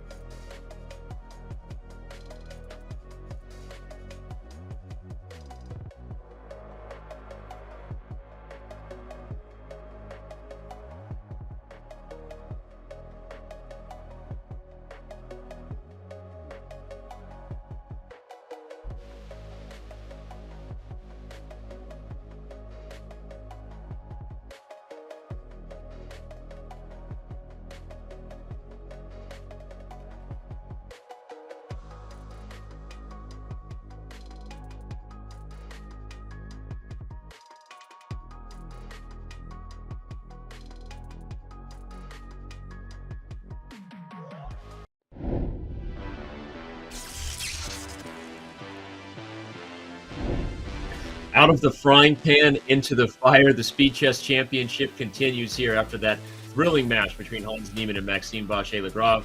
Alongside me, the one and only Grand Master Amon Hamilton.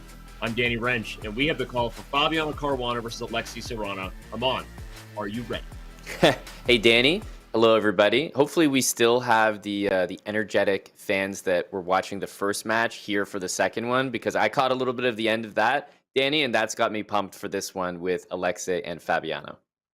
How could you not be? Everybody was on the edge of their seat. No reason to dance around the elephant in the room. A lot of eyeballs on Hans Niemann playing in this event for good reason. More on that later. Right now, we've got a match to focus on, which is Alexei Sarana versus Fabiano Caruana. You and I talked about this matchup on Monday after we wrapped up Wesley So's victory versus Denis Lazovic. Yeah. I say we as in the royal we. We did nothing. You and I just commentated. We talked about Fabi being a slight favorite. When you see that graphic there that we had, we're moving pretty fast here because the games are about to start. Alexei Sarana actually has a bit of a plus record there, 11 wins to 9 losses. So you sticking by Fabi as the slight favorite here?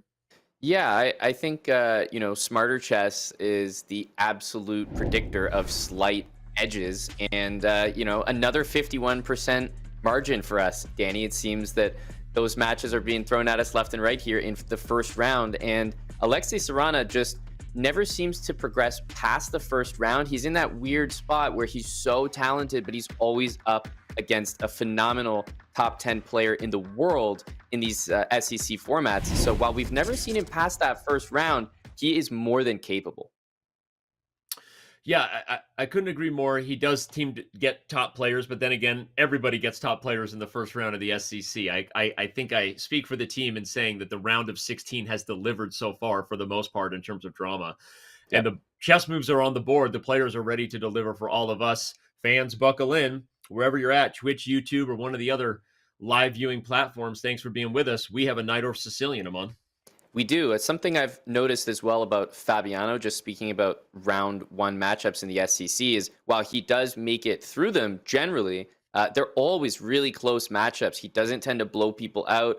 And that's why I think that Smarter Chess prediction, Danny, is probably going to be pretty bang on for today. Even if Fabi wins, he always has close matches. So let's see what happens here as we're just underway in this Sicilian, which I think it's going to be a highly theoretical battle as well.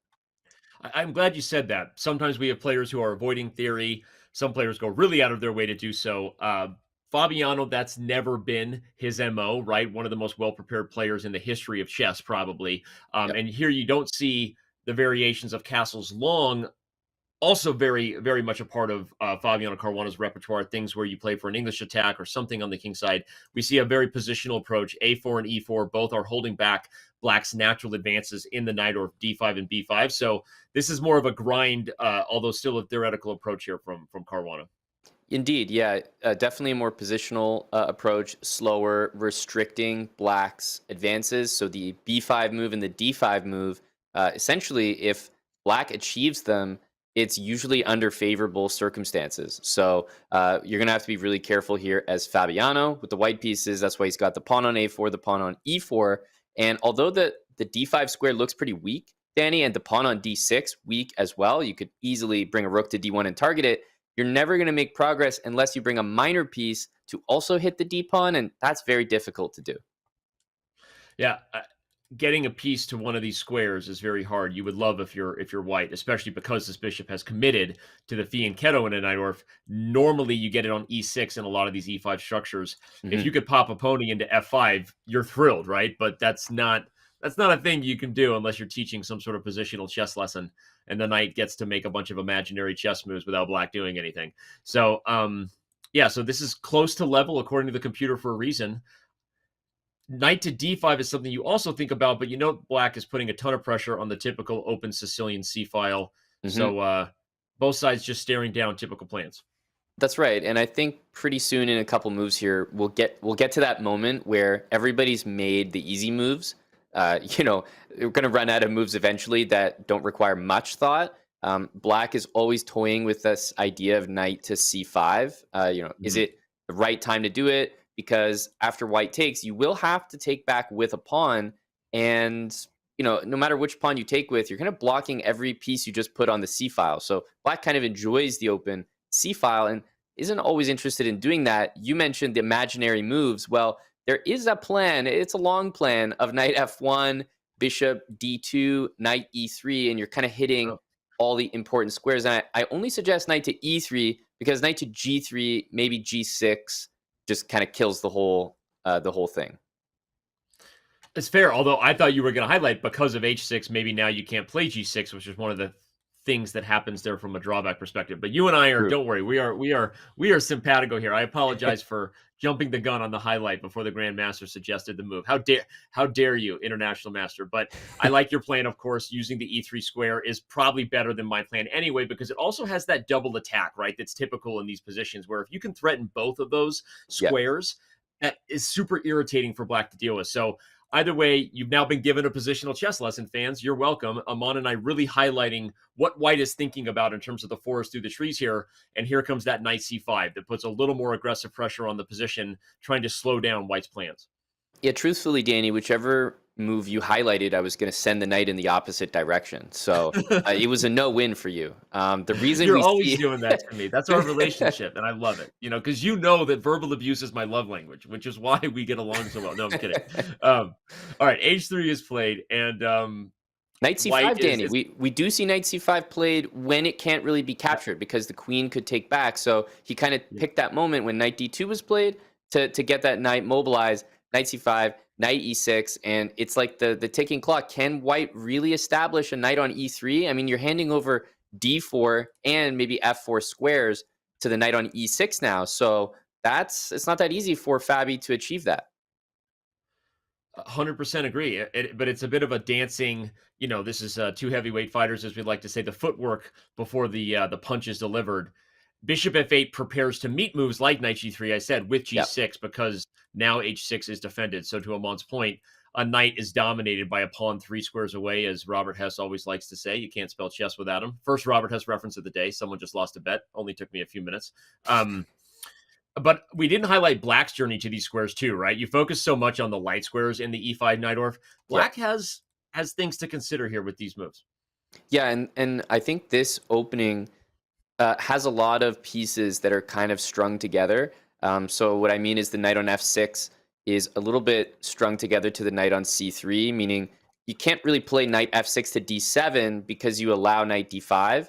The knight on c3 also usually needs to be there because of the move b5. So there are quite a few pieces that can't move that easily. And, you know, that's why we're at a little bit of a standstill here. Both sides trying to achieve things. They're maneuvering their pieces. But it feels like Fabi's position is almost maximized, and you're just staring at it being like, okay, what's next? Yeah, agreed. And that's why we're in a position where only one pawn has been traded in this game, and both players will be under 2 minutes in just a moment, right? There's gonna be some fun here if these two guys came prepared for a match that is a highly theoretical battle, as Amon and I have predicted. We might get some games like this where you have a lot of action to be played by the time pressure arrives, which should be a lot of fun. So in the interest of creating an idea, rook to d3 for white, knight c5 for black to meet that. Let's say you play bishop takes knight, and regardless of how black takes back, you play knight e3 to follow up and try to head to the d5 square. So, I mean, the dark square bishop for white is so powerful. I hate to part with it, but that's an example of maybe how you could try to get things moving. I like it. I like it in the interest of creating an idea, especially. Here comes the bishop to h6. Will we get a king on the h6 square? Someone just got their bingo card filled out. King lands on h6 while the queens are still on the board. Smart, though, just from a strategic point of view, to trade the dark squared bishops. I was just finishing saying how powerful that dark square bishop for white is.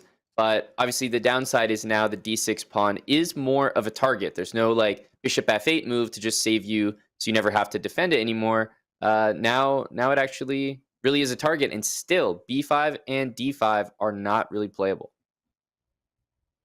That's fair, although also now the d4 square became available, right? Because of that bishop being gone, and Sarana doesn't have to be asked to use it. Here comes Fabi with a trade offering. It's a great game for both sides right now, I think, undeniably. Have we seen the evaluation shift any more than a tiny little pixel on your screen? It just tells you that I think both of these players know what they're doing in these highly theoretical Najdorfs. Absolutely. There's something about the Sicilian that a lot of players hear and learn quickly, which is that most endgames tend to favor black, just as an overarching rule. And one of the reasons why that's particularly true here is if you take the queens off the board, black's only downside maybe is that D6 pawn, and the king could go to F8 and E7 and act as a useful defensive piece, while white's king can't really match that contribution to the position. And so that would free up some of black's pieces to then get this B5 move or even push D5 or something. So I don't know if this is true yet, but I do feel like it's maybe slightly trending in Sarana's favor. I was completely agreeing with you and about to highlight that B5 could be played, but then Sarana played it. I think that, usually when B5 is played in these Sicilians, if it can happen in a safe way, tactically, it's a good thing. The knight quickly removes itself from the c-file, which is important before b4 and the bishop moving becomes a threat. So what's going to happen here? Does white deal with these threats in time to come back to a positional hold on the center squares, or does black somehow orchestrate counterplay before white can coordinate? Yeah, it's very close because moves like knight b4, while desirable, may run into queen c4, and then the e4 pawn is hit. So we're reaching that moment where you're almost looking at like rook a3, queen c7, rook c3, because both sides are like just a move away from getting their precise plans that they need. And knight b4, queen c4 here does look like a good response. Wow, Fabi wants more. With 40 seconds, he's playing for a win in this first game. Probably had an opportunity to get the repetition, as Aman highlighted, with the shuffling of the rook and the queen. But he enters the 7th rank. At risk to the position, though. C2 is still hanging, and B4 is still on the agenda. So I just got nervous. I don't even know why. Here we go. We might have a decisive game to start. Yeah, but I like the combative nature of Fabi so far. But Sarana's up to task. He's not there, playing for a draw, but he understands the position has, a mutual standstill. So he's not going to overpress. But hey, if Fabi wants to play on, he's game. And he's taken on A7. B4 is the move that comes to mind. Knight B5 to follow. Everything's almost hanging. C2 can't be taken because the bishop is hanging. Yep. Rook A8 is a threat now. And you wonder about takes on D6 here. Yeah, rook takes D6. And it's just that the resulting position, the bishop on F3 is no good, but you do have that extra pawn to comfort you. Bishop on F3 is no good. In fact, you might lose that extra pawn here in just a moment. Okay, if you take B4 hangs, so no. Oh, wait. Computer doesn't like it. What's the idea? Bishop E2, bishop C4. Wow. Yeah, and black was dreaming of knight F8, knight E6, knight D4, but it's just not in time. And look at this committal. Oh, my goodness. Queen back on F8 is so bad because now you can make a pass pawn. And look at this king. It's been to H6, now F6. Well, here comes the pass pawn idea. White moved the bishop to play c3, and I think that's what Fabi does next. Indeed, here comes the pass b pawn, as Aman called, and Mr. Caruana might be on his way to getting the first game here. Yeah, not to mention the time. Having to defend this at all, let alone with this time, is not going to be pleasant. You can also switch to ideas like queen e7 and like hitting the f7 pawn. So, yeah. He plays queen c4, and Sarana baits him to take f7 with the idea that the knight and queen have a party, but there's not a lot to it, right? It's one of those parties you show up, there's no refreshments, no drinks. Why'd you come in the first place, right? But that was a huge blunder. I thought after queen a2, the b5 pawn was just hanging. And then, although you're still down a pawn, you're down a pawn on the king side, but he just literally had 1 second and could barely get the mouse slipped! Oh my god! What a look of defeat from Fabi, as he can only hang his head there, just like, what can you do about that? Queen f4 is not even a mouse slip, like he was going somewhere else with it. He just probably like picked up the queen and dropped it by accident. Oh my gosh. I think you're totally right. He picked up the queen, moving her up the f-file, and then said, no, leave it on f3, and then dropped it on f4. And it's like, how many times, Danny, have you like played a game where you pick up a piece and you're like, no, and you want to put it back on the original square, but you're like, wait, but where did it start?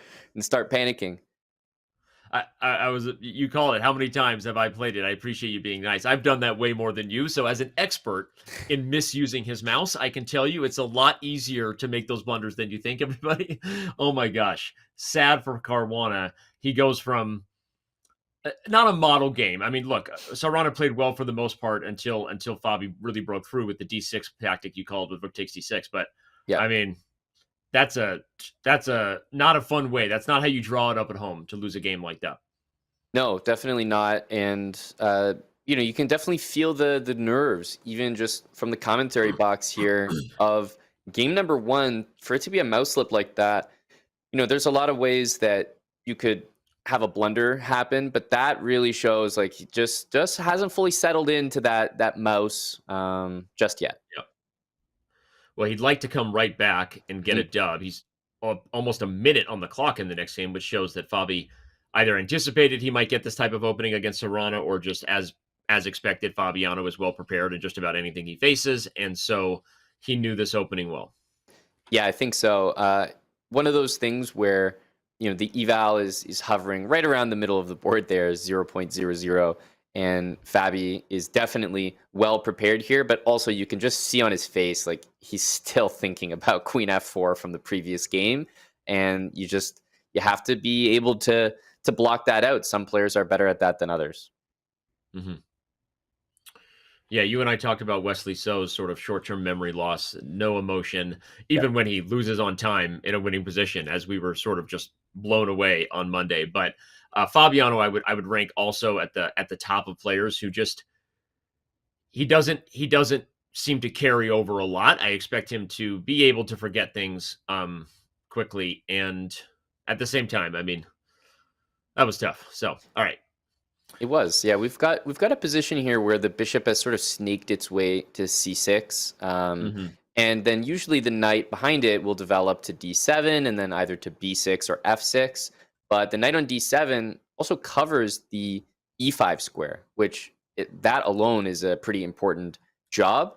But white went for e4 before castling, and so that's why I think there was a pause there, because knight d7 to me felt like an obvious move to just complete development. d5 is never a problem because of knight b6. And instead, he was like, wait a minute, maybe I have an opportunity for queen g6 here. White hasn't castled. g2 is being hit. e4, more importantly, is being hit. You can't really defend both. So now I think Alexei is kind of in solution mode. And it's funny because even if we have the luxury of seeing that the computer thinks there's probably a way to maintain equality here from a human being perspective, if you played e4 and your opponent plays a move like queen g6, that's when your heart kind of drops a little bit. You go, wait, oh bleep, did I just freaking blunder a pawn? And are we going to see king e2? I was going to say, Alexei finds a move that the computer likes, maintaining the balance, laughing in the face of danger. I think you're right. I think of queen g2, king e2, and suddenly the g file belongs to white. And black's slow on preventing knight e5. So you could go queen takes g2, king e2, and knight d7 to cover knight e5. But then your queen is getting pushed around, and I'm doubling rooks on the g file. I mean, you didn't even expect it to happen that quick. And suddenly, the g pawn, if you play g6, who knows? I could open up e5, and I mean, sacrifices are just waiting to happen. Let's just analyze and show that real quick, right? If black takes the pawn, we think king to g2, king e2. We'll see if the computer agrees it does. And to Amon's point, the knight's coming to e5. If you'd make a natural developing move, just like that, boom, tempi, boom, and rook g1, and you've got real problems on the g file. Whether g6 is immediately met by an e5 or not, this is a lot of compensation for white. Or even d5. I mean, that's quite risky, but it does get things open. Yep. Okay, so this is the type of compensation Fabiano is worried about. So wait, but he goes for it. Yeah. h4 because he wants to trap the queen. Okay, so h4, queen g4, and the real problem for me is the queen nestles itself beautifully on the h5 square. And that's actually really uncomfortable. So now if you go rook g1, the thing is the queen was going to end up on h5 anyway. So yeah, I was going to say you have to commit to h5 now, but then the queen does find its way out. I wonder if he missed queen f4 because once the queen lands on g4, it's an interesting double attack. We don't need to analyze, but this is a funny double attack to say the queen is double attacking 2 vacancy squares and you can't block both. And I wonder if that's what Sarana missed. Yeah, it could be, or to be honest, it's possible that he even saw this position and was happy with it. It's still not that easy. And the one good thing about White's H-pawn is it prevents G6. So once you make the threat on G7, it's absolute. Like there really isn't any defense. Knight F6 kind of runs into like a Rook H4, E5 type of trick. So maybe he just wanted this position. Yeah, he's putting the question to Fabi, who seems to have found the defensive resource in F5. The computer likes that one. Yeah.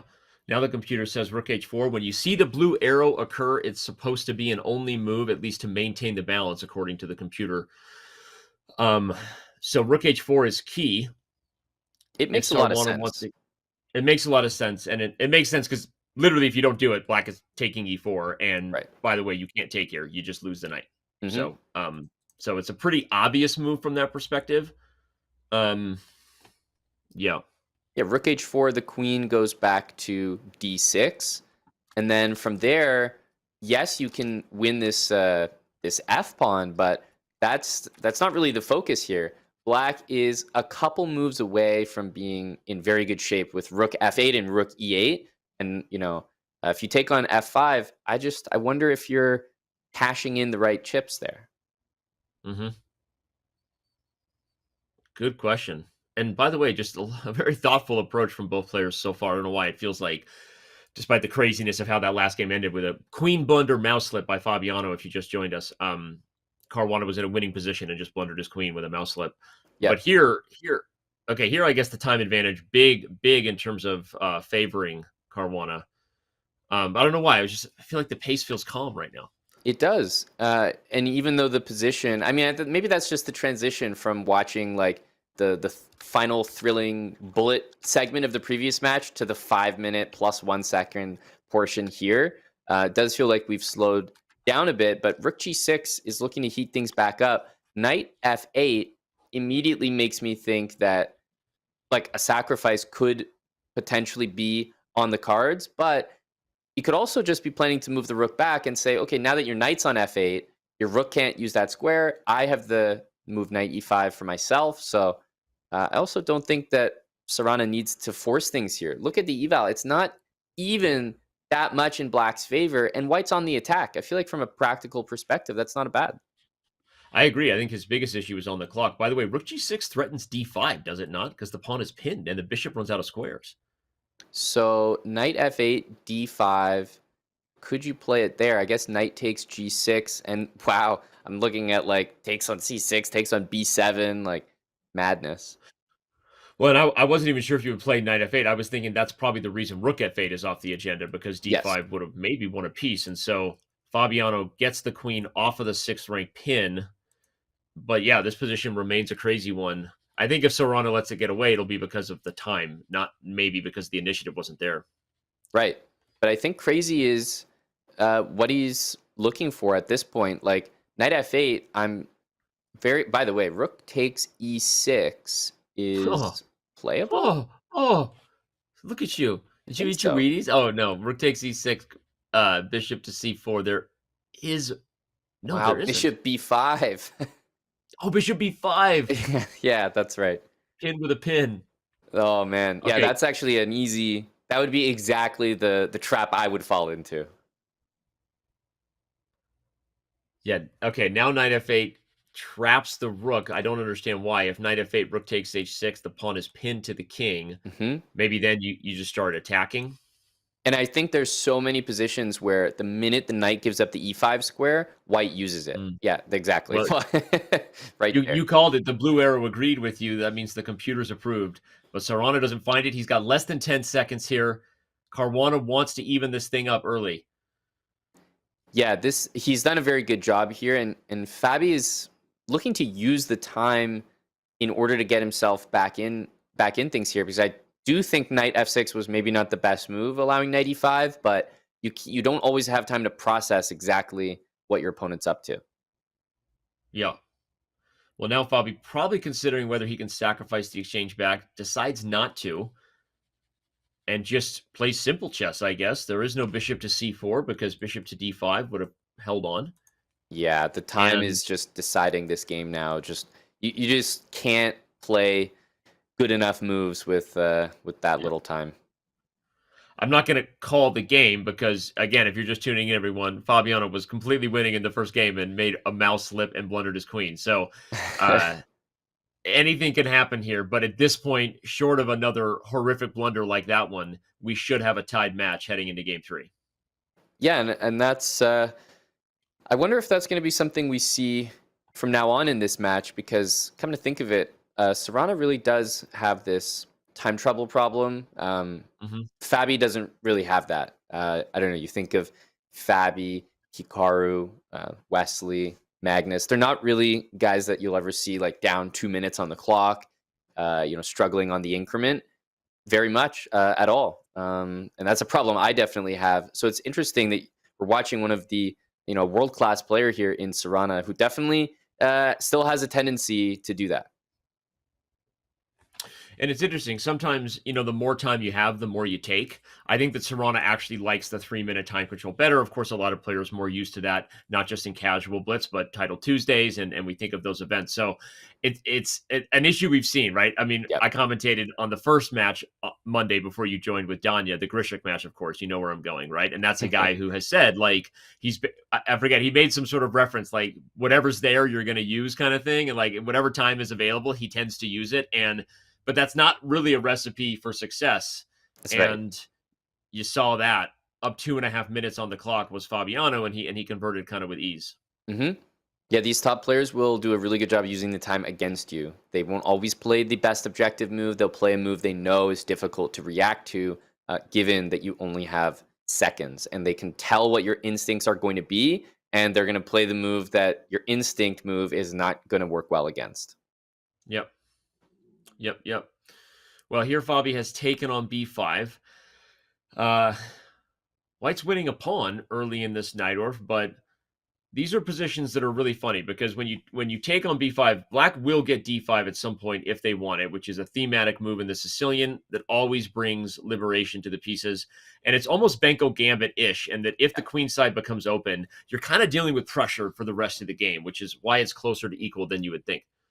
Yeah, that's right. I was wondering if we were going to see bishop d7 or not, but as you mentioned, the Benko, that's an opening where even a queen trade does not necessarily favor the side with the extra pawn, and perhaps we're seeing the same thing here. The other thing is the knight on b3 is just horrible. It can't move anywhere, first of all. d4, c5, a5 are all covered. It's hanging in a lot of lines. If that queen on b5 wasn't there, it would just be a hanging knight. And then if it moves, it exposes the a-pawn behind it. So it feels like I can't see a future in this position where White maintains that extra pawn in a good way, Danny. I completely agree. I think I'll be surprised if he's not just worse in a minute. So opening awkwardness, I guess, advantage Sarana here in the second Najdorf of the day. Yeah, I mean, as Amon pointed out, the knight on b3 is only defended right now because the queen is on the board. The pawn is pinned to the rook on a8. But if you move the knight, in addition to just losing the a-pawn, which Sarana might just take, actually now I think he probably should just take it. What do you think? Yeah, if you don't, then it does open up like b3, bishop b2. I guess the only other thing would be to look at the ways that it can be defended and see if a move that you could play here works well against them, like rook f c8 to stop bishop c4, knight c4. But I think this is absolutely the right decision because you have knight c5 and rook b8, so b3 should not trap your piece. Yeah, he does it, wins the pawn back. As Amon highlighted, there is no b3 trap, and Sarana is going to have an edge heading in the endgame here. Interesting opening lesson for Fabiano, who normally gets the better of people when he's on the white side prepared against the Najdorf. So this is going to be one of those theoretical Najdorf matches maybe today where those looking for some repertoire advice might want to take some notes. Yeah, and I also think that Sarana's Najdorf has held up beautifully so far. I know that Fabi, well, barring the mouse slip, effectively was on his way maybe to winning that game. But I think if we just consider the opening and maybe early middle game handling of the position, I thought that Sarana had a very comfortable Najdorf early on in that game. I think once again he's shown a good line here. So far so good against, in the 5-minute portion against one of the best prepared players that maybe in this tournament. So I think he's got to be pretty happy. Yeah.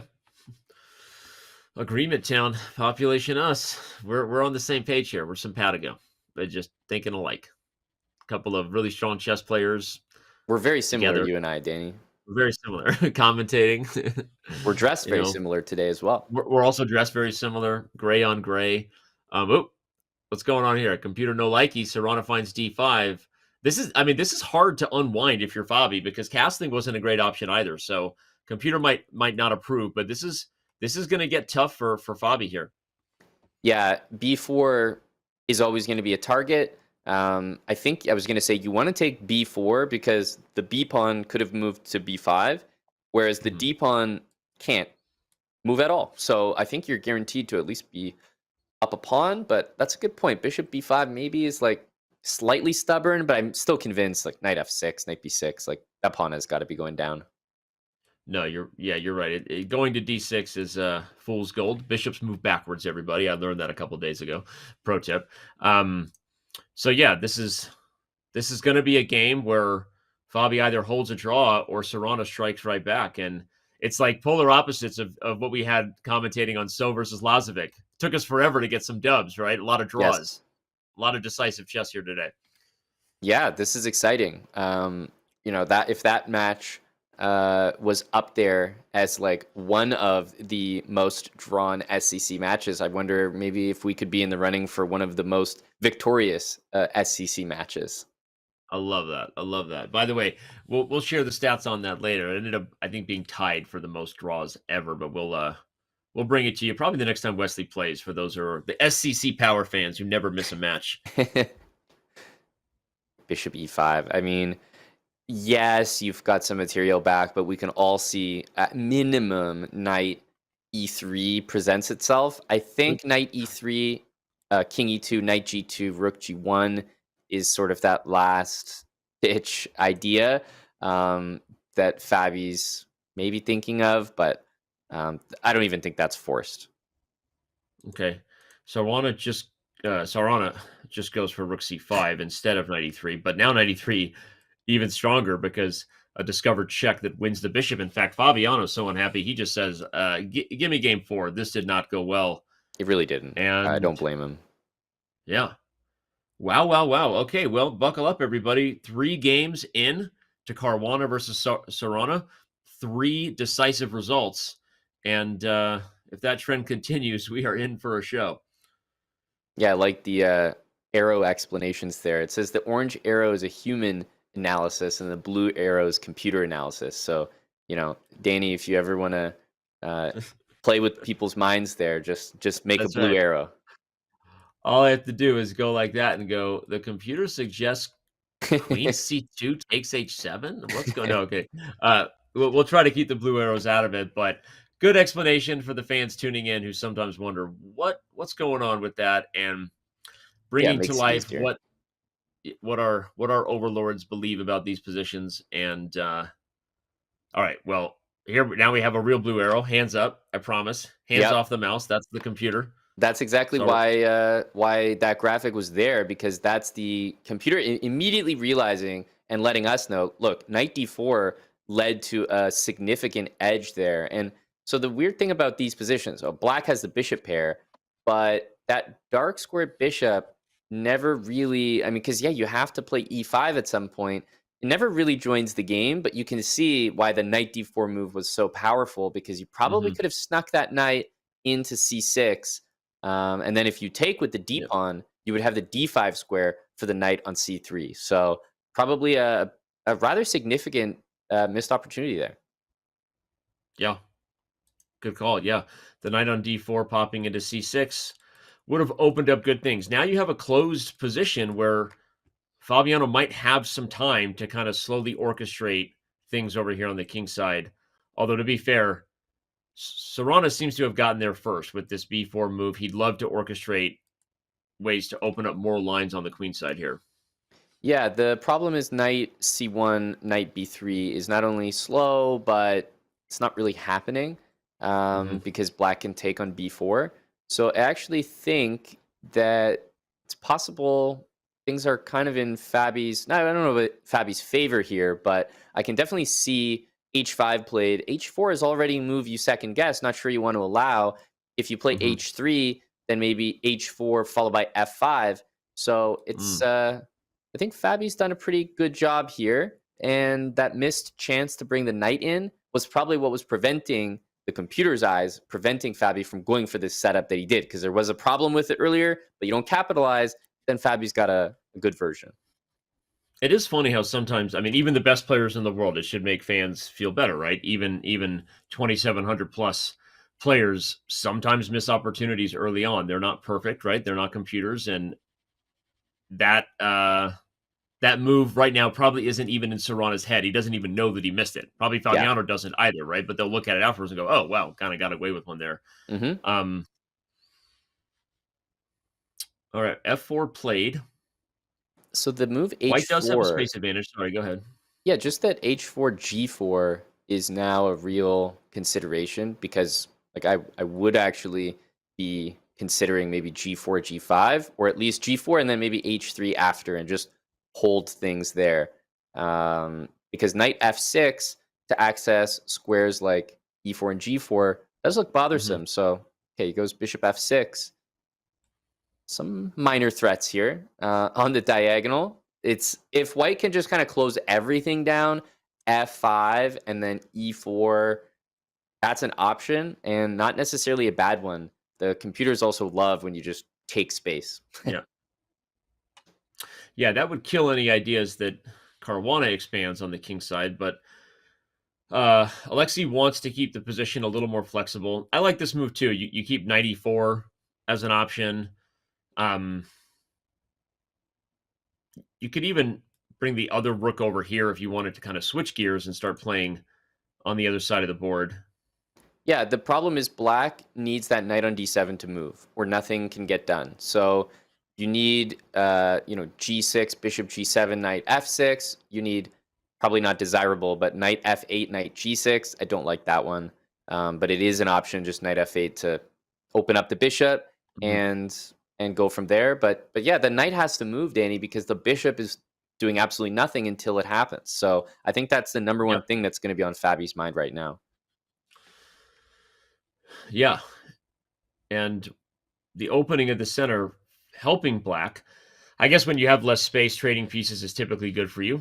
Pro tip. So just getting some things off the board, moving the knight, as you said, maybe just suddenly the position becomes one where black will get some play over here. This bishop will get out. Yeah. It's closer to equal, although I look at c7 and it's funny. I'm still kind of liking white here. Well, after that move, the computer loves white. Yeah, it could be back to very similar knight d4 to c6 ideas. And he finds it. Yeah, indeed. Knight d4. Okay, bishop d7 is mandatory, but you could, play knight c6, bishop takes, pawn takes, and that's a computer. That's a computer one right there. Hands up, Dan. This computer move, promise. Knight to c6 would be good. We'll analyze it real quick just to show why. This was the point that was made earlier when this move was missed for those just tuning in. Bishop takes, pawn takes. You get the d5 square for business. You could remaneuver, use it for the knight. You can even use it for the bishop in some of these cases, and the knight might use b5. So this opening of the position would be kind of tough. And by the way, it's on the board.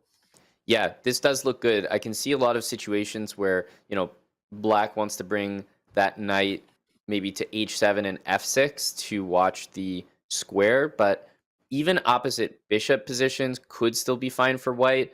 But on top of that, I don't even think you need to. The knight on f6 restricts the bishop on e7 and the queen on d8. So I would just sit there in that position. I do think this is getting towards a potentially significant edge for Alexei, but we're not there yet.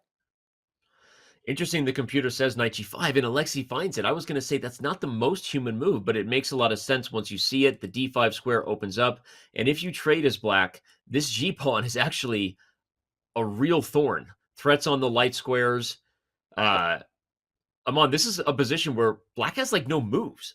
Like everything is controlled. This is exactly right. Knight G6 to E5 is definitely the most human reaction. The one downside is, maybe that H pawn is lacking support, and there's a potential for Knight E5, Rook takes E5, and G6. I don't know how worth it that would be, though.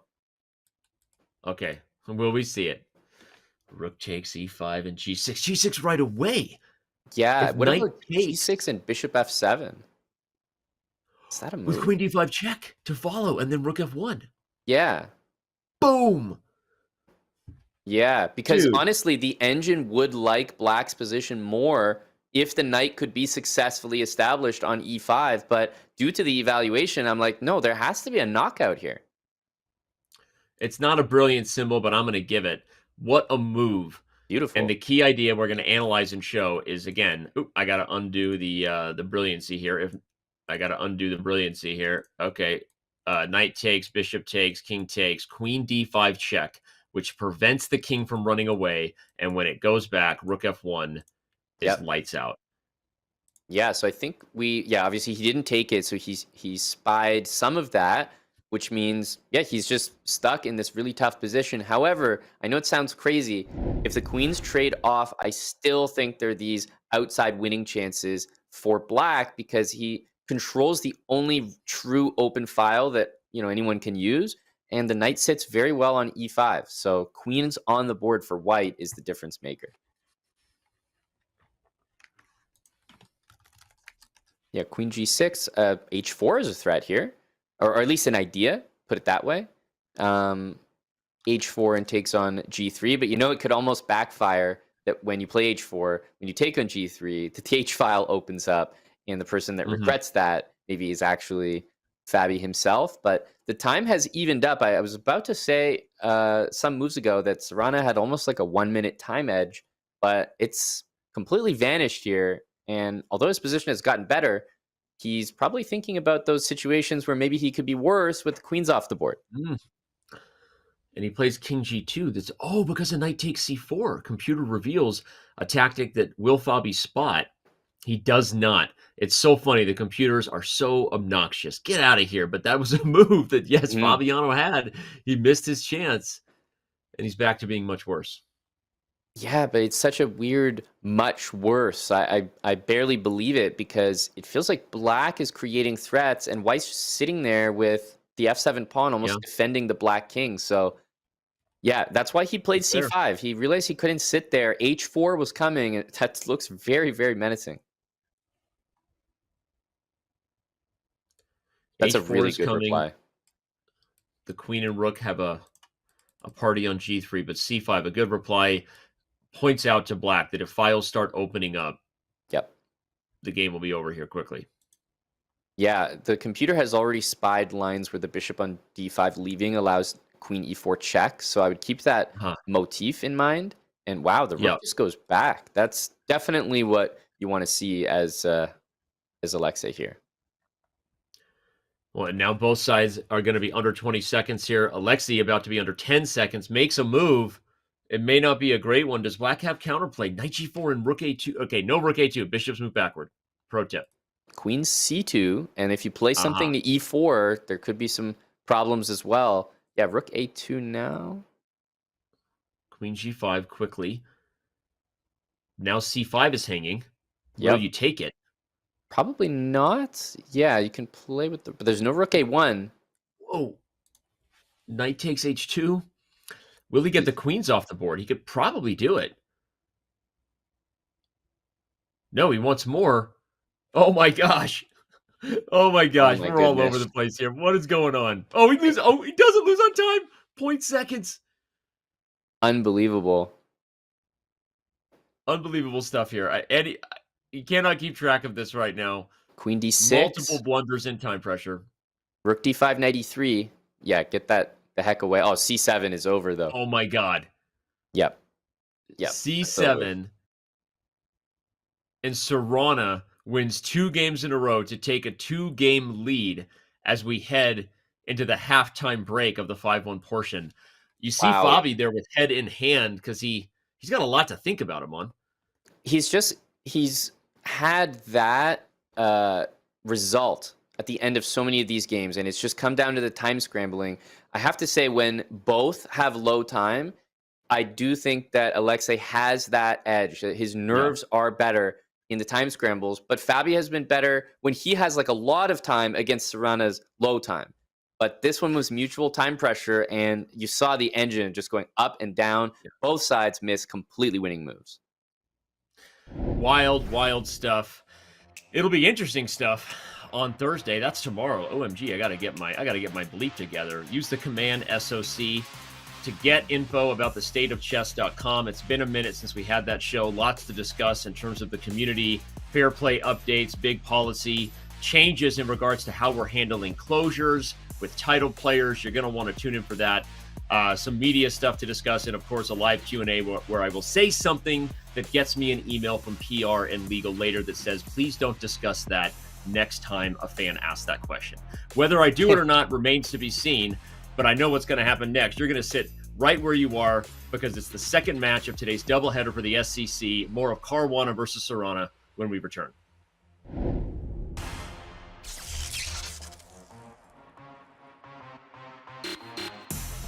We're here in Casablanca for this special tournament. You'll be playing games from interesting positions, from historical games. So this is a challenge. We want to give you the players to see if you know your classics and also more modern games. And as you see, we have switched the normal pieces out with checkers pieces. It's the fifth position. Black won the game. Okay, no chance. I need a hint. Okay, so the last move was pawn takes e3. Okay, so this is, obviously it's a pawn, obviously it's a rook, obviously it's a rook, and white resigned here. Okay, this is my game with Vladdy. Correct. Very good. Remember? Game 5. Yeah, this is Hikaru Nakamura from the World Championship match in 2008. Correct. Very good. Yeah, I just have no idea. No idea on this one. Okay, so this is Kramnik Anam, 2008 match. Oh, from the match. Ah, okay. It was a Slav game. Okay, cool. Black won this game as well after his last move. Those C pawns and the A pawn over there, I'm thinking of that famous game where the triple. Yeah, there's no triples. No, it's not my game with double. That would be embarrassing. No. I'll need a hint. No idea at all. Start. You can either get Black's last move, or you can know the position of White's king, or the placement of the White king. Well, I'm assuming the king is here or here, so I'm not sure that helps a lot. Okay, so the White king is on h4. Okay, did not expect that. I never considered that. I just assumed king was on g2 and that's a rook on h4 because it couldn't be a knight and it couldn't be a... Well, the king is actually on h4. Oh, so then it's Krasenkov Nakamura. Correct. And you know the year? 2008? Close, 2007. Ah, 7. Barcelona. Okay, very good. It's Krasenkov Nakamura from 2007. Anyway, I'll see if Hikaru finds it. I mean, it's obviously my game, but I'm trying to remember where the pieces are, so I can at least give you the right move. Yeah, this is my game against Krasenkov from the Barcelona Casino tournament 2007. But you had everything correct. Yeah, that was okay. impressive. Okay, it was a bishop move at the end. Very good. Ah, okay. Okay. Yeah. No, because I was gonna say I thought the king was here, so I assumed it was some Kasparov game or something against Karpov, that style. But yeah, once you say king on h4, it's For once, it was a good hint. Yeah.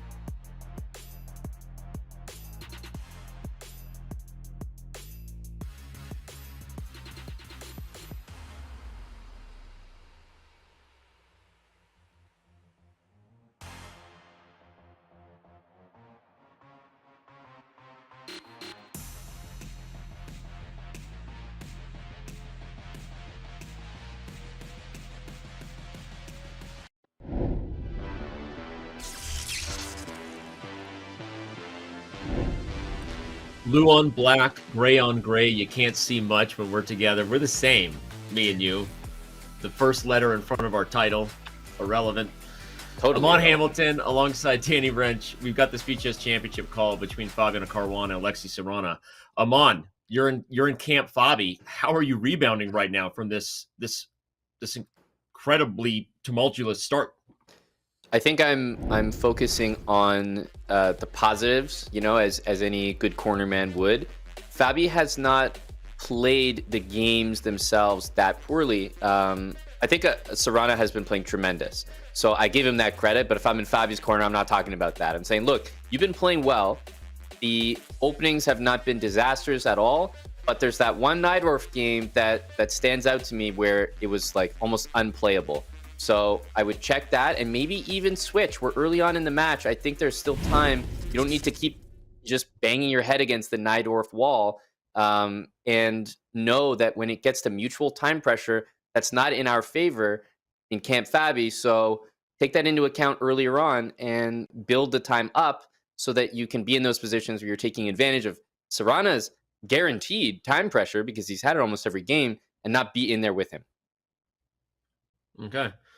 So stick with it. You're not playing that bad on the board. Play fast. Fabiano may be listening to you. Back to the Najdorf, though. He's going to keep beating his head against that wall, but a better Najdorf than he had in that, as you referenced, borderline unplayable game he had last time as white.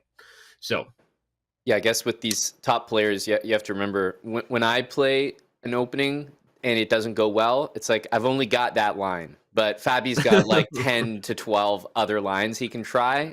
So he's going to play the same opening, but it's practically like a new one because the position characteristics are totally different. Yeah. He's got one move, one move on the dance floor. He's got one line, but that's not these guys. They're bringing a vast repertoire. Fabiano has put Sarana back on the clock, as you said. For the most part, Sarana is the slower player, getting himself under time pressure. Mm-hmm. And Fabi would like to see that happen again. Here comes A5, an interesting approach that weakens the light squares, but goes for A4. Yeah, I could see something like A4 by white, knight B4, queen D2, and then B5, just blasting the position open.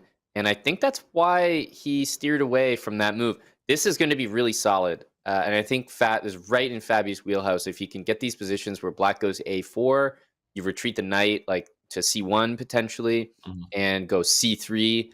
And then black doesn't have any pawn breaks. So B5, the much more aggressive option, and probably the right one objectively by Sarana. Yeah, as you were highlighting how solid A3 is and how white can close up the position on that, I was about to say that makes the Sicilian player in me want to say, all right, then let me give away my pawns to open up lines for the rooks, right? And that's what B5 does. We'll just show a quick line. If takes and the rook comes over, you move the queen somewhere and A4 happens. And again, forget what the engine is saying. The point is you're willing to give up pawns if it creates avenues of attack, and Caruana just doesn't even want to take it. Yeah, I just saw the similarity, so I thought I'd mention, after queen takes B5, rook B8, white could play queen A4, and it's the same idea as black playing queen H5 in that previous game of theirs. Which is why A4 should be played first. I'm sure that's what the engine wanted. A4 first and then rook to B8. But you're right. I played too quickly on the move order. Queen A4 is a nice defensive thing to note, putting the queen in front of the pawn storm. And both sides actually have a knight here that they can't be too happy with. The knight on B3 is definitely no good. And the knight on C6 is not really good either. Black would much rather have that knight on D7, which is more common in the Najdorf. You almost never see knight C6 as a developing move, because knight D7 goes to B6 and C4. But then, this knight on C6 is so awkward, and bishop D7 is immediately forcing it to move to, I guess, A7 just to hold everything together. It's a strange opposite-code bishop affair here. You get these positions sometimes in English attack stuff, and the bishop tries to relocate itself with a fianchetto, but it's because there was a different type of trade that opened up the diagonal. Here, I don't see a lot of future for that bishop. Fabi plays rook F1 for good reason, I guess. Yeah, and not F3, just that would weaken the dark squares, and I was going to say normally b4 is not that desirable. Like you take and then you play a4, I think. And then not only can a5 be played, which is like supported by the knight and very invincible looking, but also just bishop back to b5. And I promise you, even positions, bishop b5, knight takes, queen takes, where you maybe think, oh, I might lose that b pawn later. You almost want to lose it and just play the knight against the bishop. It's still worth it.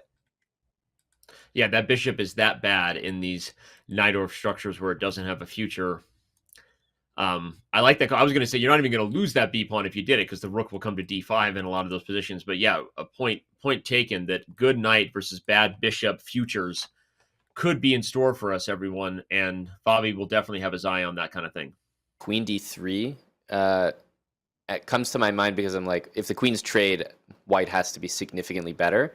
Any bishop on a4 trade for the knight on a7, any way that happens, white will be better, I think.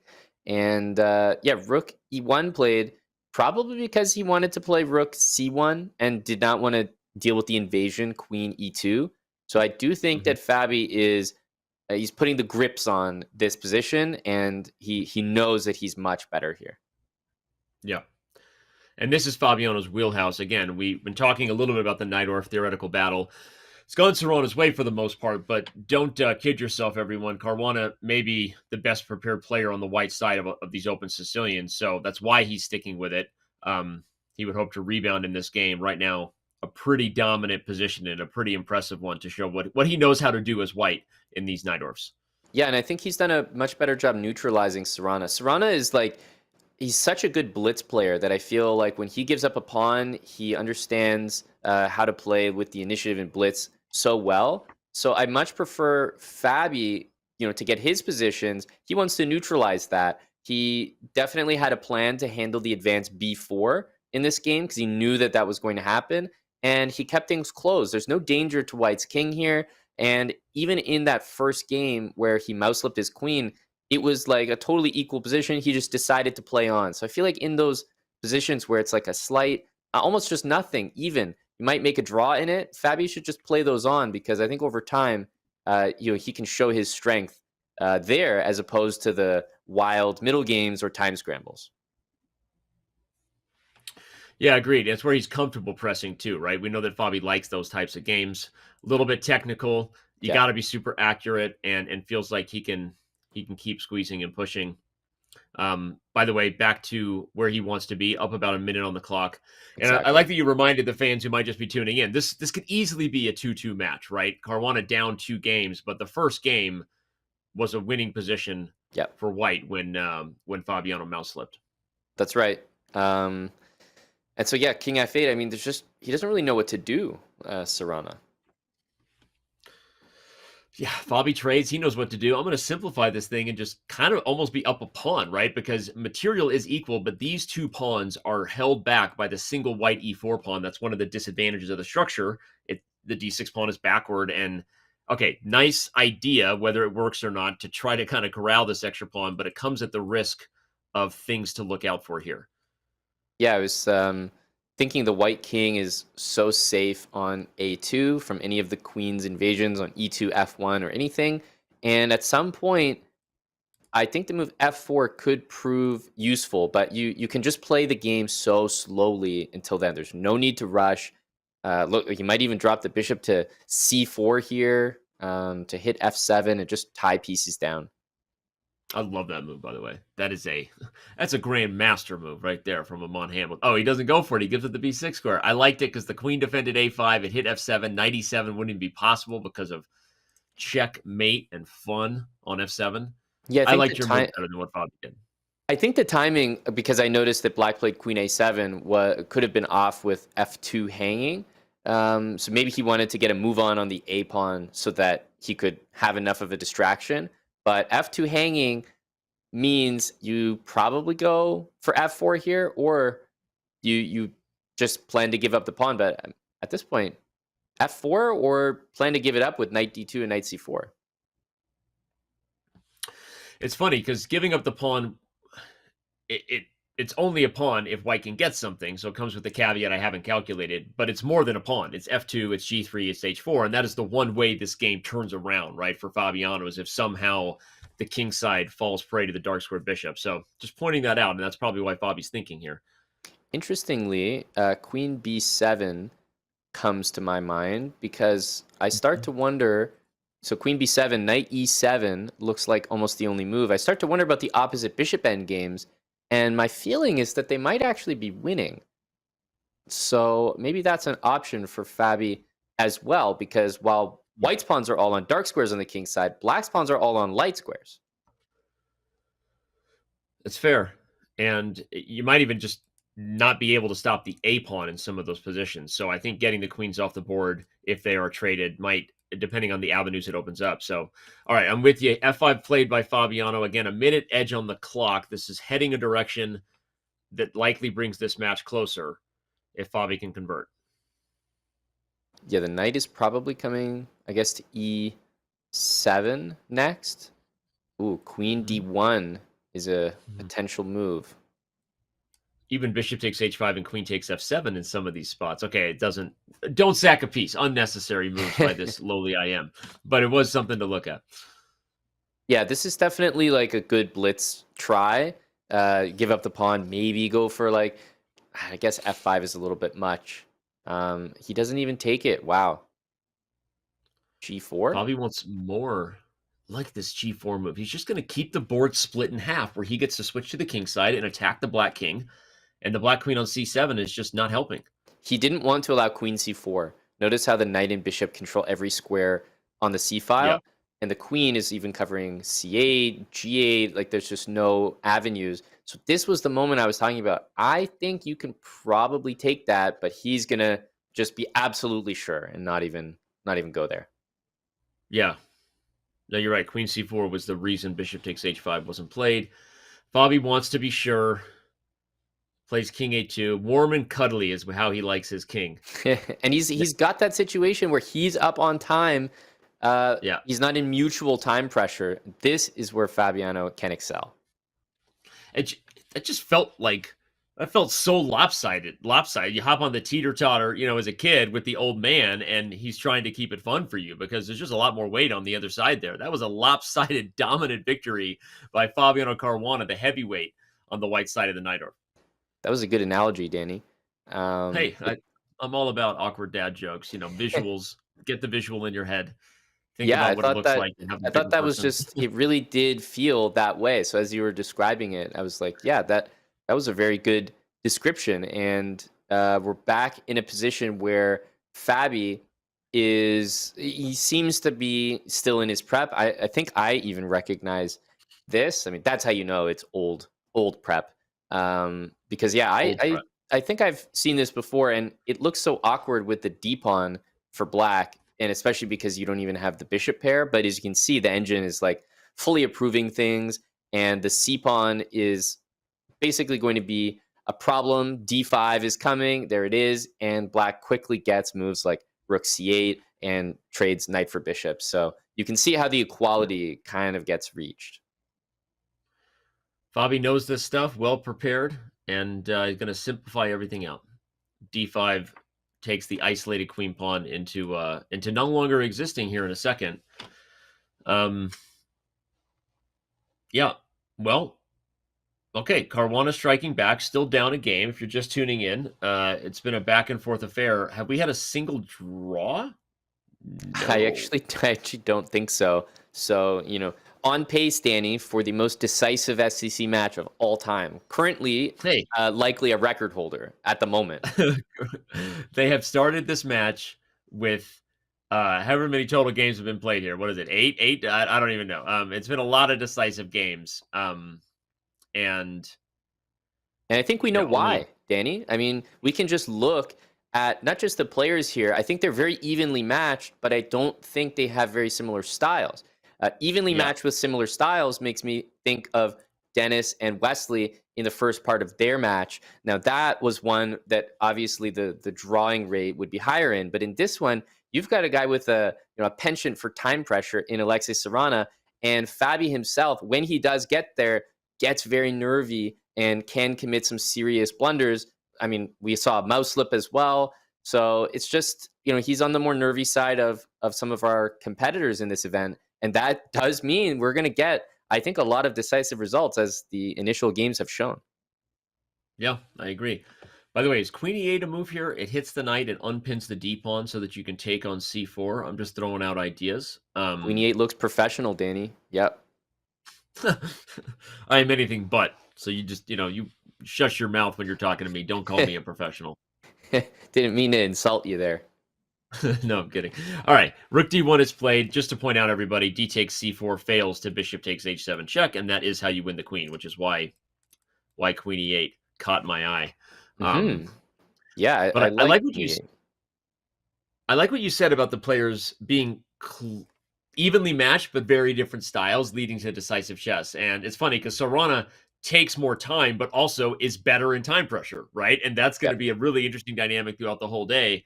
Fabiano may be better prepared, but more likely to get, as you said, kind of squirrely a little bit or nervous because he isn't as much of an online.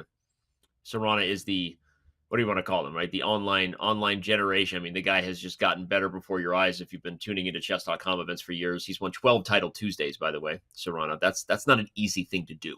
No, it's very, very difficult, and I feel like he's going to be. I won't say that his time pressure is going to disappear because I think it'll be here the entire match, but he'll definitely be more comfortable in the upcoming segment. 3+1 is probably what he's most used to. Yep. Okay, well, an equal position, symmetrical pawns, almost literally symmetrical. Just one subtle difference here between them, but overall, this is deadlocked according to the computer for good reason. You and I didn't have a lot of time for pregame in this match, Amon, because we jumped right into that almost overtime affair between Hans Niemann and Vachier-Lagrave. Yep. But I guess, are you predicting that if Fabi doesn't have a lead after the 5-1-3-1, that this might go Sarana's way, that he will be that much better in bullet? Yeah, I'm not sure about that because the 1+1 makes the whole match a little bit nervy. So I wouldn't say that he has no chance or that he's a serious underdog, but Sarana is probably happy with that game plan, if that makes sense. So I don't even know if Sarana's like correct about that assumption, but that's probably where he feels like he would do the best. Like, let's just keep things even until then. And we've seen so far how maybe Fabi has handled the mouse, handled the time pressure. Let's get more of that in the bullet. Yeah, okay, that's fair. Although you're right, the increment is the great equalizer. We saw yesterday Wesley So enter the bullet deadlocked against someone who's also part of this online generation in Denis Lazovic, and then Wesley So just turned it on. And excuse me, that wasn't yesterday; it was Monday. Right. But fair to say, yeah, we don't quite know, but likely might be how Sarana drew it up. Queen to C2 hits F2. Just pay attention to your tactics, everybody. Yeah, you have to watch what the queen's hitting and what it's not actually hitting, because it looks like it's hitting the knight on A4, the pawn on B2, the rook on D1, but all of those are complete distractions. Queen switches herself to the king side, but the pieces that are really coordinating are whites. And so does it do anything or does it just look pretty? We're going to find out. Yeah, that's I've heard that one before. I was thinking of a statue in the front yard. You drive by, it's a gorgeous statue, but is it a fountain? Does it serve a purpose? Does it add value to my life, or is it just there to look pretty? I don't know what you were thinking about. I mean, I'm looking at bishop f6, and if h3, I know it looks kind of funny, but knight h6, and maybe my knight could resurface to f5. It looks really strange. Wow, that move also looks a little strange. Yeah, it feels like Fabi doesn't know what to do in the position, and it's so uncharacteristic for now the time to be turned. Fabi's the one down a minute, and that's reflective with these sort of, what are they, mysterious queen moves? We've heard of mysterious rook moves. Yeah, I agree. A lot of queen moves. No, the pawn on b6, basically being on dark squares, makes the light squares really weak. Knight c3 to d5 is a problem as soon as white gets a moment. And the other issue is the bishop on e7 can't be defended with rook f e8 without walking into this pin with the queen on b5. And because it can't be defended, it also can't move anywhere. C5 is not a stable square. Even at the cost of a pawn, I might be okay, but no, B4 even hits the bishop. So you don't really have a square for your bishop. You can't really use the E8 square. Your knight, like G5, he has to go for these really, really strange resources. He goes for it. The computer said it was best, but the computer still likes white. So it's one of those weird things where Fabi finds a move that was really important, but it doesn't mean it's out of the woods yet. As Amon pointed out, this is tough. Like show me a move. You pointed out rook E8 actually walks into double attack pressure. The bishop might move. It might be taken. It might just be kicked in some positions. Queen D7 is a threat, right? That's just a simple double attack. Yeah. And G5 may end up being one of those moves where later on you wish pawns could go backwards. So what happens after Queen D7? I guess Queen D7, maybe you're not really hitting the knight because you have to defend your bishop as much. So you could just deal with the threat to the bishop on E7, for example. Yeah, you'll probably have to queen to G7, bishop F8, for example. If you take the knight, I get your bishop. Still looks pretty good. Like even in that final position, I would just play knight A4 to C3, and like I'm just all over the light squares. We might get exactly that here. Computer says H3 is dominant. And I wonder if it's because of what you're saying, though. You kick the knight back, and then, like, a simple move, knight C3, knight D5, and black is just like, I have no place else to go. I have no good moves here. Yep. And you know what? I'm just thinking to myself, bishop C5 instead of F8 was a much more aggressive move, and you actually just want to trade that off. So I'm sure that was the move instead of bishop F8. Knight C3 first. I mean, I would take that knight and be all over the light squares with knight D5, but he might want to play a move like knight D5 first to try to restrict, but Fabi prepares knight F6. Yeah, Sarana doesn't see H3 first, which was key. Again, the point is this F6 square was not available to the knight if you kicked it a moment ago, and despite the edge the computer's giving it, though, Amon, I'm going to make a prediction. That might come back to haunt Sarana here. Mutual time pressure ensuing. Well, okay, he's still in a good spot, but the knight is so strong here, but we can't deny that Fabi has at least a breathable position. But I think if both players are making quick average moves here, then white has to be happier. It's so much easier to just leave the knight on D5 and know that everything else you do complements it. Agreed. Fabi doesn't play rook E6. The computer suggests it 2 times in a row. Blue arrow means computer suggestion, everyone. Fabi trying to get counterplay on the first rank. Checks are dangerous. Maybe queen E4? Kind of a weird move. Are you going to walk your king to G4?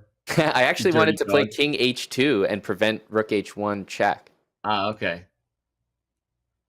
Okay, queen E4 offers the queen strike, and Fabi gets them off the board as fast as he can. I know that feels like, I mean, the engine eval just dipped. So clearly, like, things were missed, but you have to understand, like, giving that wow. I'm surprised he didn't play bishop takes knight there. I'm shocked, actually. Does Fabi want more? Fabi think this is turned around? Likes his bishop chances versus the knight in the endgame with some pawns he can target? I don't know. Hey, Fabi is saying, let's tango. Because that was a very aggressive decision, and he wanted this endgame. I'm not sure if he was right. Yeah. Well, we're going to find out. He goes for the knight versus bishop battle. He likes the bishop's chances here. Objectively, probably should be a draw, but it's mutual time pressure, and the knight is usually favored in these very tricky endgames. Yeah, there's a few more targets. There's a few more targets here. The bishop is actually doing just fine, but yeah, white should never be in danger. I feel like only black can have those like nightmare scenarios where they mess this up. White can just kind of jump Literally around. A nightmare. A fork of some kind. Although now if the king runs itself back to the corner, Fabi has sacks on the brain. He's going to bring the bishop in, give it up for the pawn, and just draw the endgame. If he can get rid of the knight. I'm getting a little ahead of myself there. Yeah, I think we'll probably see knight E2, knight G3. Everybody like takes each other's pawns. Okay. No okay just yet. Yeah, king b5, king d5 is the way to ask yourself to lose as white. Walked into the pawns being traded. Again, should just be a draw. Yeah, I think okay, it will be. Now indeed. We have peace throughout the land. The record is broken. Our first draw of the match, if you're just tuning in. There you go. And for better or for worse, Fabi is often initiating, it feels like, these decisions like to play on when it looks like you could call it. Fabi seems more interested in continuing. Not that Sarana's settling for a draw or anything, but it does feel like Fabi is ambitious, maybe even to a fault, but it's enjoyable to watch. Yeah, I like it. I mean, obviously he blundered in time pressure in the first game, literally with a mouse slip. And then the game that we may have a chance to review, that just wild back and forth affair. But I think overall, I wonder if there's just like a match strategy to work out some nerves. Maybe he just doesn't want to be in a spot where he's avoiding time pressure and thinks he can't handle himself in those spots. I'm just throwing out options here just to see if you like one. I'm trying on the dress. You see, does it fit? What do you think? Let me know. Yep. No, there's different looks for different occasions. In this case, knight takes c5 is the first time we've really seen the structure clarified like this. And I have to assume that black is going to try to play knight d7, knight b8, knight c6, knight d4. But if you're doing this is just a big advantage for white. There's no other way to put it, Danny. This is going to be a Fabiano, can he massage this advantage correctly type of game. We just saw a model victory for Fabi the last time he was white in the night, or we might be seeing another one here. This is the bishop pair for white. As you pointed out, plans for black are just kind of slow. You're stuck behind guarding this pawn. Yep. Gotta like white's chances a lot here. Yeah, you do. The black knight really struggles to find a foothold anywhere. White will probably continue like g3, king g2, rook on c1 maybe. And okay, this bishop takes f6 would of course be a phenomenal move to play now, even though it would be opposite bishops. White would be really, really favored there. It's funny. I wonder if the knight moves, if Fabi has any ideas of switching over here for an attack. I used the blue arrow to say that the engine would approve. That was a trick. It was twist ending. It wasn't the blue. It wasn't the engine. It was me, everybody. Well, hey, now it also has an idea of rook f3. Although I still feel like a move, maybe g3, bishop c4 to stop black from trying c4. Little surprised by this. I would go g5 and knight h5. Yeah, to be computer honest likes g5 and knight h5. I bet indeed. I don't like that. I think white should have kept the bishop on e3, like on that diagonal, and then just played g3, king g2, built it up slowly. Because I don't know. It's black can just take the bishop on g3 and yes, be worse, but also, are you really breaking through? Yeah, exactly. It's one of those positions where the computer will forever say white is as much better as you see it, hovering about a point above, but the space advantage is impossible to use without a breakthrough, especially with an opposite code bishop dynamic. So, yeah, well said. Bishop to e3 would have been much better. Even moving the bishop to c4 was, frankly, kind of a quick move that you play to feel secure, but it's like, what exactly did that do for Fabi's position? And it allowed this whole knight h5 idea. Yeah. So one thing about knight takes on g3 was maybe it allowed f takes g3. I'm pretty sure Fabi was going to take that way and then play rook f1.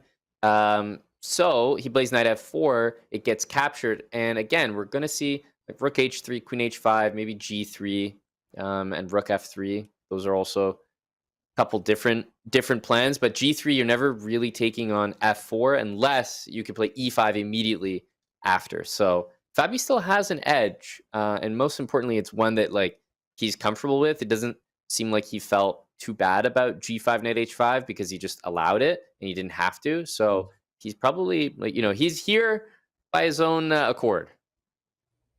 Yeah, he welcomes the challenge, as you say, right? Indeed. See if he can convert on a space advantage and an opposite code bishop, dominance of the light squares. It's a big pawn on d6. Big pawn. very, very large pawn. I can see the white king making a very long journey to b5 and c6 in the future, like the very, very long, distant future in this position.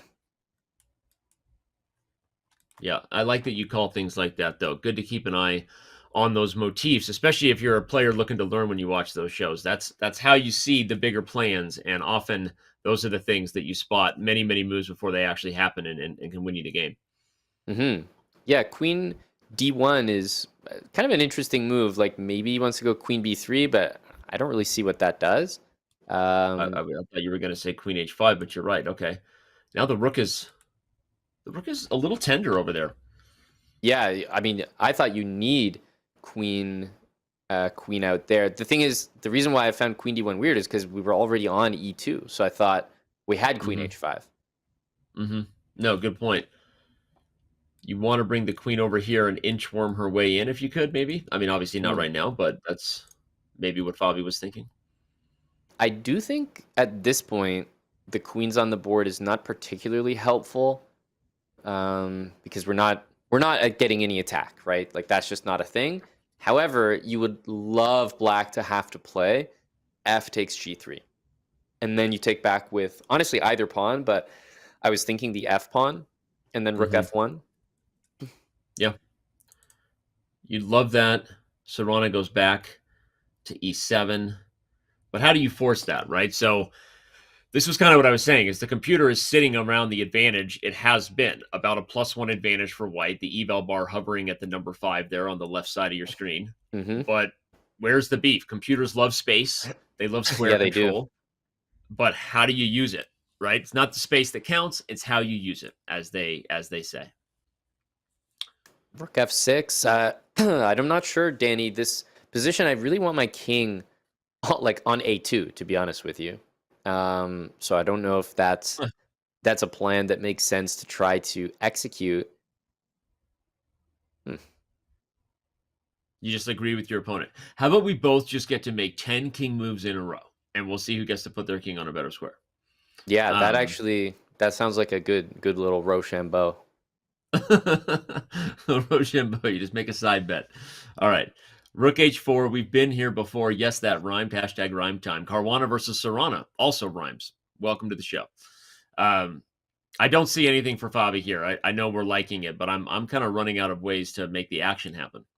Yeah, rook g4 and taking on g5 is like, I no longer like the rook on the h file, so I kind of almost want to get rid of it.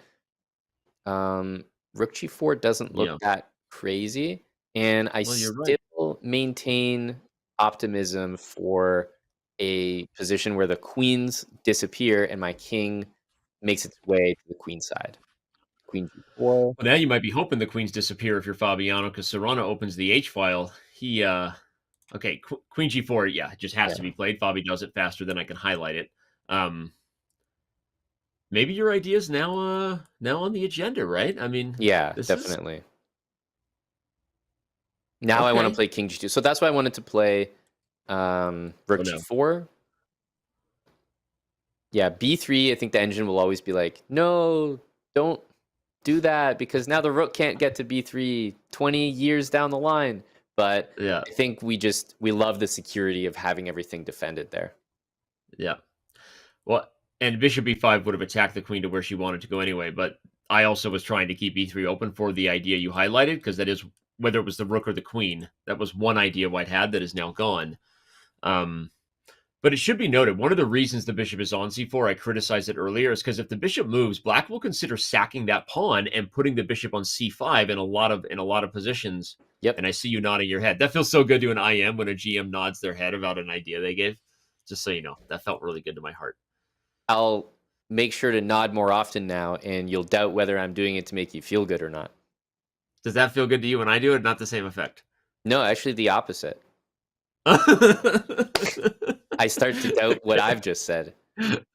Exactly. All right, queen goes to f5. We've got light square problems if we're black, but Sarana's had those for a while, and he's just it's just shuffle puck right now, Amon. He's like, all right, what are you doing, man? okay, but here's my thinking. I want to trade the queens. I want to play h4, potentially whether or not the rooks are on the board or not.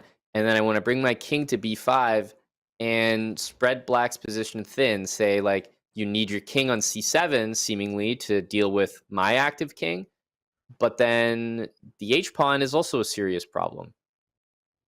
Yeah, well, we're going to find out if there's any merit to this long-term plan, because about 20 moves ago, we said, keep your eye on the king, puts on his running shoes, run, Forrest, run. He makes his way all the way to the goal square. And here comes Aman. It's a principle of two weaknesses position Aman is highlighting. If you get a pass pawn here and you threaten to enter here, black has a hard time holding it together on both sides of the board. I don't agree with allowing h4. I don't understand. Why not keep the bishop on that diagonal? But this is a perfect position where the time gets lower. Like, Fabi should never lose this. So it's exactly the type of game he wants to be in. And yeah, we can continue even with, like, yeah, okay, h5 is there. It's exactly what we call it. It's almost like Sarana allowed h4 just so we could complete the instructive lesson we're giving here on principle of two weaknesses. But you know what he's saying? He's saying even still, this is harder to break through. Where is it? Yeah, the king can now come to f5. I don't know how relevant that will be, but at some point you can even consider pushing the d pawn and then playing rook d1. So I think, given the time pressure, this is a serious push for Fabiano. I love it. I love it. This is actually a really cool game. This is actually a really instructive game in terms of how Fabi poked and prod on both sides of the board. Because even if he doesn't convert him on, I would bet if someone analyzed this, there probably was a win for white. I love the bishop on g6. It stops the rook from protecting this. Yeah, you can take on f4. Yep, and you force g takes, and now rook g1 and bishop f7. Hey, look at us. I'm highlighting as you speak. If you were on camera, everyone would see you nodding your head in approval of me. d6? Question mark? I don't know. We're almost at that point where d6 becomes an idea, very, very close to it. Yeah. He goes back. He maybe wants to move the bishop at some point and get in here. Oh, wow. Sarana's not going to sit around because he only has 5 seconds. He's like, I'm tired of the torture. That was too desperate, and that's exactly why Fabi plays it. I mean, the bishop can move to e8 and cover absolutely everything. Meanwhile, now you have a passed d-pawn, so that was definitely not correct. And with only 1 second left, Sarana sacrifices another pawn. He's gone from white having 1 pass pawn to 3 and decides that's too many, throws in the towel, and we have a tied match, everyone. Right as the 5-minute segment comes to an end, Bobby's like, what are you doing? Don't abort the game. I'm on a roll here. Let me play some chess, everybody. But no, take a break, Bobby. Go freshen up. And Aman, your thoughts on the momentum carrying itself into Caruana's corner. Yeah, the momentum is clear. The match is tied, but the feeling of the match is significantly different than after the first break, which surprisingly was very needed for Fabiano to just settle down. What I've noticed is that he's got positions where it's almost a non-existent edge. So either those positions and he just plays them on. Maybe he can outplay his opponent, maybe not. He's even happy with a draw there. But I think he massages and plays those positions so well. His technique is, pretty much the best in the game. So he's found and honed in on exactly what types of positions he needs to be playing against Sarana, and he's got them time and time again. This opposite bishop position, yes, we can criticize knight h5 takes g3, giving up the bishop pair, but what it gave him was a position where he was not going to lose, and time was just going to disappear from both of their clocks. And then eventually Sarana loses patience with a move like c4 at the end. You just knew that Fabi was going to find a way that game. And it was a beautiful, just a game of inches, slowly getting, an extra advantage on both sides of the board. I thought that was a beautiful game by Fabi, but almost a beautiful game plan since the break. I couldn't agree more.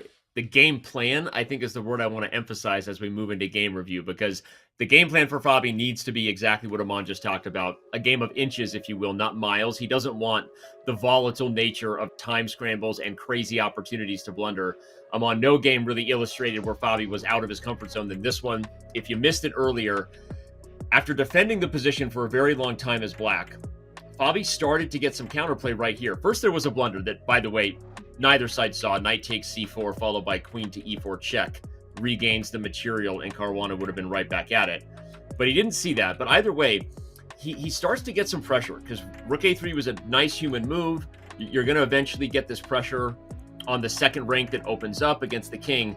And what I wanted to show was that this is going to be the type of game that if we get back and forth time scrambles where it's equal, but both sides, if you see, oh wait, you can't see the time on the left like I can. Both sides had 17 seconds and 11 seconds at this point in the game. That was what I wanted to highlight. And it became an absolute just nightmare of blunders. After check and knight h2, this position starts it. h4 was losing if white takes the pawn because there's just too much going on here and this is too slow to take here. Instead, queen to b3 was played by Sarana, which was a blunder of mate in 4 if Fabiano had taken the pawn with check. Fabiano plays rook back to a8. Now white's winning again. And after c takes d6, h takes g3, Sarana blunders with rook f5, allowing queen to d2, which would have threatened rook a1 mate, and Fabiano misses it with queen to c1 check. Again, this was a position with both sides under 5 seconds on the clock. And then the last chance Fabiano had was right here with king to h3, allowing rook a3. Caruana doesn't see it, and we enter an endgame where the pawns were too much. One last chance would have been to just take one of them. Amon, it kind of laughs in the face of danger because c7 can be met by rook c8, but that's actually kind of hard to see with a few seconds. So he played knight f6 and then ultimately lost. I had to go back to this game, one, to just make sure everyone appreciated what a wild ride that was as the eval bar took us up and down the screen. But in the end, it's really to highlight that the model obstacle bishop game Amon already analyzed so well as Fabi did it in real time is what he wants, not this type of game. This would go Sarana's way in the match if we get more of this kind of stuff. That's right. Going forward, I think we're going to see Fabi continue to make that adjustment. But Sarana also needs to start making an adjustment. Like, just because Fabi maybe shifted things doesn't mean it's just going to go that way the entire match. The best players know how to adapt. And I'm curious to see how Sarana comes back in probably his most comfortable time control. And also with a lot more information now about the games that Fabi wants to play and where he excels. And not just where he excels, but clearly we've seen where Sarana does not want to find himself in these helpless positions where he's maybe shuffling, holding a draw, but he's shown that he doesn't have the patience to keep just shuffling. And eventually he plays a move that, honestly, all of us would play, C4, something to just get some play. So he needs to stay away from those, and I'm curious how he's going to adjust in the next format. I think a really big question is, will Sarana stick with the Najdorf given how dominant these games have become for Fabi on the white side? And another question for our community before we go to a break is, will you subscribe to the Twitch Chess channel? Make sure you get all the content that we bring to you at the breaks. Often throwing videos, sometimes exclusive, especially when we have events like the Confessional Booth in Norway. But no matter what event is going on, your support is appreciated. It makes all of these shows happen. Got a sub for that, Robert Hess. Look at that, Robert Hess one, Danny. You got a sub like just for that alone. You got to sub for the Robert Hess emote because Robert loves when people use that in chat. Just so you know, I'm speaking for Robert. He loves when we use his face for emotes. It's his favorite thing, and so sarcasm noted. Go ahead and do it. Also, if you connect your account at Chess.com, you actually get ad-free Chess.com experience. A lot of people don't know that. Use the command. Actually, I didn't even know if there is a command. There you go. Command subscribe. I read the information on the screen like Ron Burgundy, and then I throw us to a break. Don't go anywhere. The Speed Chess Championship returns in just a few minutes.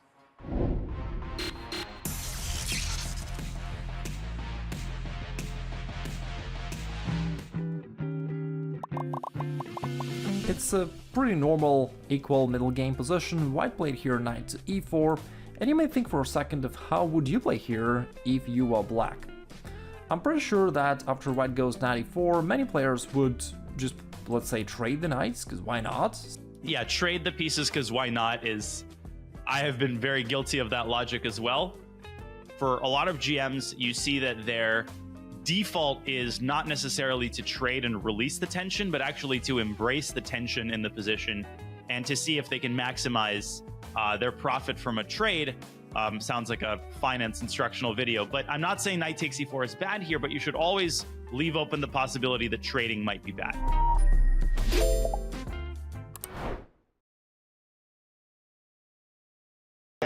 60 push-ups? No.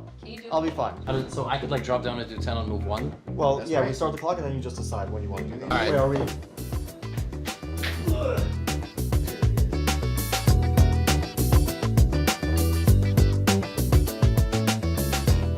Look at the form. He's Look going. at the How many shoes. did you do? We got a clown up on the shoes. How many did you do? Get the shoes. Wait, what does that mean? Yo, Levy. What's up? What's up? I'm fit as bro. We should have got this one. Oh, he's got game too. Oh man, I gotta take off my shirt. I gotta take off my. Alright. Yeah. Oh, here we go. We should have Okay, there you go. Okay, good. It's actually not. 5-3 is a big format, I feel like. Okay, now we're tied. We're tied. Okay. Oh, he's trying to get a lead. He's at 31. In that late night Yo, these pieces are crazy, man. That's Okay. I'm not trying to do All right, that. so that was a really good lesson for me. That little pattern. This is how you learn. Yeah, that was good. Like, we made 3 move the push-ups. Right? I can't imagine Queen chess D5 boxing. check was fine, but taking the rook Yeah. was stupid. But if I took the Sounds knight and tough. blocked the check, right?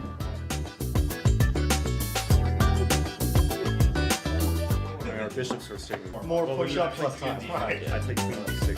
It's a pretty even position. So I'm gonna like go here and here. Oh damn, the sneak attack. Taking the lead on the push-ups? Going to 60?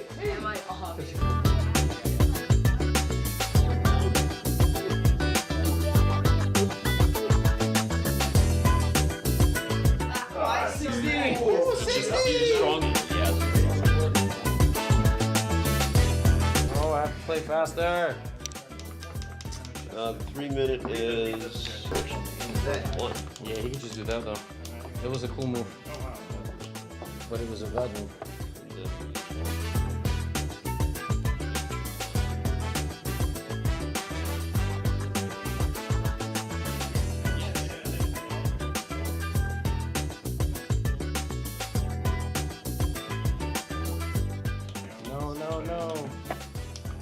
No.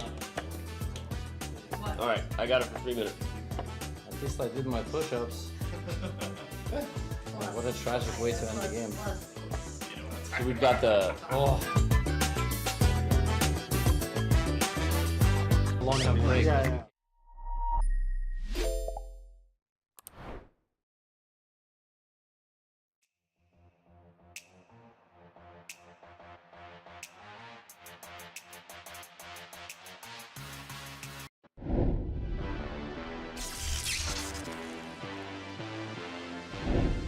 Welcome back, everyone. It's the last battle in the round of 16 for the 2024 Speed Chess Championship alongside Grandmaster Amon Hambleton. I'm Danny Wrench, and we have a deadlocked match right now after the 5-1 portion. It is a 3.5 versus 3.5 apiece affair. Let's run through Fabiano Caruana's round 16 history. Speaking of this being the last match in the opening round, Amon, what sticks out to you here? Well, obviously, it's easy to focus on the fact that he hasn't always made it past the round of 16. Someone like Wesley just consistently does that. But what is sticking out to me are the margins of victory. So he always seems to have these close matchups. You know, a lot of those I can tell based on the scores look like they've gone to overtime as well. 14.5, 12.5, 13.5, 12.5. These are very slim margins of victory for Fabi. So while he gets it done, it tends to be a close match. And honestly, that just excites me because I'm a fan as well. I'm here to commentate a great match, and it looks like we're going to get a close one regardless. Agreed. I'm a fan as well. I'm also a fan of our fair play team. That's a second laptop right there behind Fabiano, observing his field of vision, along with all the other things we're doing. Some of them we mention, some of them we don't all the time. But players under very close observation here, along with delays. A lot of people don't know. If you're listening to this audio and the words coming out of my mouth, it already happened a minute ago. Like welcome to the future. Here we go. I'm immediately looking at this position. You're talking about the future. I'm thinking about the past when knight d4 was a possibility after knight d7. I'm wondering if, both of them, maybe one of these players looked at that idea, but with queenside castling there, it's already a much different approach from Sarana. Interesting stat there. Fabiano Caruana does not have a very good score in the 3-1 portion historically. We'll see if that bodes, well for him or not so well for him today. I think it obviously doesn't bode that well, but you see he did avoid the potential of knight to d4, as you pointed out in the game we had earlier. By the way, you know what Smarter Chess predicted after the first round of 5-1 chess? Well, I don't, but because you're bringing it up, it's probably bad news. Was he bang on, Danny? He was bang on. 3.5 versus 3.5 was the Smarter Chess predicted score after the 5-1 portion. I hate that guy. Unbelievable. How does he do it? Okay. It's like, how does he know the answers all the time? It's like it's simulated or something. It's like he's using an engine. The next time he's wrong, I'm going to rub it in his face. Like, honestly. Like, no, I'm kidding. All right, h5 is played. We've got a kingside attack, and we've got almost a minute time advantage for Alexei Sarana. So if history repeats itself and Fabi has a bad 3-1 performance, that could be a really, really bad sign. Okay, I do not like Fabi's position. It looks like a position that I would honestly have myself. That's how I know it's bad. He's just played a5, and yes, you have moves like a4 for black, clamping the b3 square, but we're so past the point where Sarana cares about the b3 square. He says, okay, great, I'll play queen c2, or even at this point, queen g2. So irrelevant, and you don't have any breaks. c6 seems to drop the d6 pawn.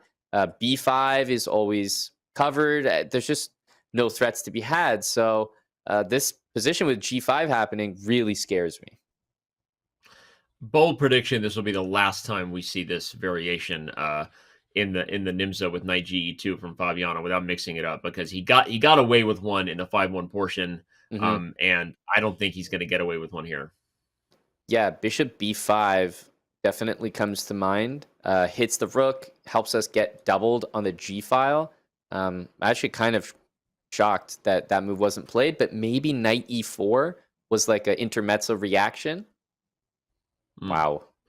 God, this just feels like where's the winning tactic? Like, yeah, I would H6? honestly, I would play bishop c2. I'm not gonna lie. Just get the bishop out of the way. The knight is actually such a useless piece on c5. The quality of black's pieces is just not there. Yeah, e4 is played. E5 is a threat, which would just continue to bully the black pieces. Again, I mentioned h6. Watch out for it. At some point, you're even willing to give it up to open the h file. So this is bad news bears right now. Not the good one. The one with Billy Bob Thornton, which sucked. It was a horrible movie. Walter Matthau for the win. Yeah, at this point, I'm liking your idea of h6 and like queen h2, but we don't have to do it in that order. We can just build it up. Queen h2 also supports the move e5. So queen h2 is just like such a star move. h6, e5, f4 is protected, and the bishop on b7, the knight on c5 are not contributing anything to the position for black. That was for you, buddy. I'll give you a gold star for that. Thank you. Thank you. Yeah, you're welcome. I definitely made that move. Queen h6 is played to stop the star move potential of h6, but as you pointed out, it also supported e5. Sarana does it. Fabiano's got to go back to the drawing board on this one. Not looking like a good start. Retire this opening. I'm with Danny. Just take it out, because the positions have been struggles for Fabi for no reason. There are other variations to play. I'm sure he's got a long list. Agreed. Queen He is G3. Fabiano Caruana. Well, I was thinking we'd play e6, and after f takes, rook g6 and h6, but okay. Sarana says it's not that simple, but that looked kind of straightforward. Yeah, he takes on a4. As black, I know it doesn't make sense, but I'm like happy to see it, because the other moves look much scarier. I'm like, okay, you win a pawn, like things could be worse. Is he just going to bring the knight I still back? like that idea. Okay, he finally does it, but e6. Nice spot, Danny. Okay, you can't take because the rook. Okay, so yeah, he waited, but eventually does play e6. I think this is the backbreaker here. There's no chance here. Queen f6 is that last hope, but there's always queen e5 just to cover everything as well. So I'm not seeing it. You could even take on c7 if you're feeling really greedy. But takes on f7, queen f6. You can take on g8. So taking on f7 looks pretty solid here. Pretty good. Yeah, don't forget that you're taking g8 with check, right? Okay. Exactly. Bobby sacks the rook on b2, but queen f6 is a waste of time, so he'll probably resign. Yeah. After he plays that last ditch effort, he throws his hand in the air, says, "Forget about that one. You know, enough is enough." Good song by Post Malone recently came out. "Enough is enough." Not a sponsor of this show, but just shout out. There you go. Do they have a name for Post Malone fans? You know, like Taylor Swift fans or Swifties? Like, Posties? I think they're the posties. Are you Swifties? So are you a postie? I'm a postie, I guess. Not all of his stuff, but yeah. I took my oldest son to a Post Malone concert a few years ago, and after you see someone live, it's kind of hard not to. I mean, usually you enjoy or follow a little more closely. So what are we talking about? Back to the chess. We got a dragon on the board, a change of the guard for Sarana. We almost got our second Saruana out of you, Danny. That was a close call. Saruana. If they came together, Saruana. What a chess player that would be. All right, it was a dragon though. Tired of Fabiano beating him up in the Najdorf. Yeah, I think that's a very smart decision. I mentioned right at the end of the segment before we went to break that we would need to see what adjustments Sarana is going to make, because Fabi had already made one in the types of positions he was going for, and it worked out very well. And to be honest, in these matches, I'm always under the impression that the player who is able to adjust better tends to do very, very well in the matches, has a very good score overall. It's not always the stronger player, but the one that is able to make those adjustments. So I do like it. It's a different position. He's got the bishop pair here. I still think Fabi's going to be happy with this, but this isn't like one of those solid edges where only white's playing for a win. He's up against the bishop pair. b3 is a target.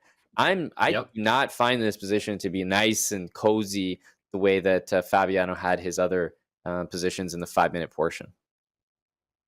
I love that. I love the tone used too. He's up against the bishop pair. b3 is a target. The b file's open. I felt like you were just gonna I was like on the journey with you. Like, yeah, like black is on a roll here. That was my 8-mile moment, Danny. I had the mic. That was your moment. You had to own it. Mom spaghetti, man. Mom spaghetti. All right. Rook b5 is played. Jokes aside, you are right on. I mean, the b file is a problem. The a pawn is doubled, but it actually is helpful. Ooh. Fabiano was able to get rid of the bishop pair, so maybe rook b5 was actually not so hot. Interesting. I think that the engine probably wanted rook takes b3 and knight takes e6, rook a3, knight f8, rook back to b3, and miraculously the knight on f8 might not be escaping. So it may not have been as bad of a move, like according to the engine, but I agree. Like from a practical perspective, this is a kind of an achievement for Fabi, whose b pawn is now well defended by the knight. And, you know, while Sarana is doing quite fine, I still think it's a great adjustment. Probably a slight miss. Agreed, which means maybe black should have played rook b7.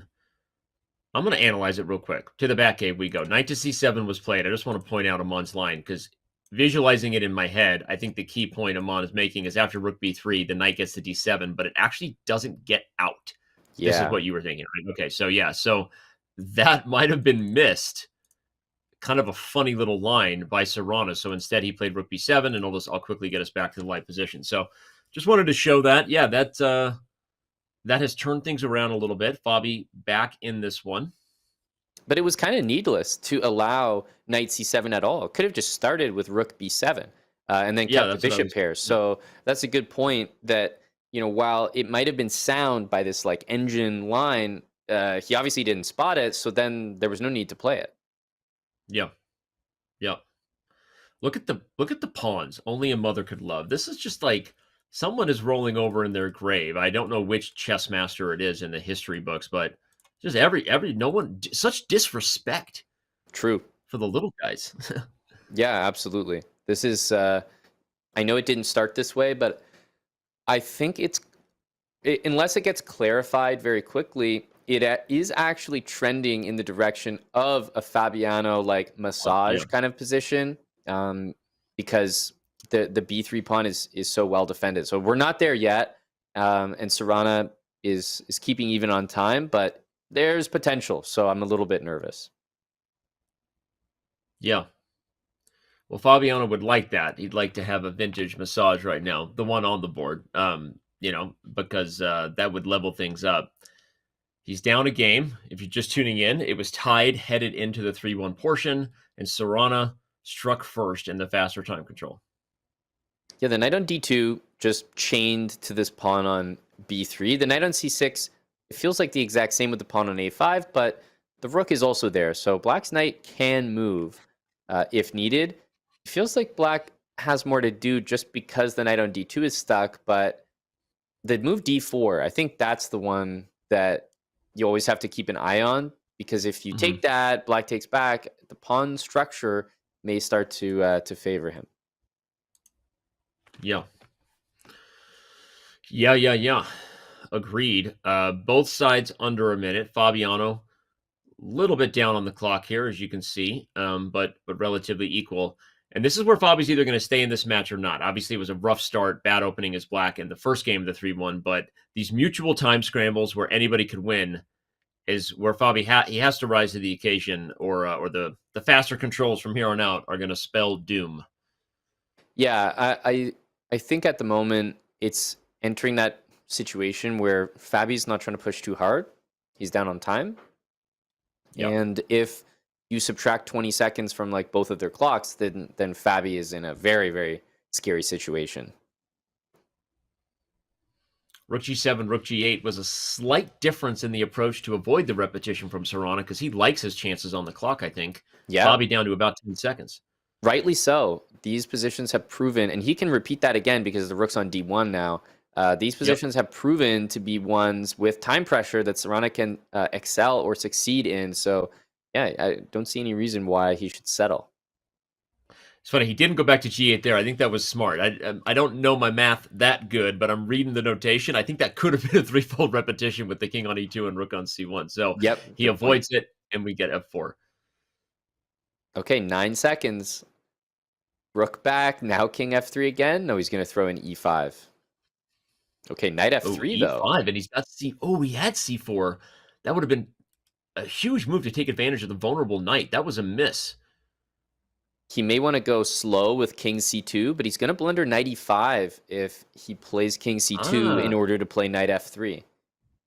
I love when you point out ways this game could go wrong. That's just one of my favorite things you do. He avoids that tactic. Now the king goes to c2 because there's no knight takes e5 pin, but Sarana goes right back to threaten it again.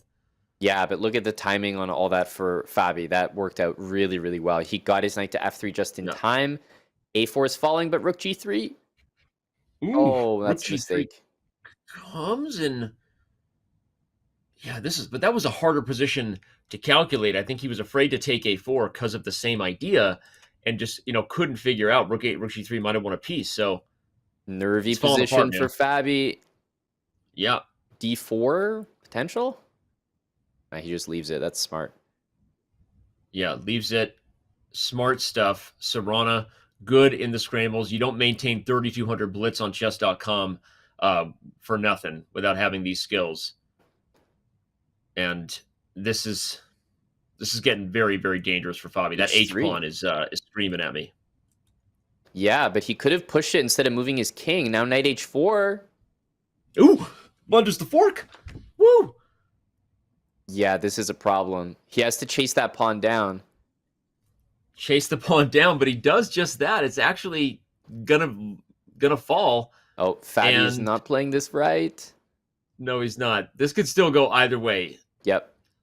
Ooh, but now d4 falls with check. That's was a blunder. Huge. Big spot from Fabi, who now can play like rook g4 and hunt that pawn down, I think. The knight, I'm like looking for all the squares the knight could jump to. Don't take it. It was a fork on f4. Okay, you avoided it. Yeah, knight h3. Ooh. Hold the phone. The pawn is pushing, though. This has to be a draw because, yes, you can win the bishop most likely, but that position will be drawn. So he's going to try his best not to move that pawn, I think. Yeah, but the knight is kind of awkwardly sidelined, which is funny. So obviously, it's a theoretical draw, just so everyone knows. King and rook versus king and knight should be a draw, and now I think it definitely will be because the knight is no longer trapped in the corner.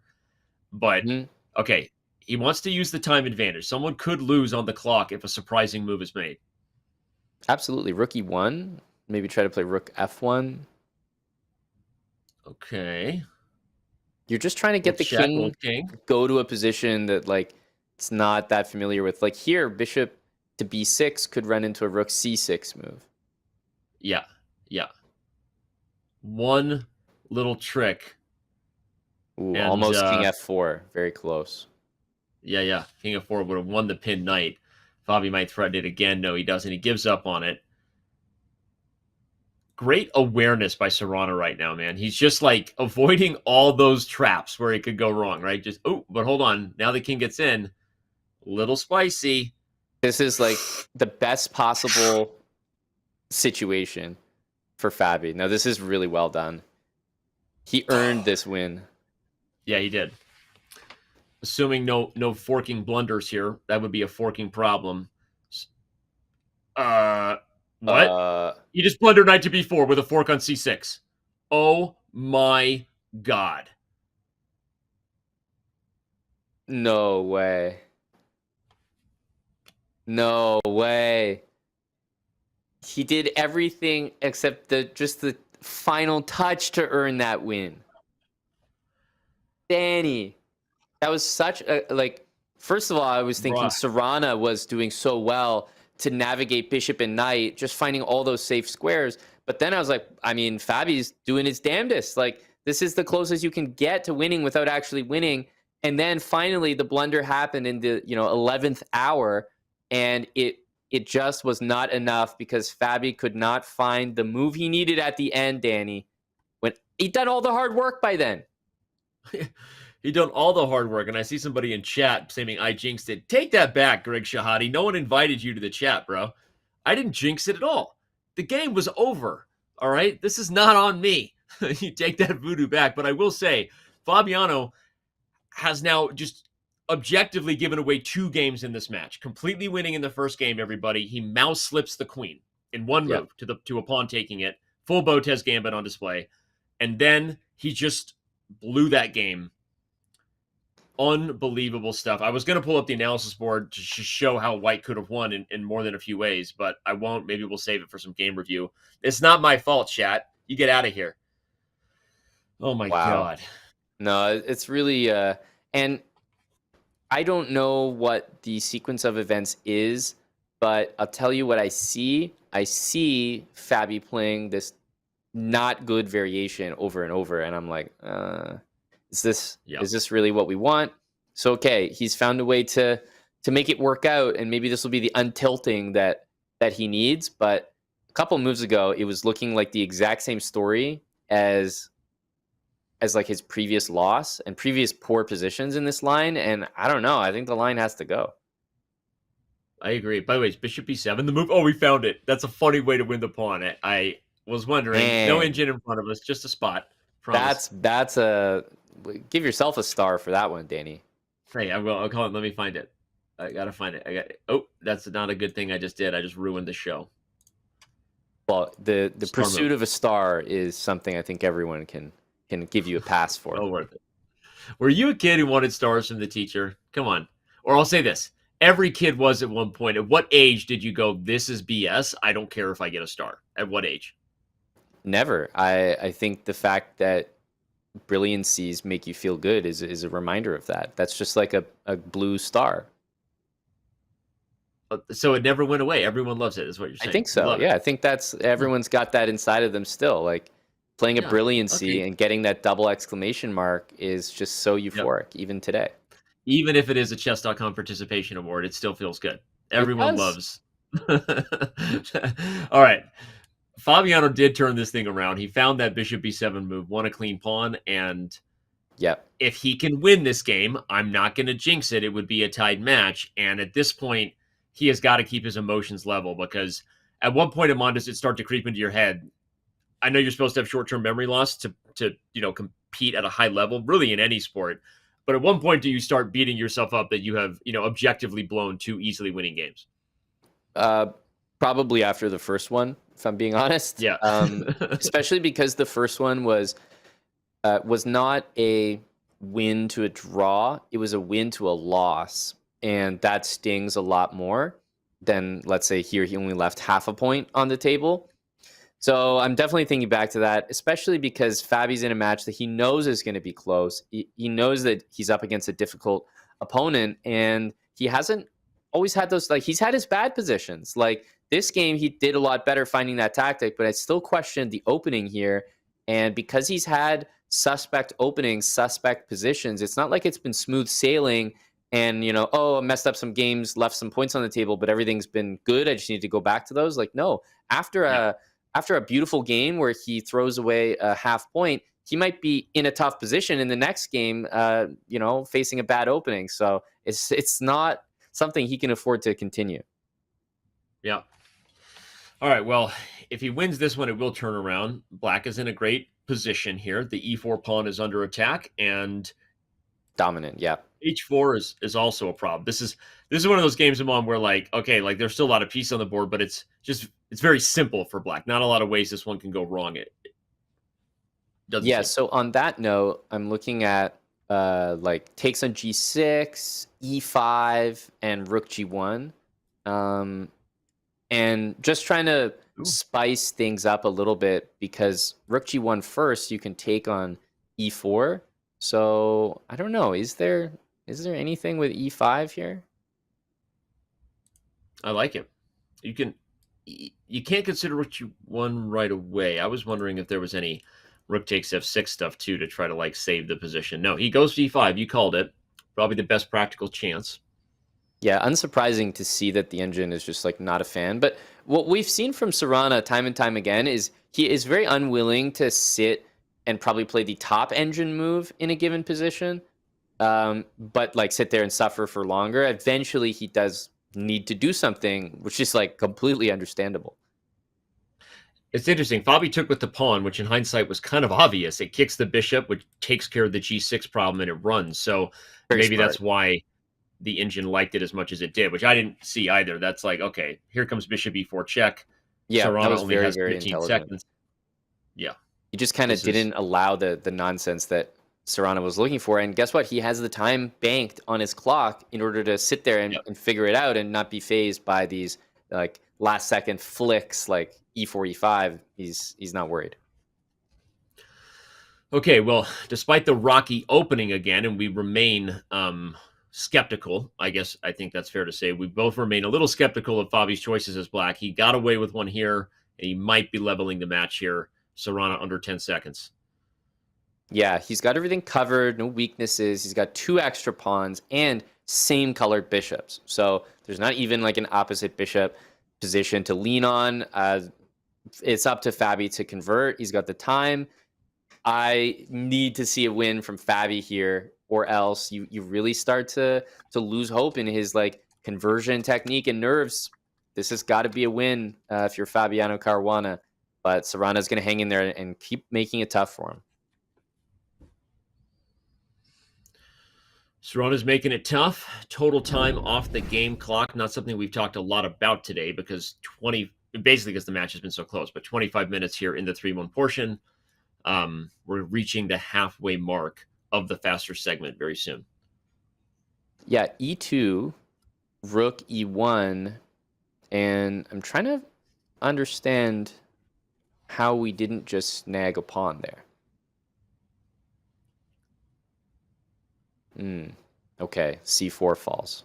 And h4 falls, I guess, as well. Yeah, this looks like he's done a really good job here, Fabi. Everything's under control. 1 second for Sarana, but he's been here before in terms of time scrambles on Chess.com, so he's not given in just yet. Yeah, king g5 can be played as well. Oh, yeah. That's much a better move.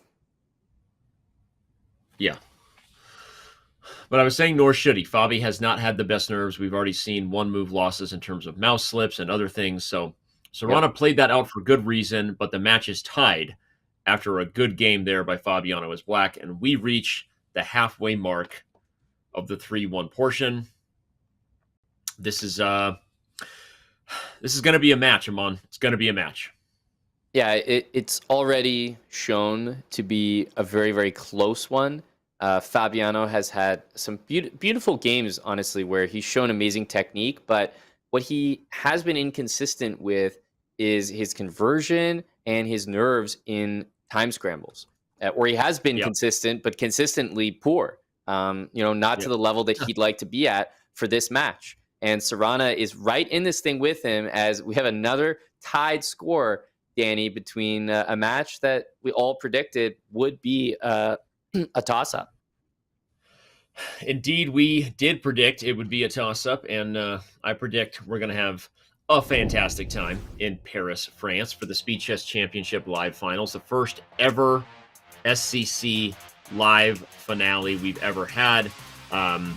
Unfortunately, for the Frenchman with 3 names, we may have to update this graphic. Maxime did lose earlier today to Hans Niemann. If you missed that, it was a wild one. Check it out. But he'll probably be there anyway. We love Maxime. He'll join us for some commentary and some hugs. We'll hang out. Don't forget to buy your tickets before it's too late. They are selling. It is happening. I think all of the diamond tickets have already completely sold out, so you missed the very VIP experience, unfortunately. But there's still plenty of time to get them. They start at 35 euros a piece. Don't go anywhere. We got a lot more chess ahead. The Speed Chess Championship and a tied match between Fabiano Caruana and Alexis Sarana returns when we are back after the break.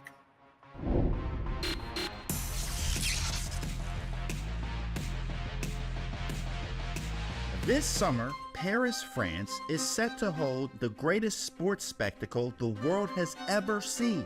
And no, I'm not talking about the Olympics, though that's pretty cool too, I guess. It's the 2024 Speed Chess Championship. In the 2024 Speed Chess Championship, 16 of the world's greatest speed chess superstars take up the gauntlet. Only 4 will make it to Paris. For the first time ever, few are invited into the battleground. Book your ticket now for arena-side viewing, live commentary, immersive pop-up booths, and more. Level up your ticket to gold, platinum, or diamond to unlock special event gift boxes, a VIP lounge, and player meet and greets. Hurry before the clock runs out.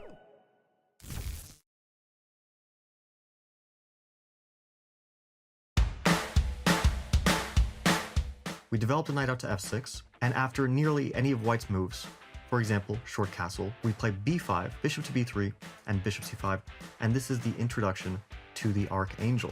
My name is Fabiano Caruana, and I'm a chess grandmaster, and here I welcome you to my course, Caruana's Ruy Lopez Dark Archangel. This course will provide you with a full repertoire with the black pieces against the Ruy Lopez. So let's say after h5, white plays h3, because white can always take on b6. Black plays h4, bishop h2, g4. We've seen this idea, we need to open up the king side. We need to play for the initiative. Take, and we take with the knight. And the idea is to play h3. We also always have the option to take on h2, and if knight takes b6, rook b6, it doesn't really change anything because we still have many attacking pieces. Knight on g4, knight on g6, pawn h3 coming, and rook h8 coming. All of black's army is actually concentrated at white's king side.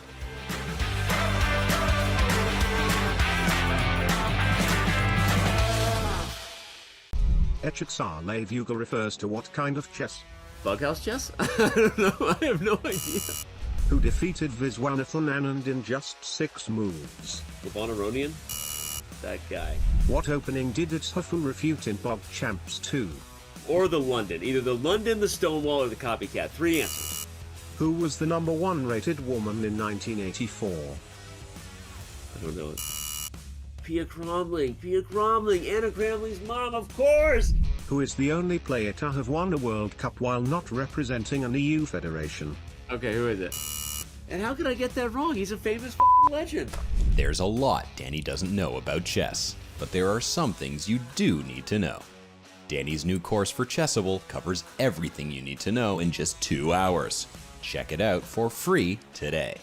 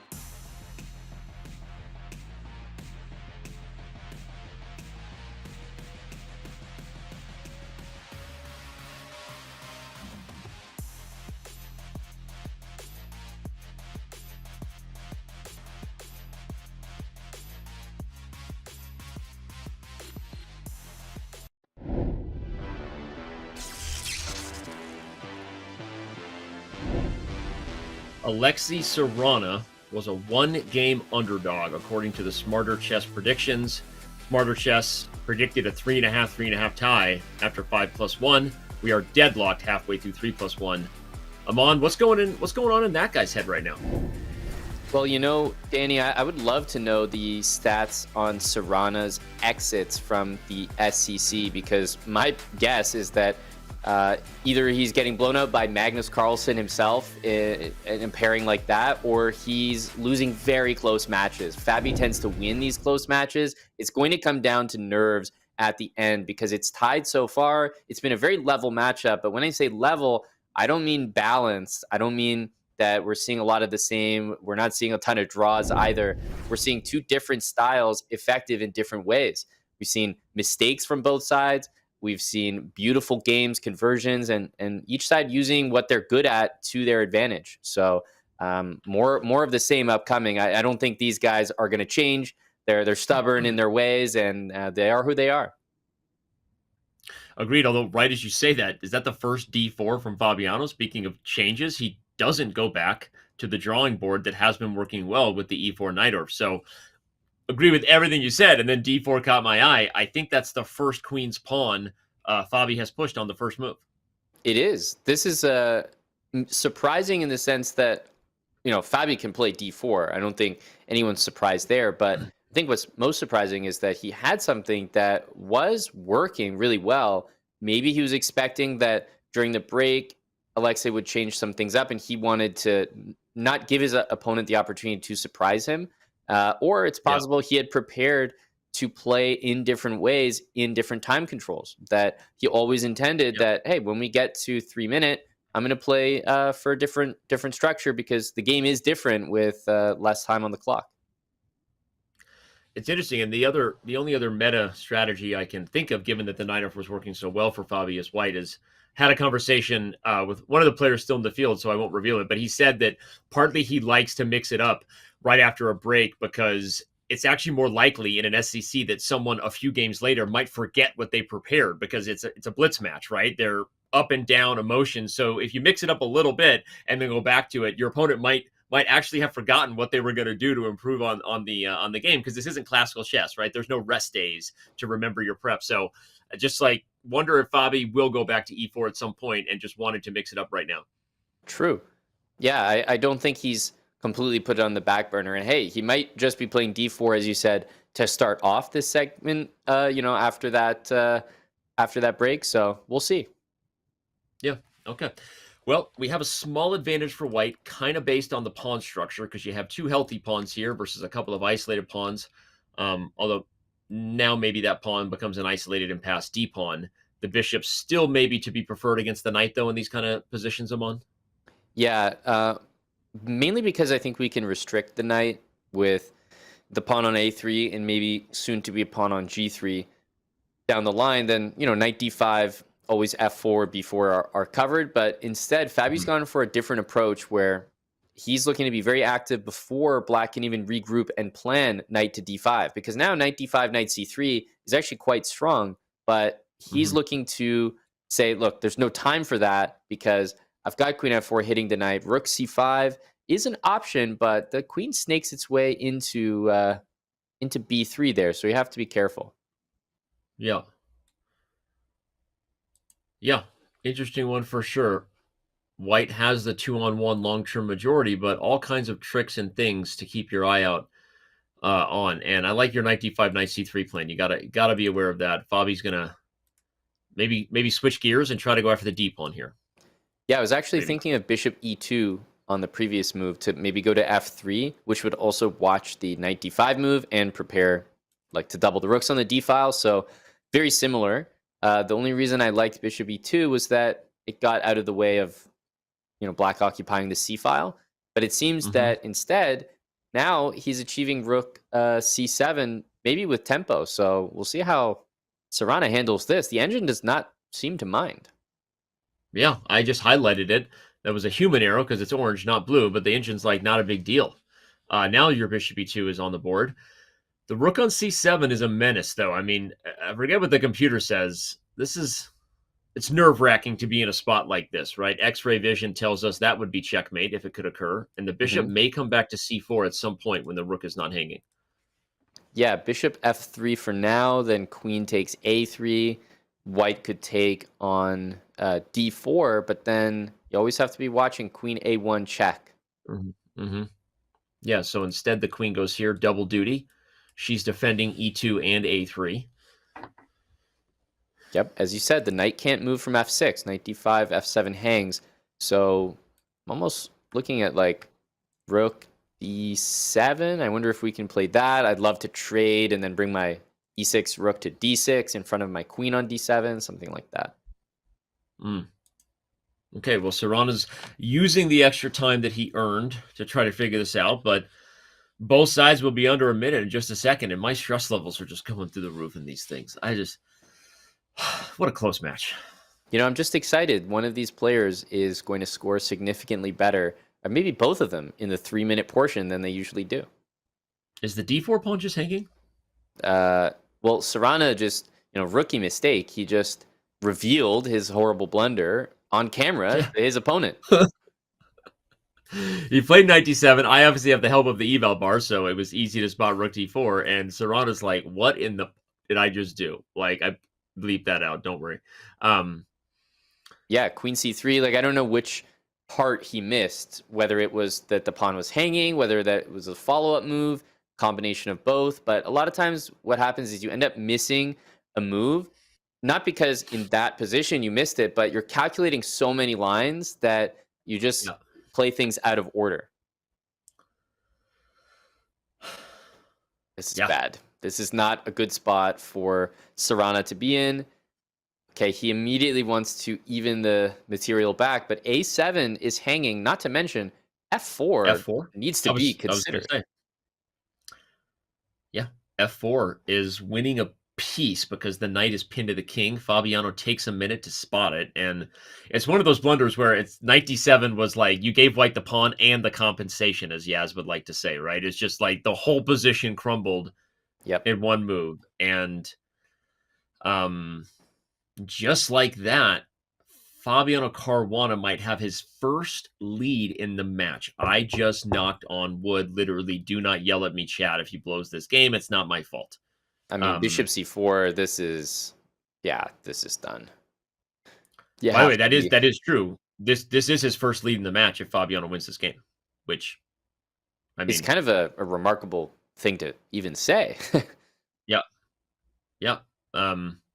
It would have taken more than an hour and a half to get here.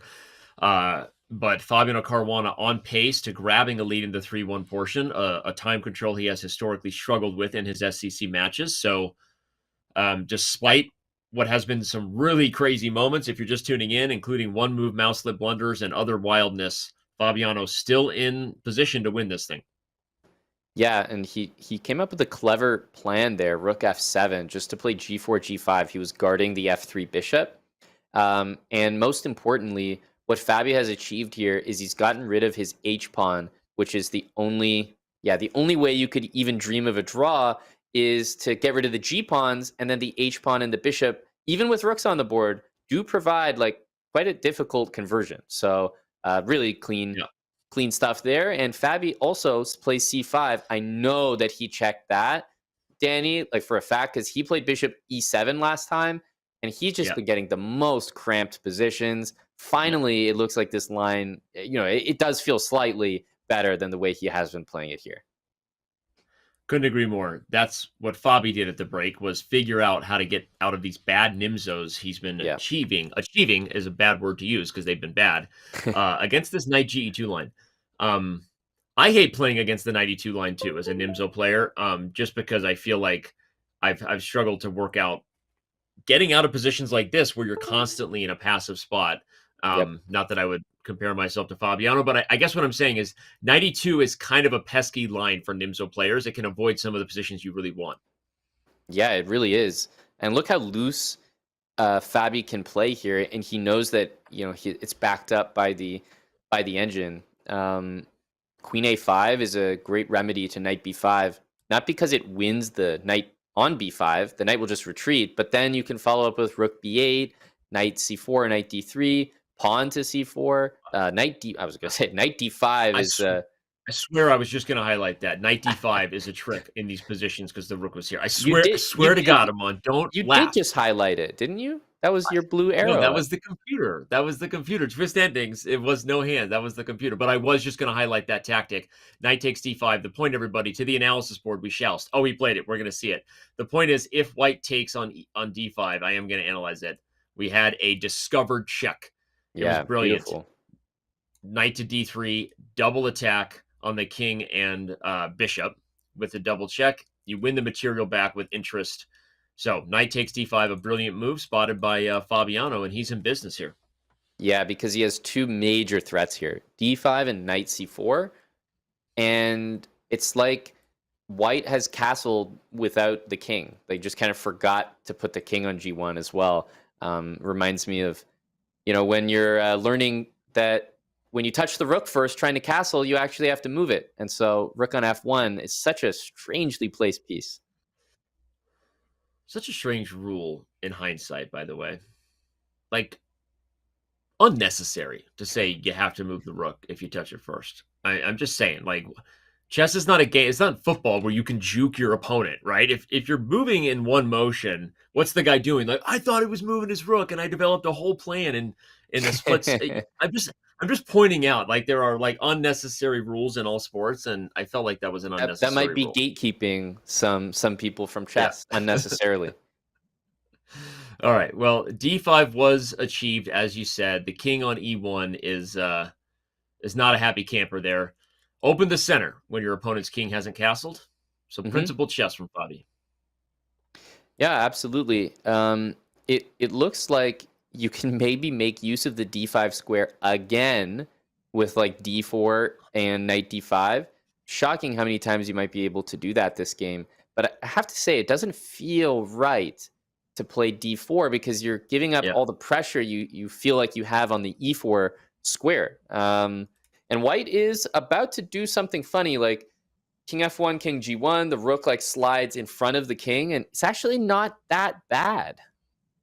I agree, and it's funny. The computer said d4 was the best. We can't always argue with them, but that was a hard human move to play, to release the pressure when your opponent's king is sitting in the center. But ultimately, accurate weirdness here from Sarana. He's kind of got this game back to level. I think if he finds rook d2, he's actually doing okay. Well, and rook d2 is not a difficult move to find. I think the move on the previous turn, Danny, if you want to bring up the analysis board, just kind of a nice one to show. Knight d5 looked unplayable, but queen d5, I think, ran into queen takes b8, which was a nice way to remind black that the pin is actually no good on the e-file. Because, knight d5 seemed like you just couldn't play it. Queen takes d5, plain and simple. But, this shot, queen takes b8, means that Fabi... Honestly, he might have missed that, and then he went knight b2, but there's no way that he wanted this position. And while we're here, we'll just show that this was the position where the computer said to play d4, a very anti-human move to use the d5 square, as Amon pointed out. The pawn is pinned. It attacks the queen. You can use the e3 square perhaps next, queen a5 check. So Fabi missed that. Maybe, to Amon's point, maybe he also just missed knight takes d5. Either way, Sarana back in business, and this position is close to level again. Yep. Yeah, no, and it's, I think, still a position that Fabi hasn't lost control of. I was going to say queen h4 check to trade your d-pawn maybe for an h-pawn. And there's rook b3 to maybe hit the a-pawn as well. So we'll see. Yeah, from a practical point of view, despite what the computer says, the king is still in the center.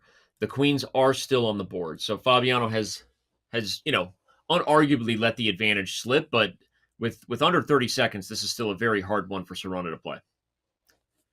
Yeah, I think king to g1 is kind of needed. I mean, tripling on the d-file seems fine as well. I have to say h4 feels a little bit off, but king f2, king g2, Fabi is going to be a clear pawn down very, very soon. The engine is like not that concerned, but I think Fabi is concerned about this position. He had two pawns rolling down the center. White wasn't castled, and this is the result. This is terrible. Mm-hmm. Yeah. Agreed Town. We're both living there. Agreed Town just got an airport. So now we can fly in and out anytime we agree. Here goes rook e5. That is a human arrow. I thought you were saying human error, but human arrow works too. Rook e5. Human arrow. Rook to b3 is coming, and f3 is tender. So I know Sarana's up a pawn, but practical chess, under 10 seconds. The king is a little loose. Yeah, I would want to play king g2 just as a move so that I can always defend f2 with rook f3 with rook f2. He does it this way. There's also, yeah, okay, there's king g2. That makes me feel a lot better, and things are getting out of hand for Fabi, who is now definitely down the material. Down a clear pawn and down under 10 seconds like his opponent. So the trend of this game, not good for Fabiano Caruana. No, it's not at all. And he needs to probably keep the queens on the board. Queen c7. He wants queen c8. Mm-hmm. It's not going to get it, though. Queen e5. I don't know if you should have allowed that. Yeah, now, again, keeping the queens on the board. Rook is coming to d3. Watch out if you're Sarana. Okay. The clock. The anxiety. 1 second for both players. Oh man, this is intense. Yeah. Will Sarana settle on the draw? Fabi getting surgical with the queen and rook on the first rank. Here come checks. Is he going to settle on the draw? No, he doesn't. Wow. Sheboygan, here comes the queen. Mating nets. Oh, I don't know about mating nets. This looks bad for Fabi.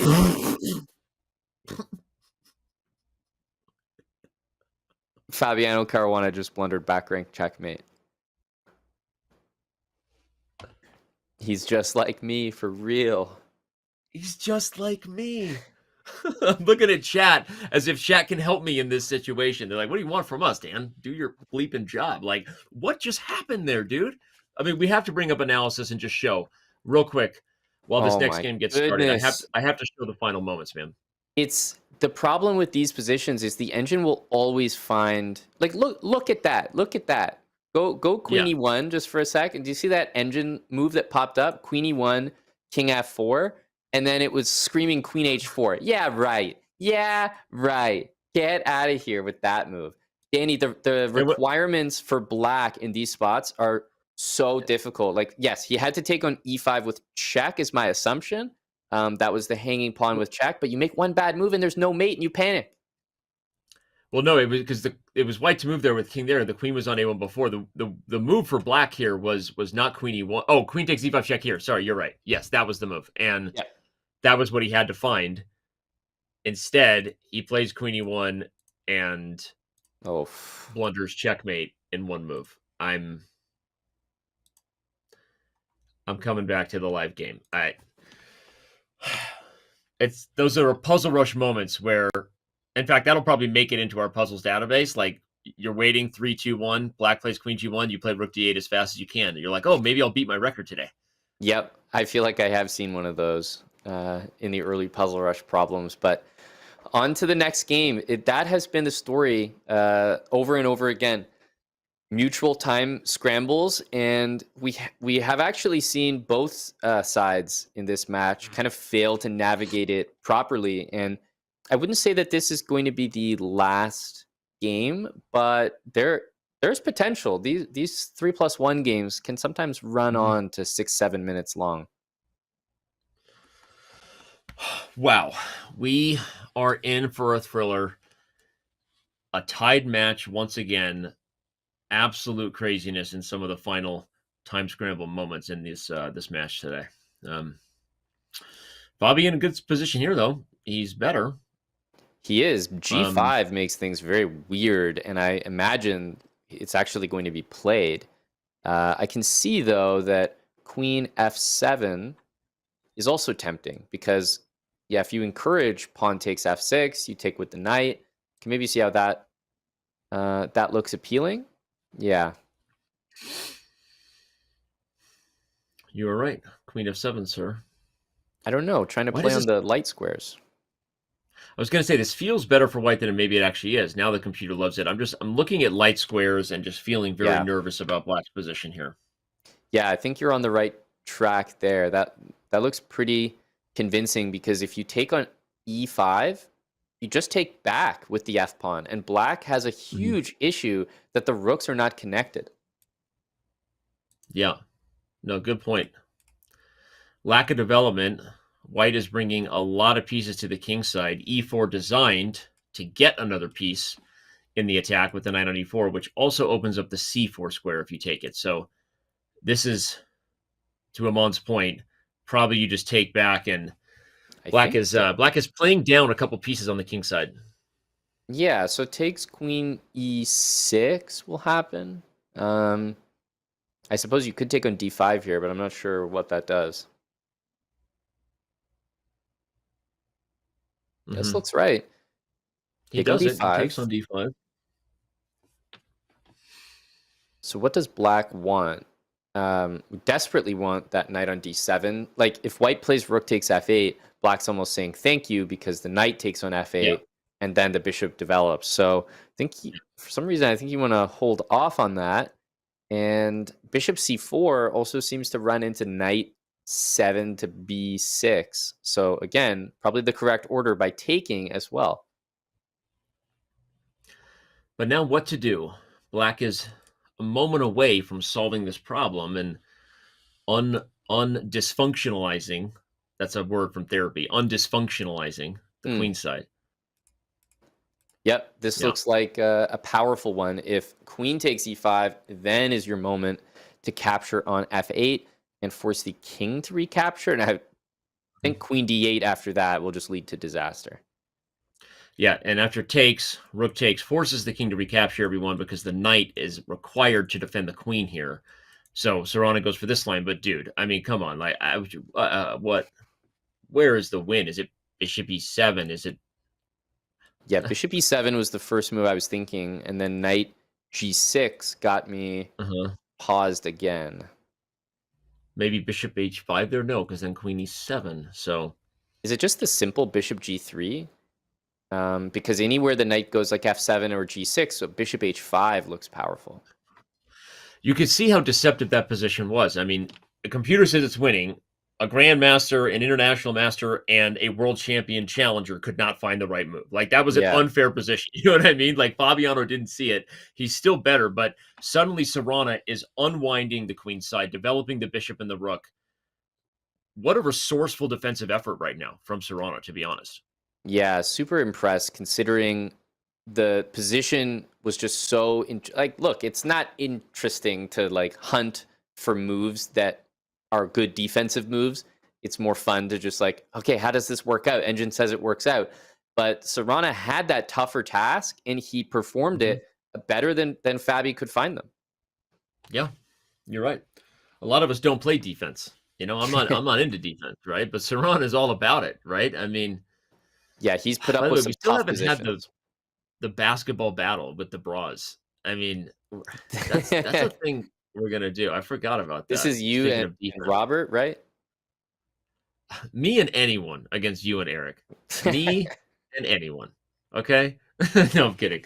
All right. In the future, that's content for the kids.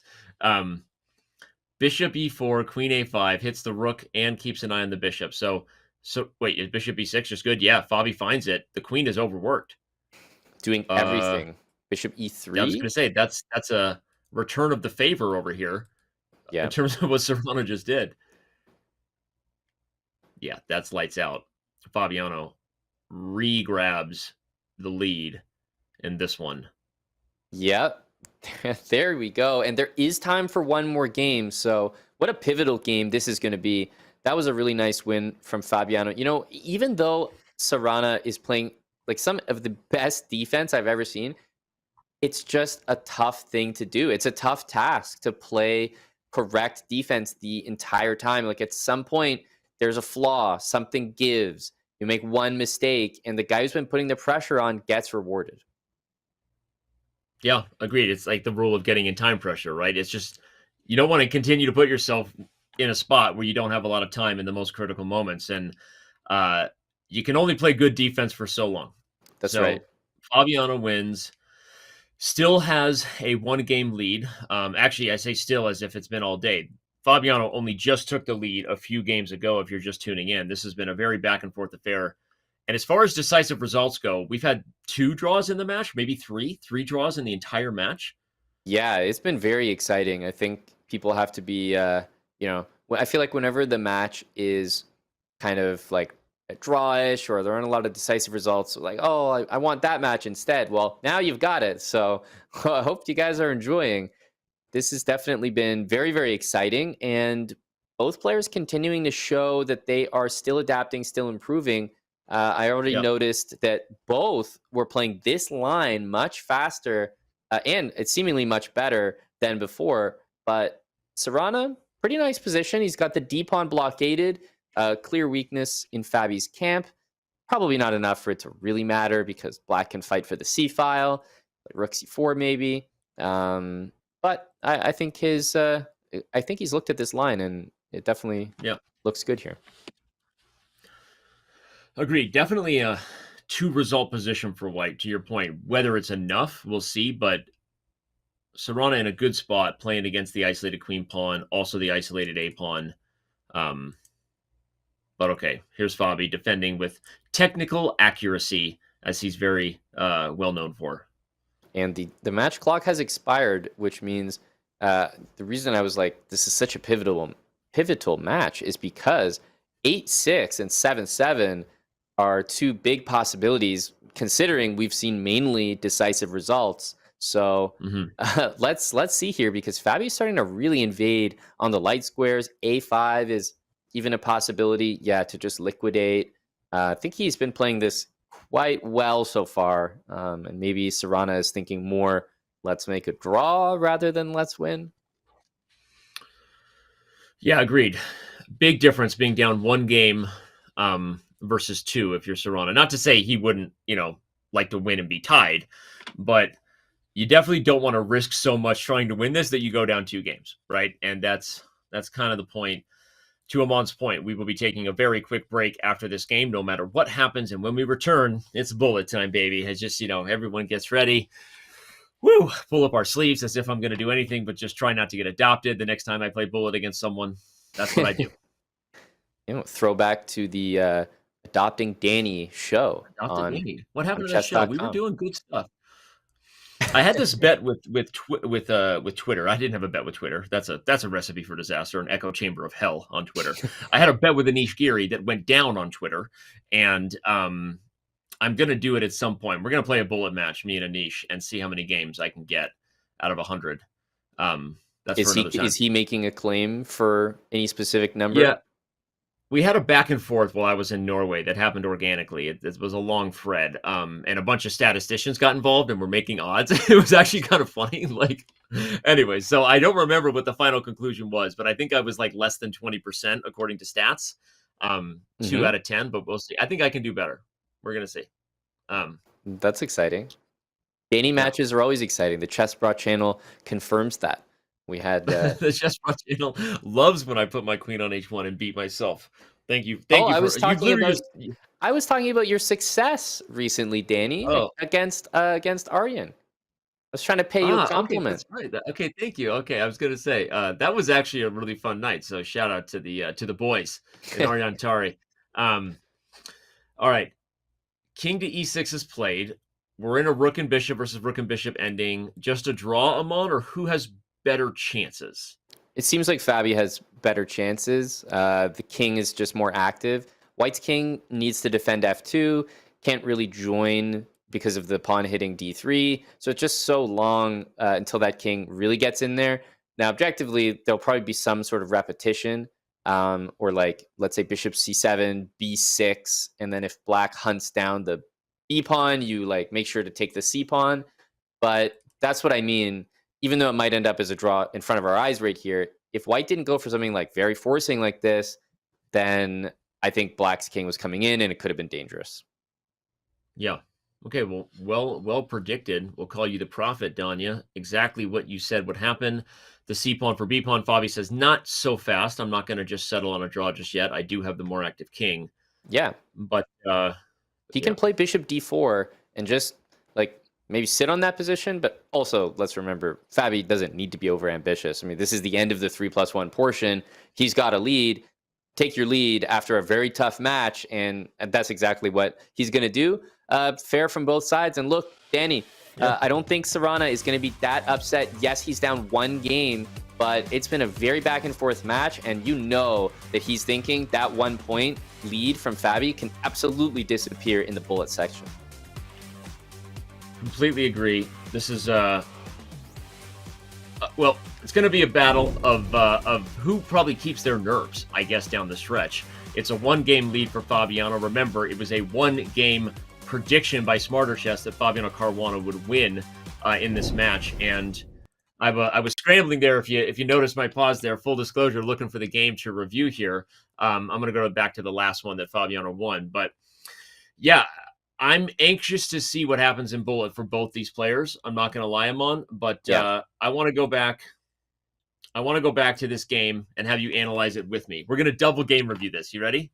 Let's take a look. Yeah, and if it's the one I'm thinking of, then it definitely needs a game review, because it was back to one of those positions where you were kind of putting the pressure on beautifully from Fabiano, and we're just seeing like Alexei finding those defensive resources. Yeah, and it's funny. I could go back through the whole opening, but I'm not going to. It was a Queen's Gambit decline, but it started in this position where Amon and I were both like, hey, this feeling kind of good for white. Yeah. Fabiano has a lot of potential on the light squares. And I guess I kind of wanted to highlight it first, the accurate defense that was played here by Sarana. Yes. Pause me whenever you see a moment you want to analyze, but it was an advantage for white that the computer makes you think it's imminent, and there really was nothing here to be in terms of a knockout blow. No, I think the moment is right here. It feels like everything that Fabi's done makes sense. He's given black the isolated d-pawn. I thought queen c7 was a beautiful pressure move, because you see queen takes e5 is not really playable. But then this is the moment, knight takes e5 by Sarana, or rook takes f1, excuse me, and then knight takes e5. And you sit there and you're like, must be a path forward. And such an insane position to have and just not be able to find a way through. So, I mean, what was the path forward? You know what it was? And so this was in real time. So selfishly, Amon and I went back to this because if you remember, fans watching in real time, we were applauding Sarana's defense. Amon and I suggested things like bishop e7, but rightfully so, it was no good to Amon's knight g6, he said. We couldn't find anything else, and Fabi settled on queen d6. The move, Amon, was just rook to e1, according to the computer. Yeah, just such a stone cold move, defended by the bishop, just showing off the geometry and the harmony between the white pieces before black's developed. And that's what you need, though. You need that last nail in the coffin, or the advantage doesn't realize itself. And Sarana kind of escaped here. He did escape, and we're going to quickly get to the last moment before we throw to a break, because it was amazing to see that it takes an engine move like that to put away resourceful defense. But despite all that, to Amon's point, Fabi kept the pressure, and eventually the blunder of queen to d8, because the queen was overworked. She cannot guard the rook and the back rank, which is exactly what happened in the game, and material began to fall. So, all right, we got to take a quick break, Amon, because we got to get ready for the bullet segment. It's a 1-game match. Fabiano Caruana has the lead 7.5 to 6.5, but I think this is going to come down to the wire. And before we throw to a break, I'm going to throw to an announcement of our Spell Chess Championship. We've done a lot of fun variant championships, Amon. We've done Duck Chess, right? You do all kinds of Fisher Random from time to time. But Spell Chess is back on the agenda. Use the command spells. Anybody in the community can play in this event. It's a ton of fun. I'm actually very good at spell chess, Danny. I'm very good at spell chess. I know you are. So, all right. Tune in, sign up if you're interested in competing in the Spell Chess Championship, $2,000 in prizes. Maybe you'll run into Amon Hambledon across the board. Who knows? These players are going to come back, sit down, face off across the board, or at least across the interwebs with a digital board in front of their screen. When we come back after this break, the 2024 Speed Chess Championship continues.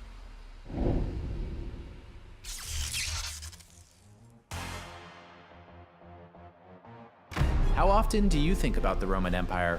This July, you can think about it every day while you battle some of the ancient world's greatest and most fearsome leaders. Augustus, Hadrian, Cleopatra, Caligula, and of course, Julius Caesar. Play them all on Chess.com.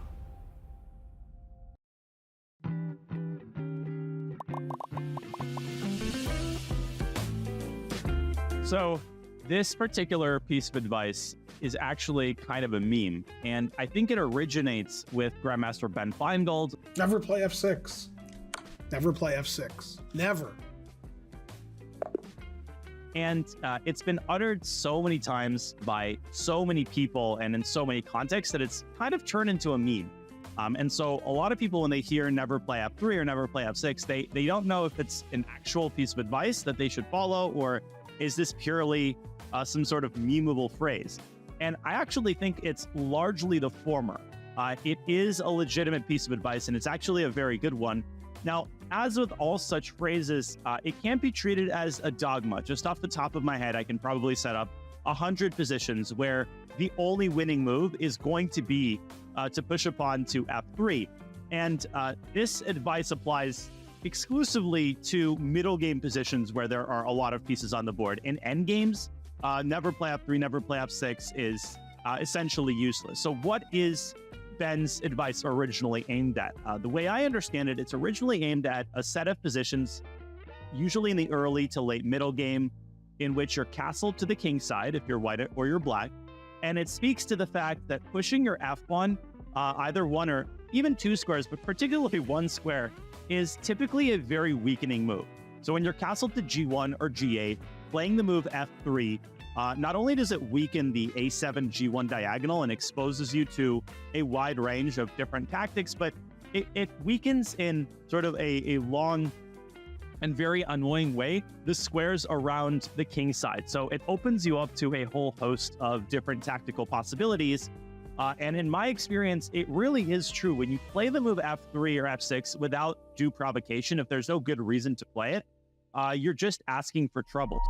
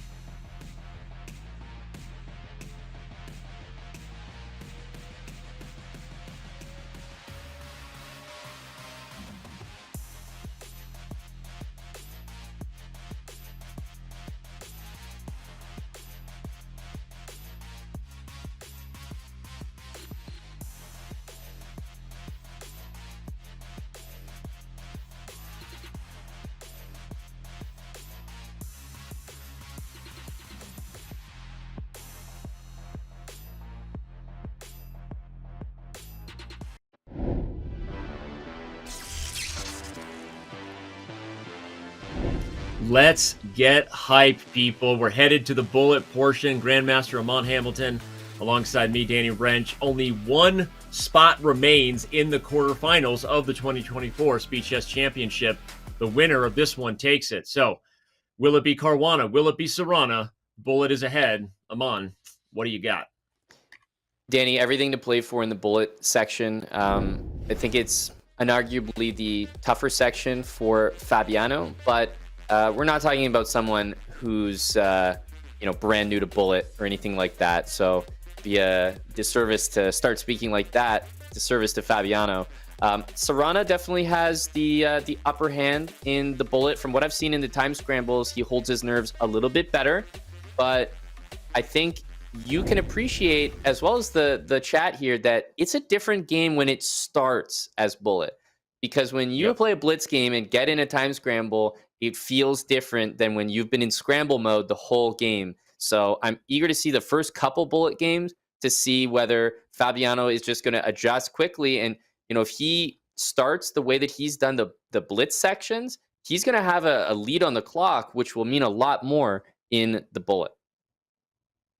Yeah, and we always talk about this. The increment is the equalizer, right? Players who are not normally considered bullet specialists. This is not the Bullet Chess Championship where you get Firouzja, Hikaru, these guys that are just that much faster with the mouse. Fabi has the increment, right? And that's going to make sure that at least good chess will have a say. This will not just be a flagging spectacle, right? And Fabi probably has that in his mind. But I'm with you. I'm interested to see Fabi at his worst today.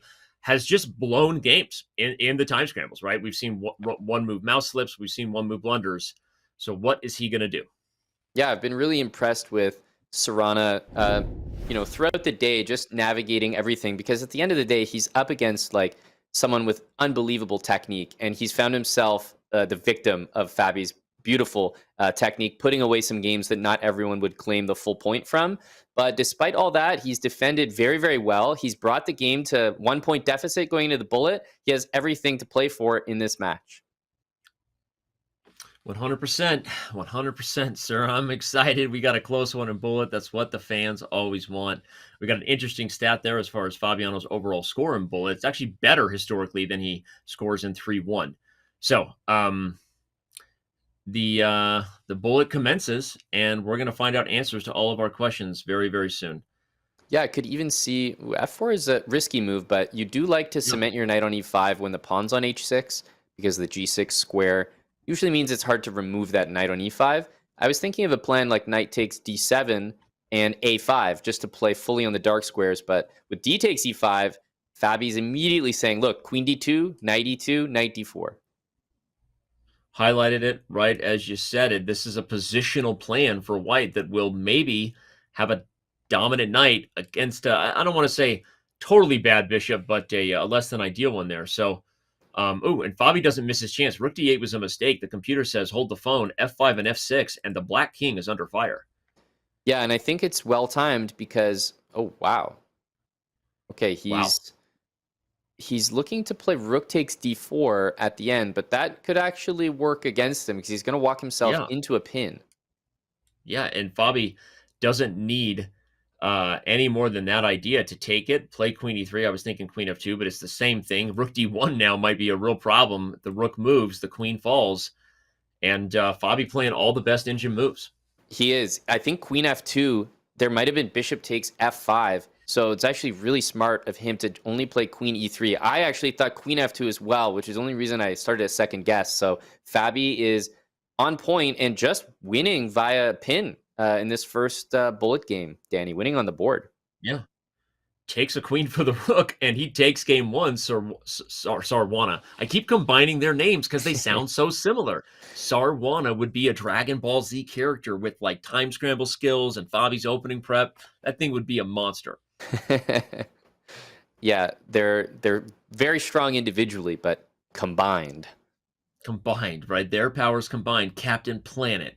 Did you ever watch Captain Planet? It was a great show as a kid. Love that movie. I didn't. No, I was more in the Scholastic book order looking for Captain Underpants. Oh, there you go. Also good stuff there. All right. Well, Fabiano wins the first bullet game, takes a 2-game lead. Sarana is striking back with a vengeance here, at least on the clock. He's got way more time than he started with right now. Loving the increment. Yeah, this looks like a beautiful position for Sarana here. I would definitely not want to take a draw here. I'm not saying there's some special advantage, but I mean, even like a H-pawn move at some point, like you can always, I love these positions where you have rook b1, rook c1 available to chase the queen, and you can do it, but then you can throw in h3 and then do it again next turn. I feel like you can gain some time that way. Indeed, but instead he gives up the a-pawn, launches the king side attack. Fabi gives it up, puts the king on f8 and says, where's the mate? Yeah. What do you got? That's a great question. I'm glad I don't have to answer it. At this point, I'm wondering whether we just like push the h-pawn just because we need something to do. Yeah, h4. You called it. You're a wizard, Harry. Alpha Zero approved. Shove the pawn up the board. I like that. Bobby wants to get the queens off. Smart because, and yeah, he's going to keep the queens on the board. if that exchange happened, you're looking down the barrel of 2 protected pass pawns on b7 and a7. That, I don't care what the eval is, you just assume you're lost. Yeah. Sarana knows that as well. He wants the attack to continue. That black king is loose. The emperor has no close. If he can just find a way in, keep this thing close. So king, I was going to say king g7. You get close to rook takes c6 and rook b7 moves. Not quite, but trying to access that 7th rank. I love that idea. It was not the best move. Computer approved rook b4 for rook f4, which is a fun little lift Sarana did not see. And just like that, the queens are off. Fabi feeling a lot better. Yeah, that's not a good sign. The rooks don't have any scope. And I mean, this is bullet. You don't need to think everything through. Push that a pawn and don't look back. Yeah. He's also got a time advantage. So again, questions about Caruana on the clock in the fastest time control are all, probably will always be there, because he's not known as a bullet specialist in his career. But right now he's doing okay. Although, as I say it, I'm actively jinxing him and he's now lower on time. Well, that's the thing, though. When you have a time advantage in bullet, when there's increment, it will almost always be the case that at some point you will both be in time pressure. And in that situation, Sarana has done better in the past, so I'm eager to see how it will be handled from here. Sarana defended everything a little bit misplayed there by Fabi because of the time pressure, though. So now the pawn has been blockaded. Wait. Are we going to draw, or will Sarana allow the a pawn to push? He allows it.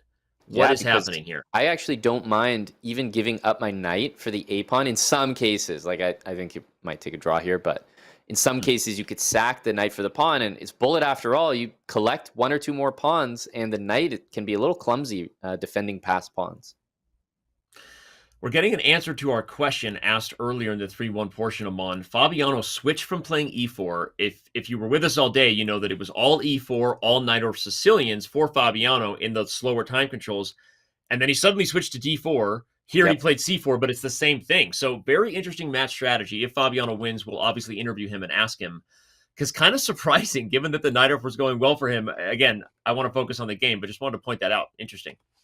Yeah, he's got a good position here. Now, I'll be interested to see how Sarana plays this, because from what I've seen, the knight actually goes to h1 instead of f5, and then knight back to f2, and then you push e4. And I was thinking in bullet, that's such a great idea. It's just so simple, and it looks like there's no answer to it.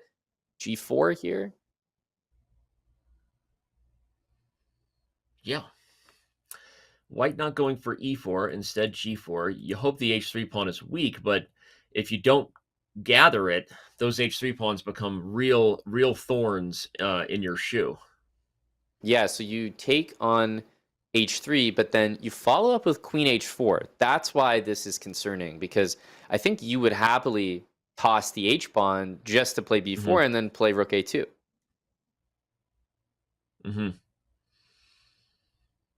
Fabi does get the pawn. Wow. What an all-in kingside expansion. Sign me up. Let's go. Yeah, I guess at this point, d5 is falling as well. And I'm shocked that the engine is it knight h3? It felt like knight h3 and rook takes e3. Just, you needed some engine, magic there. I bet that was the move. Black probably had to sacrifice the knight for a perpetual check. You're right. What a crazy idea. No way Sarana finds it, and Fabiano in business. Okay, wow. Yeah, this is just beautiful for Fabi. He can just shore up his king. There's really no weaknesses. The knight on f7 can't do anything. So looks like yet another game going in his favor. Yeah, that advantage is creeping up. Knight d8, but I mean, the knight just can't find any footing anywhere. I mean, e6 at this point. Knight c6 is there. E6 is coming. E6 is coming, and new queens want to be on the board. Yeah, this looks like, I was about to say the word resignable, especially because it doesn't look like it's going to get any better. So I may as well resign and just go to the next game. Fabiano impressing in the bullet portion right now, and just kind of putting another tick in the box that Fabiano Caruana is not just someone that goes down in the bullet section of matches. That's not how these go anymore. That's a thing of the And past. again, it probably was never fully true. It's actually funny. We saw the stats in real time. He actually scored worse historically in the 3-1 than he did in the 1-1, which I'll be honest, I did not know until today, but the team does their work and they're accurate about that stuff. So I think just because of Fabiano's rap, Amon, we've talked about this many times, right? You lose a world championship in rapid tie breaks, and you are forever labeled from then on out someone who doesn't play good chess and fast time controls, even if it's not true. Yeah, and I feel like to some degree that almost motivates him. So yeah, maybe it's working for him in some cases as well. I like the look of White's position, but that's not to say that it's better. It just I think that if you can get the move f4 in the right moment, you're really, really happy taking that knight back. But to that point, queen b5, hitting d3, hitting c4, it was just not in time. What a move there from Fabi. Just not in time, and this match is running out of time. If he loses this game, Amon, you and I have a repeat of what happened with Wesley So and Denis Lazovic. What happened in that match? We talked about it. It was deadlocked, entered the bullet, and Wesley So answered all the questions right out of the gate. Just took a lead and never looked back. Similar here, a very close match. We enter bullet, and if Sarana goes down here, he's down 4 games. Yeah, that's a lot. It's already a pretty serious gap. I feel like 4 games is kind of the most that you could reasonably come back from, and it wouldn't be like insane. Like it's already very big comeback, but okay. 5 is just insurmountable. What a move, g5, by the way. That's a positional move, opening up the e5 square for business, making the rooks give up their strong hold on the third rank, which means a3 is falling. I think you can take and play rook b3 in a lot of these positions. Fabi wants even more. That face is like, that's a wincing face from Sarana there. Yeah. I would try h4 and g5. I would try knight g3 to f5, but we'll see. Yeah, knight g3 and knight f5 looks, yeah, that looks like a good try, actually. Going for counterplay. But also, again, look at the clock. Fabiano flexing right now. Fabi feeling fresh in the bullet portion, man. He's not just dominating on the board, Amon. He's dominating on time. Now, don't get yourself mated, but other than that, I mean, this is a one-way street right now. Knight f3 is so strong because he just denied that knight f5 move. He never had time to play it. It's unbelievable. Amazing chess right now from Caruana in the fastest segment. The c-pawn enters the arena. A new foe has come to challenge. Fabi's going to win the knight. After knight, okay, he played knight to e4. I thought knight to b3, but this move is better because it guards d6. Yeah, and he's just going to push the f pawn, and the knight's overworked. It can't cover the c file and the f file. Just one file too many. And that's 1 + 1, another one for Fabiano Caruana. He is dominating in the bullet portion, up 4 games, just like that. We're almost in the unapproachable, uncomebackable territory, right? You mentioned 4 games is about as mathematical as you can get, right? Or the math starts getting impossible after that, and we're right up against that wall if we're Sarana. Yeah, 100%. This is also a really, really good position for Fabi, and the body language from Sarana is like, I'm playing quick moves, and I kind of got caught in a bad position again, so if he wins this game, it's definitely going to be off a Fabiano mistake. Rook a7, knight d5, really easy play here. And you saw Sarana not just wincing, shaking his head. Those really astute observers probably saw him mouthing some words as well. The Fair Play team observing him on Zoom, sharing with us on Slack. We won't share, but obviously he's not happy with himself right now. Sarana won. Get away from him, and his Speed Chess Championship campaign might be coming to an end in the first round. What a dominant bullet portion this is right now for Caruana. It is. I haven't really seen anything that looks suspect from him so far. Like, this game was just a cakewalk. Really, really dominant. It's a 5-point lead, and we've seen the bullet portion go this way, not just in this match, but in many a match where it's so even and then someone just runs away with it. Bullet is so streaky which does mean that the streak can just flip the other way around. But I haven't seen anything from Sarana yet that's shown me that it would flip. Agreed. And I continue to get calls from people while I'm in the SCC. It's like, aren't they watching? Don't you know that the Speed Chess Championship is live? It's like maybe they're doing it because they know you're live, you know? Like, what? Oh my god. That's what checkmate in one. That was checkmate in one with Queen E1. Both players missed it, and I don't think either of them realized it after. I don't think so. We don't do analysis that often in Bullet, but we're gonna do it. We're gonna do it, team. I'm sorry, we gotta bring it up. I'm gonna back up to that position because it was mate in one on the board. Yep. After Rook F7, Sarana says, I want to take the knight. So I'm gonna play King to G1. Understandable. Bobby's like, yeah, you're right. I should move my knight to safety. These guys are thinking and operating at a higher frequency than all of us. They're playing, it's more than 5D chess here. You don't even want to win in this world. Yeah, exactly. Just take me to that multiverse. I might be a good chess player. Okay. The position has now clarified, and I really like how it looks for white. So I know this has kind of been the Fabiano show in Bullet, but I do think that this is the nicest position I've seen Sarana have in the Bullet so far. The pawn on F3 is doing absolutely everything, and I do think white has an edge. Yep, B7. Well, you get away with allowing mate in one. Maybe the chess gods opened the doors after that. Like you laughed in the face of death, literally, and maybe now you get a victory if you're Sarana. Yeah, I wonder. It feels like he's going to have to keep the queens on, but sometimes you just can't avoid it. Bishop B8 and probably Bishop E5.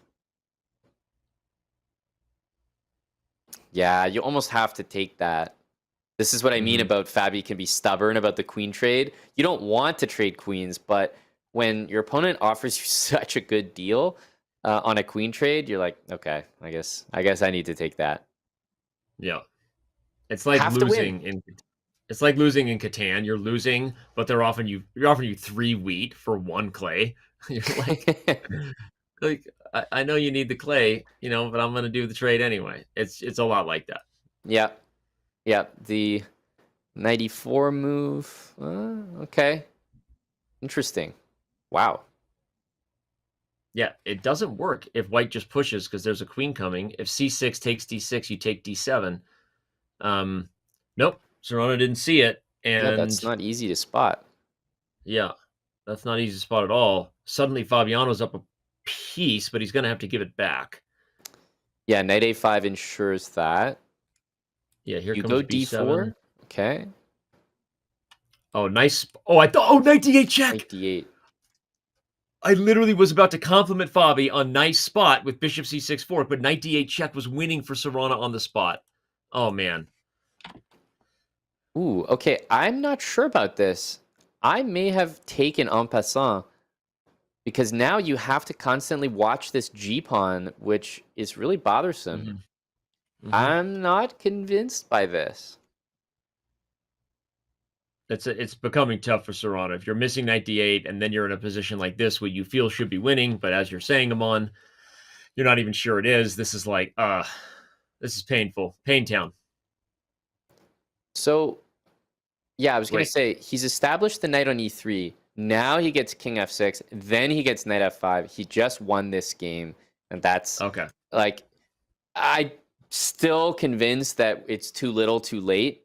But, like as I said, it was the nicest game he had. It was just a must win. Must win. Brings it to 4 games. I'm not going to lie that the math is pretty much clear at this point anyway. It would be the greatest comeback in the history of SCC, in the history of the SCC. And I'm not just saying that. 5 games has actually never been overcome, which is what the lead got to there. So right. More than likely, Caruana moves on in the round of 16. Yeah, and all he really needs to do is just have one game that goes 3 minutes. And then you've pretty much got it. I think that's probably what's going to happen. But yeah, if you think of a bullet game going 2 minutes, yeah, there's time for 3 games and a fourth to start. But the increment changes absolutely everything here. Not only does he need to win, which has proven to be damn near impossible until that last game, but he needs to do it over and over, and he needs to do it fast. So this does not look very promising for Sarana, who's, he's trying to drum up something with queen g6 on the king side, but Fabi's position is very, very good here, and all of black's pieces are focused on the queen side. Like, the knights need to join on the king side, but it's very, very slow.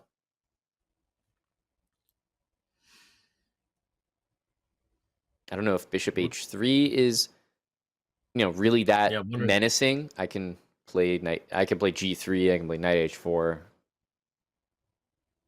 Yeah, well, apparently it was bishop h3. I mean, bishop h3 is a reasonable move, but I don't think it's like concerning for. That's a check. Yeah, I was like, wait a minute, queen h2 mate, but that is check. Knight f7 wouldn't have worked because of that. Rook takes f7, and then queen h2, queen h1 is mate. Yeah, and the position is just so good. Yeah, rook h3, but this is dominance. Owie, owie, owie, owie, owie. Fabiano takes a piece. Sarana resigns. It's a 5-game lead, and it is clear who will be moving on.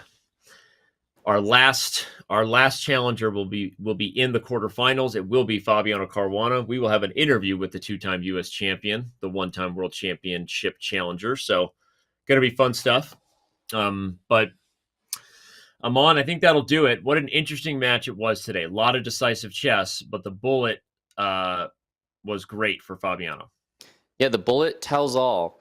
And I don't think Fabi's the type of guy that had that strategy where he was relying on the bullet to just carry him through at the end. So him winning in that segment is a pretty big statement as well.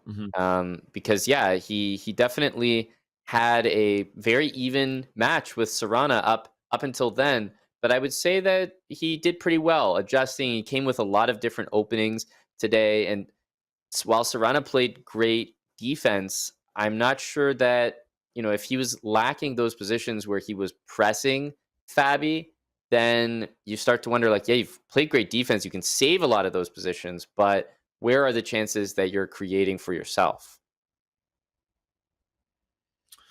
Yeah, it's like you said earlier, you can only play great defense for so long, right? It's a spot that you applaud. Every time someone defends a lost game, you applaud. You're like, oh my God, right? Resourceful, persevere. But statistically, you don't want to be in those positions, right? When you're consistently defending. So in the end, as dramatic as it was, that Fabiano in this match, everybody, Botez gambited a queen with a mouse slip in one move. Lost 2 other games from a completely winning position to one move blunders and time scrambles. And also the game that he blew that he was winning and drew, right? So there was a moment where you were like, oh my God, is Fabiano going to figure it out when there are seconds on the clock? And it took the fastest portion for him to sort of, answer all those questions, I guess. Can't say this looks particularly good. Yeah, rook there, though, queen a6, and you're just taking all the wrong pawns, it feels like. c3, something to b5, and then b1. Somebody's going to come to the B file and come in here to B1, or maybe not. Maybe the C pawn is the queen that black gets. But Fabiano might be about to push this one to a 6-game lead, and if that happens, you know what I get to do. I'm really, really wondering, what do you get to do? I get to rub it in Smarter Chess's face. Take that, Smarter Chess, and your prediction train. It just ran off the tracks. Okay, you said it was going to be a one-game match victory for Caruana. Guess what? It feels like the Smarter Chess predictions are like 100% accurate until the end of the 3-minute portion. Right. And then it's like nobody can predict bullet. That's what we're learning. Yeah.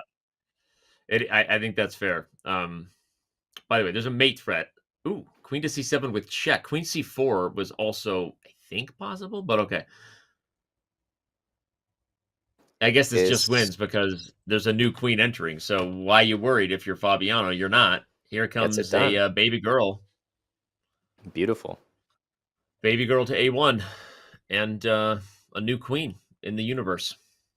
Yeah, and with 44 seconds left, obviously we're just playing this last game as a formality, but not only does Fabiano get the win, but he gets it from a margin that would have you believe that this was a crushing match. And I think in the end, it was a crushing victory for Fabi. You have to give him that credit, but you also don't want to forget, the first 2/3 of what we watched here today. And the Blitz was hyper competitive, and Sarana was right in there as a challenger. So I will say that Fabi, we'll wait to hear, but it feels and looks like he was quite stressed at the beginning, and he wouldn't classify this match as like, oh yeah, I crushed. Oh yeah, I almost had double his score or anything like that. Yeah, it's what you said. Ditto. That's all I got. Crafty, Ditto. Danny. Crafty. Hey, I should learn to speak second. Every once in a while, I'm contributing originality on this show. Ditto to what you said. Are we predicting Sarana wins the final game? It's like somehow they always feel like they go out with a win in crushing matches, but Bishop A6 is kind of B5 reminding you that you're getting mated and getting crushed. Not today. Not predicting a win for the person losing today. I think Fabi, unless he decides to go full fun, Fabi, like take A7 and play B6 check. I would do it too. Take A7 and play B6 check. Just see what the pawns are capable of. No, come on, Fabi, you're boring. Fabi, do it. Sack the queen. Okay, here you go. Something spicy here. Yeah, but this is going to be like knight takes E6. Yeah. Oh. Ooh. Queen takes E6. He's just clinical. Yeah. Come on, Fabi. What's this winning line? We wanted the other one. Okay, play the most accurate engine line for a win. Whatever. Even Sarana's hands in the air. He's like, oh, come on. Really? The game didn't even matter. Well, Fabiano, he needs some new furniture for that apartment. So every single game in the SCC got him a little more cash. He's he's been looking to redecorate there. That's over. That's gonna do it. Rook C8 check. Oh, he missed it. Rook C8 check was made too. Good enough. And Fabiano Caruana says he is good enough in the bullet portion to punch his ticket to the quarterfinals. And what an end of this match that was, Amon. Yeah, truly, it really was a close match, so we don't want to forget that. Sarana was a great competitor today and really made Fabi work, but in the end, the final score speaks for itself, 15-8, and the bullet section getting it done for Fabiano Caruana, who impressed today because when he was up against someone who was giving no ground in the Blitz portion, he still managed to take a one-game lead into bullet and get it done in a time control that a lot of people count him out in. Agreed. I think people count him out for bad reasons. Fabiano Caruana is he can play bullet chess, especially with the increment there. That was like absolutely dominant. It was never in doubt the moment that we entered the fastest time control, and we'll see what Fabi has to say about it. A lot to unpack about how this went. The early on nerves, mouse slip scrambles, the switch from the Knight Orf to the Queen's Gambit. What was going on in the match strategy for Fabiano Caruana? And what did he do on his birthday, which was yesterday? Don't go anywhere, everybody. We're going to have an interview with the winner of our second Speed Chess Championship match of the day when we get back.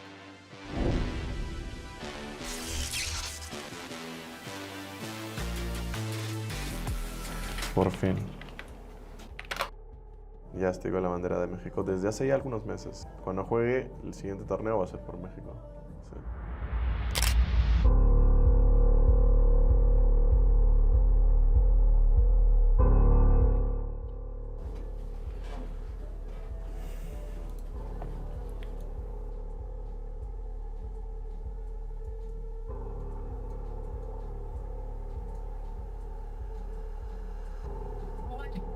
en la victoria. Se pueden plantear muchas teorías de por qué la gente me acusa a mí de trampas, ¿no? Principalmente porque Chess.com hizo una lista de los que más habían ganado premios, los que más habían tenido un buen top 5 durante todo el 2023, incluso 2022.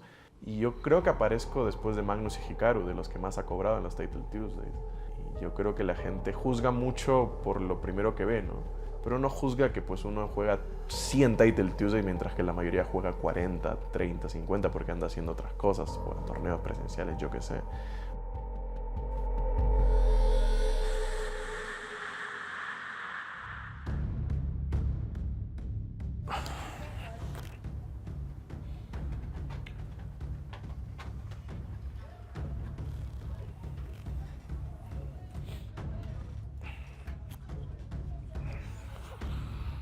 Tendré pues 20, 30 partidas bien jugadas, perfectas, que tú dices, este güey juega como 2800 FIDE. Pero pues, o sea, es porque muchas veces estoy jugando mi terreno. Partidas donde yo sé qué va a pasar, tengo estudiado, juego 1000 veces una misma posición y ya las 20 primeras jugadas van a ser las primeras del módulo porque ya las he analizado, sé por dónde va, sé por dónde no va. Y pues tengo un estilo de juego donde te agarro y te remato bien. O sea, mi estilo de juego es que tengo una ventaja y muchas veces remato casi a la perfección, ¿no? Pero tengo otras falencias en mi juego que algunos jugadores ya se dan cuenta dónde fallo, ¿no? Jugadores que ya juegan mucho conmigo me juegan de tal forma que no les puedo ganar casi porque ya se están dando cuenta de dónde fallo, ¿no? Básicamente si haces trampas ahí, pues lo haces por ganar un premio, ¿no? No lo haces por querer ganar a alguien, sería creo que lo más tonto del mundo, ¿no? Yo juego todos los Title Tuesday.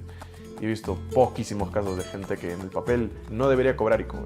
O sea, la gente que veo que cobra casi siempre es porque pues, ya tiene un nivel o antes o después o lleva años practicando como yo. Entonces, yo creo que no debería pasar del 5%.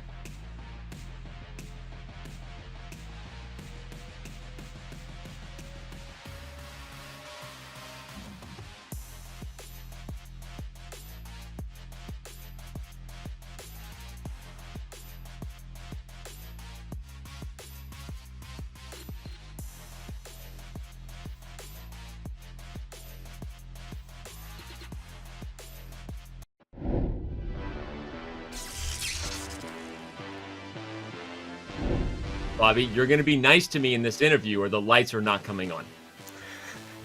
Are you going to be nice? I want to see you. You're in the dark. You want to? You know what chair I'm in? I'm in your favorite chair. Oh no! Please don't do it. This is it. This is the chair where you watch Piers Morgan interview Hans Niemann.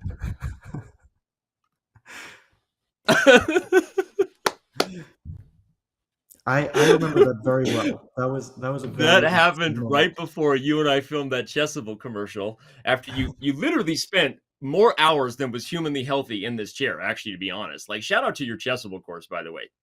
Yeah, I spent in a single day. I think I spent about 14 hours sitting there. It was hating my life.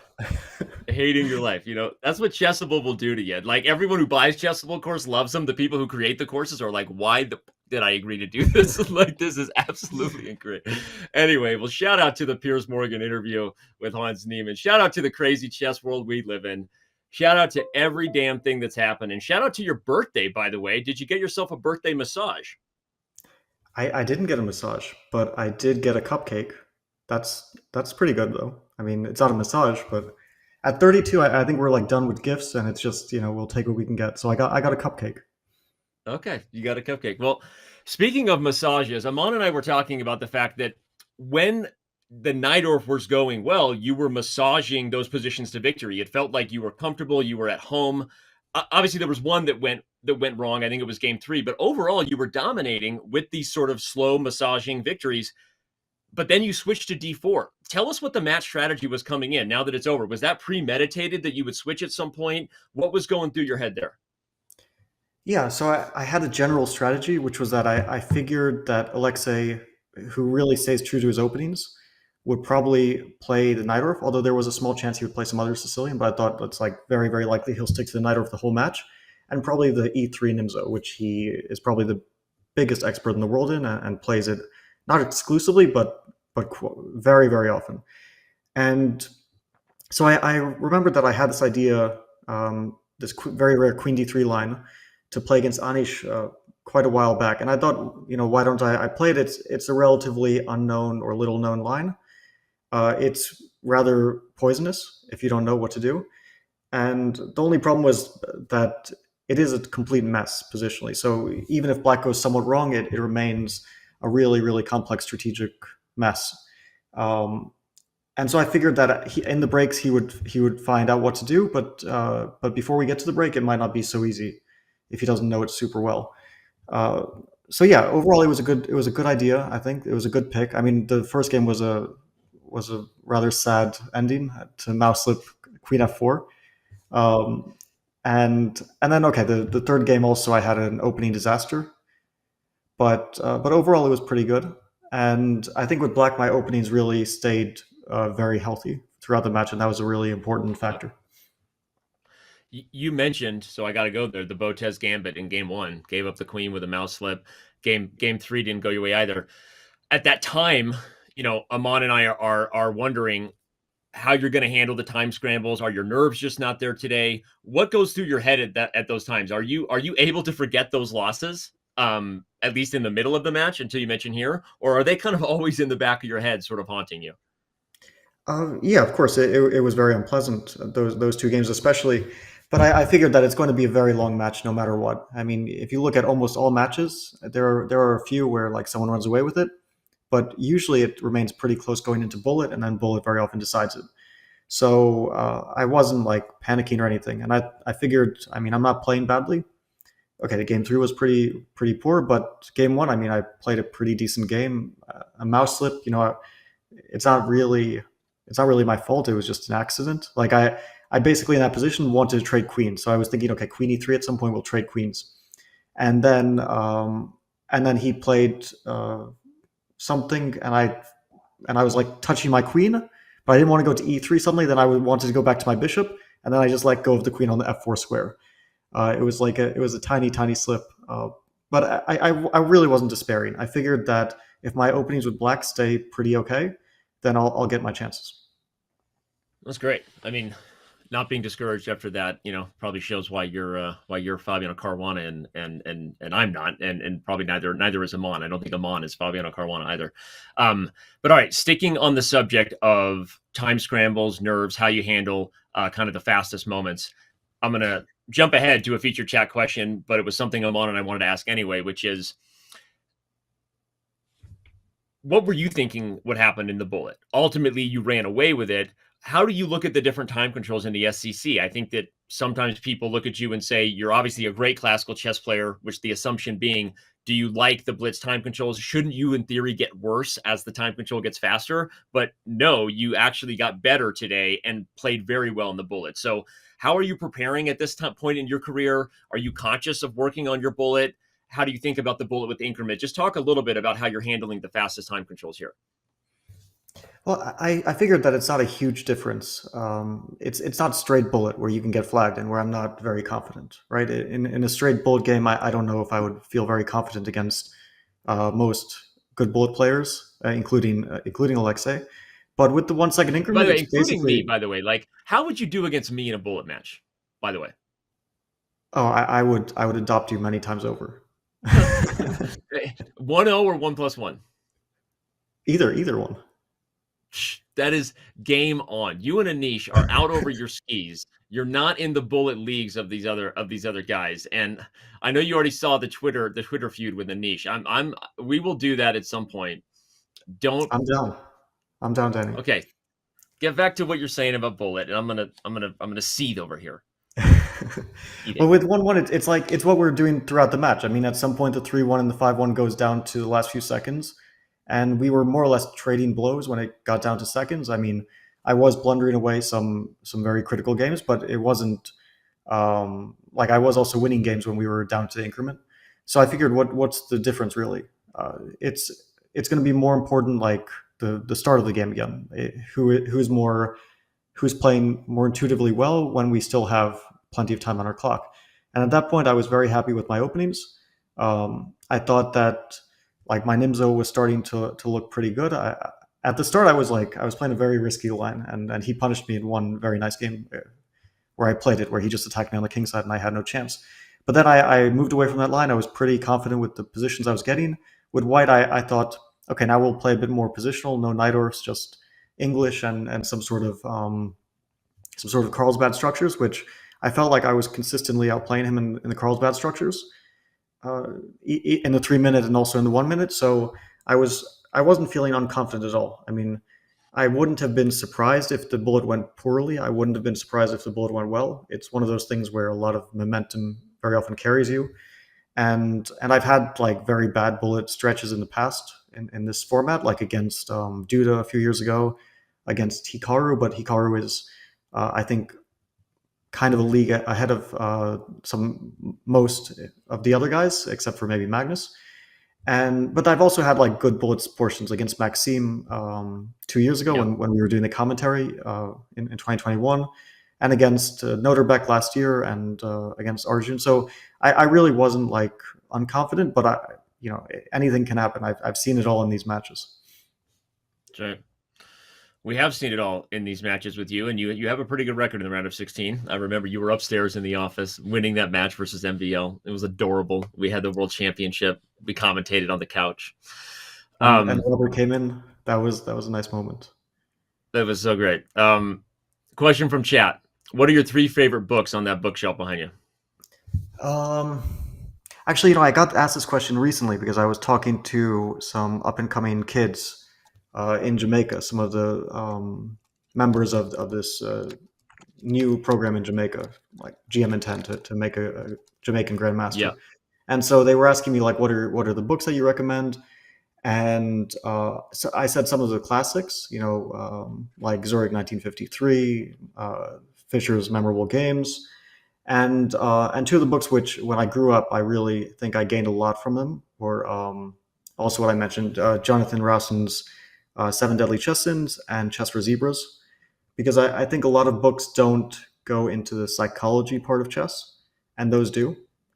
And I thought that was kind of unique. So those are books, if you're like looking for psychology in chess, not just the pure chess part of chess, then that's what I would recommend. And there are also a lot of non-chess books there. I don't know if that's what chat was interested in, but yeah, from chess books, those are the ones that I would maybe single out. Give us one non-chess book. I think chat was interested in chess, but give us one non-chess book. So I read, not too recently, but the 3-Body Problem, the first part. I think it's a 3-part series, and I think it was also recently made into a show, although I haven't seen it. But that was one of the most interesting books that I read in the last. Is that the one with like the future, like it's like a robot kills someone or something, or no? No. Okay, I won't get into the plot of it, but there are no robots. Danny doesn't know what the 3-Body Problem is about. It's like set in different time periods, and one part is the Chinese Cultural Revolution, and another part is like a very sci-fi-ish thing based on like a video game and a conspiracy around it. But yeah, I do want to watch the show as well, because I want to see how it compares to the show. It's probably good for you to watch that instead of all the horror movies you watch. You need to stop watching so many horror movies. I'm disciplining you. I will not do that, Danny. I'm sorry. You're obsessed with horror movies, and it's ridiculous. All right. Last question, man. You really drove home a point here. Amon and I were talking about the fact that you just didn't let up. you beat Sarana. Almost always the person who loses the match wins the last game because someone lets their foot off the gas. So is it because you're broke and you really needed the money and we should get some furniture? Because the apartment is looking barren behind you. What was the deal? Well, it's not because of furniture, although I am not great at furnishing. I will admit I'm actually probably the worst. Like if there were a prize for worst at furnishing, I think I would come out and clear first. And I've also had this apartment for about 2 years, so it's not like it's a new apartment. But in terms of the match, I just realized at some point that he was getting tilted, like very clearly. Probably once he realized that that the match was very unlikely that he would be able to come back. And so I think it was very noticeable in that game with like the reverse Sicilian, where he just gave up his e5 pawn at some moment, and a few other games that he was kind of despairing, which is understandable. I mean, if you can't win the match, then it doesn't feel very good to keep playing. But I was kind of in a flow state. I felt good. I was just playing natural moves, and I don't know if they were good moves, but playing natural and decent moves quickly usually gives us a good result. Yeah. Well, it did today. It's great to see you, man. Seriously, jokes aside, happy birthday. We gotta catch up more when we're not making things awkward for fans. But hope you're doing well. Congrats again on the day, and can't wait to see you in the quarterfinals. Thanks, Sammy. All right, man. See ya. There you have it. That was the guy, Fabiano Caruana. He got the job done in Bullet, and he moves on to the round of 8, our last competitor in the quarterfinals, Aman. Yeah, no, that was a great interview, Danny. I feel like Fabi is always gives such good interviews, so much insight, and just always in such a good mood. Win or lose, by the way. So it'd be exciting to see more of him. As you see in the bracket there, he's up against Firouzja in the next match. That is going to be crazy. I'm looking at Nakamura and Nepomniachtchi as well. I mean, Danny, just setting the stage for those semifinals and ultimately finals in Paris. Yeah, I agree. Fabiano Caruana has a good record against Firouzja in classical chess, but I think stylistically, Fabi also likes playing Firouzja. So as much as Alireza is a favorite, I think in a lot of people's eyes, right after you go Magnus and Hikaru in whichever order you want, Firouzja is right there. He's the reigning Bullet Chess champion. And I know Alireza watches these shows. I get in trouble every time I say something, by the way, from Alireza's dad. Every time. So I'm just being honest that I know that I'm going to get in trouble for this, but I'm going to say I think Fabiano Caruana has a chance to upset Firouzja in that match. I'm going to say it. Highly controversial, Danny. You should be ashamed of yourself. I don't think I've seen a Fabiano. Have I seen a Fabiano picture in a bathtub with Uno cards? I don't think I have. So you have not. You've seen a Fabiano fathead in the office. It's right there. I can grab it before we're done if you want. All right. Also highly controversial. I think Wesley So is a big favorite in his next match versus Hans Niemann. It is the next SCC match. It's happening on Monday. Our first quarterfinal affair kicks off. Danya and Hess. That's right. The man who you cannot spell chess without. That is Robert Hess. Back at it, making his SCC commentary debut. Tune in on Monday for Wesley So versus Hans Niemann. Will Hans continue the underdog story and prove the world and me wrong in that Wesley So is a favorite there? We're going to find out. Aman? And Wesley is like, I think he was rooting for Hans. I think he openly said that in his last match. So while he thought that MVL was the favorite, and maybe rightfully so, the match proved to be just like decided by inches, and ultimately the guy he was cheering for in Hans ended up winning the match. So it'll be interesting to see Wesley go up against him now, where ultimately he shouldn't be cheering for him anymore. Yeah. Careful what you ask for if you're Wesley, right? Here comes Hans Niemann, and the world is watching. So, all right, a lot of the chess world watched today, Aman. It's a pleasure commentating with you. You're awesome. And for the whole crew here, everybody, thanks for making us part of your day. Remember, the state of chess.com is tomorrow. I'll be back at it, answering the tough questions from the community and diving into some controversial shiz tomorrow. It should be interesting stuff. Aman, see you in the quarterfinals, man. Whatever matchup that you're doing, I'm sure we're doing some, and we'll talk later. Absolutely. No, shout out to the chat who made it all the way to the end. And Danny, it's a pleasure commentating with you as always. the team, the crew, everyone working hard, our mods, the staff, everyone who does the unsung heroes work, the Fair Play crew as well. Thanks for being here. Tune in again on Monday, as we said. Wesley So versus Hans Niemann. The Speed Chess Championship will return then. And I will see you tomorrow, everybody, for the State of Chess.com.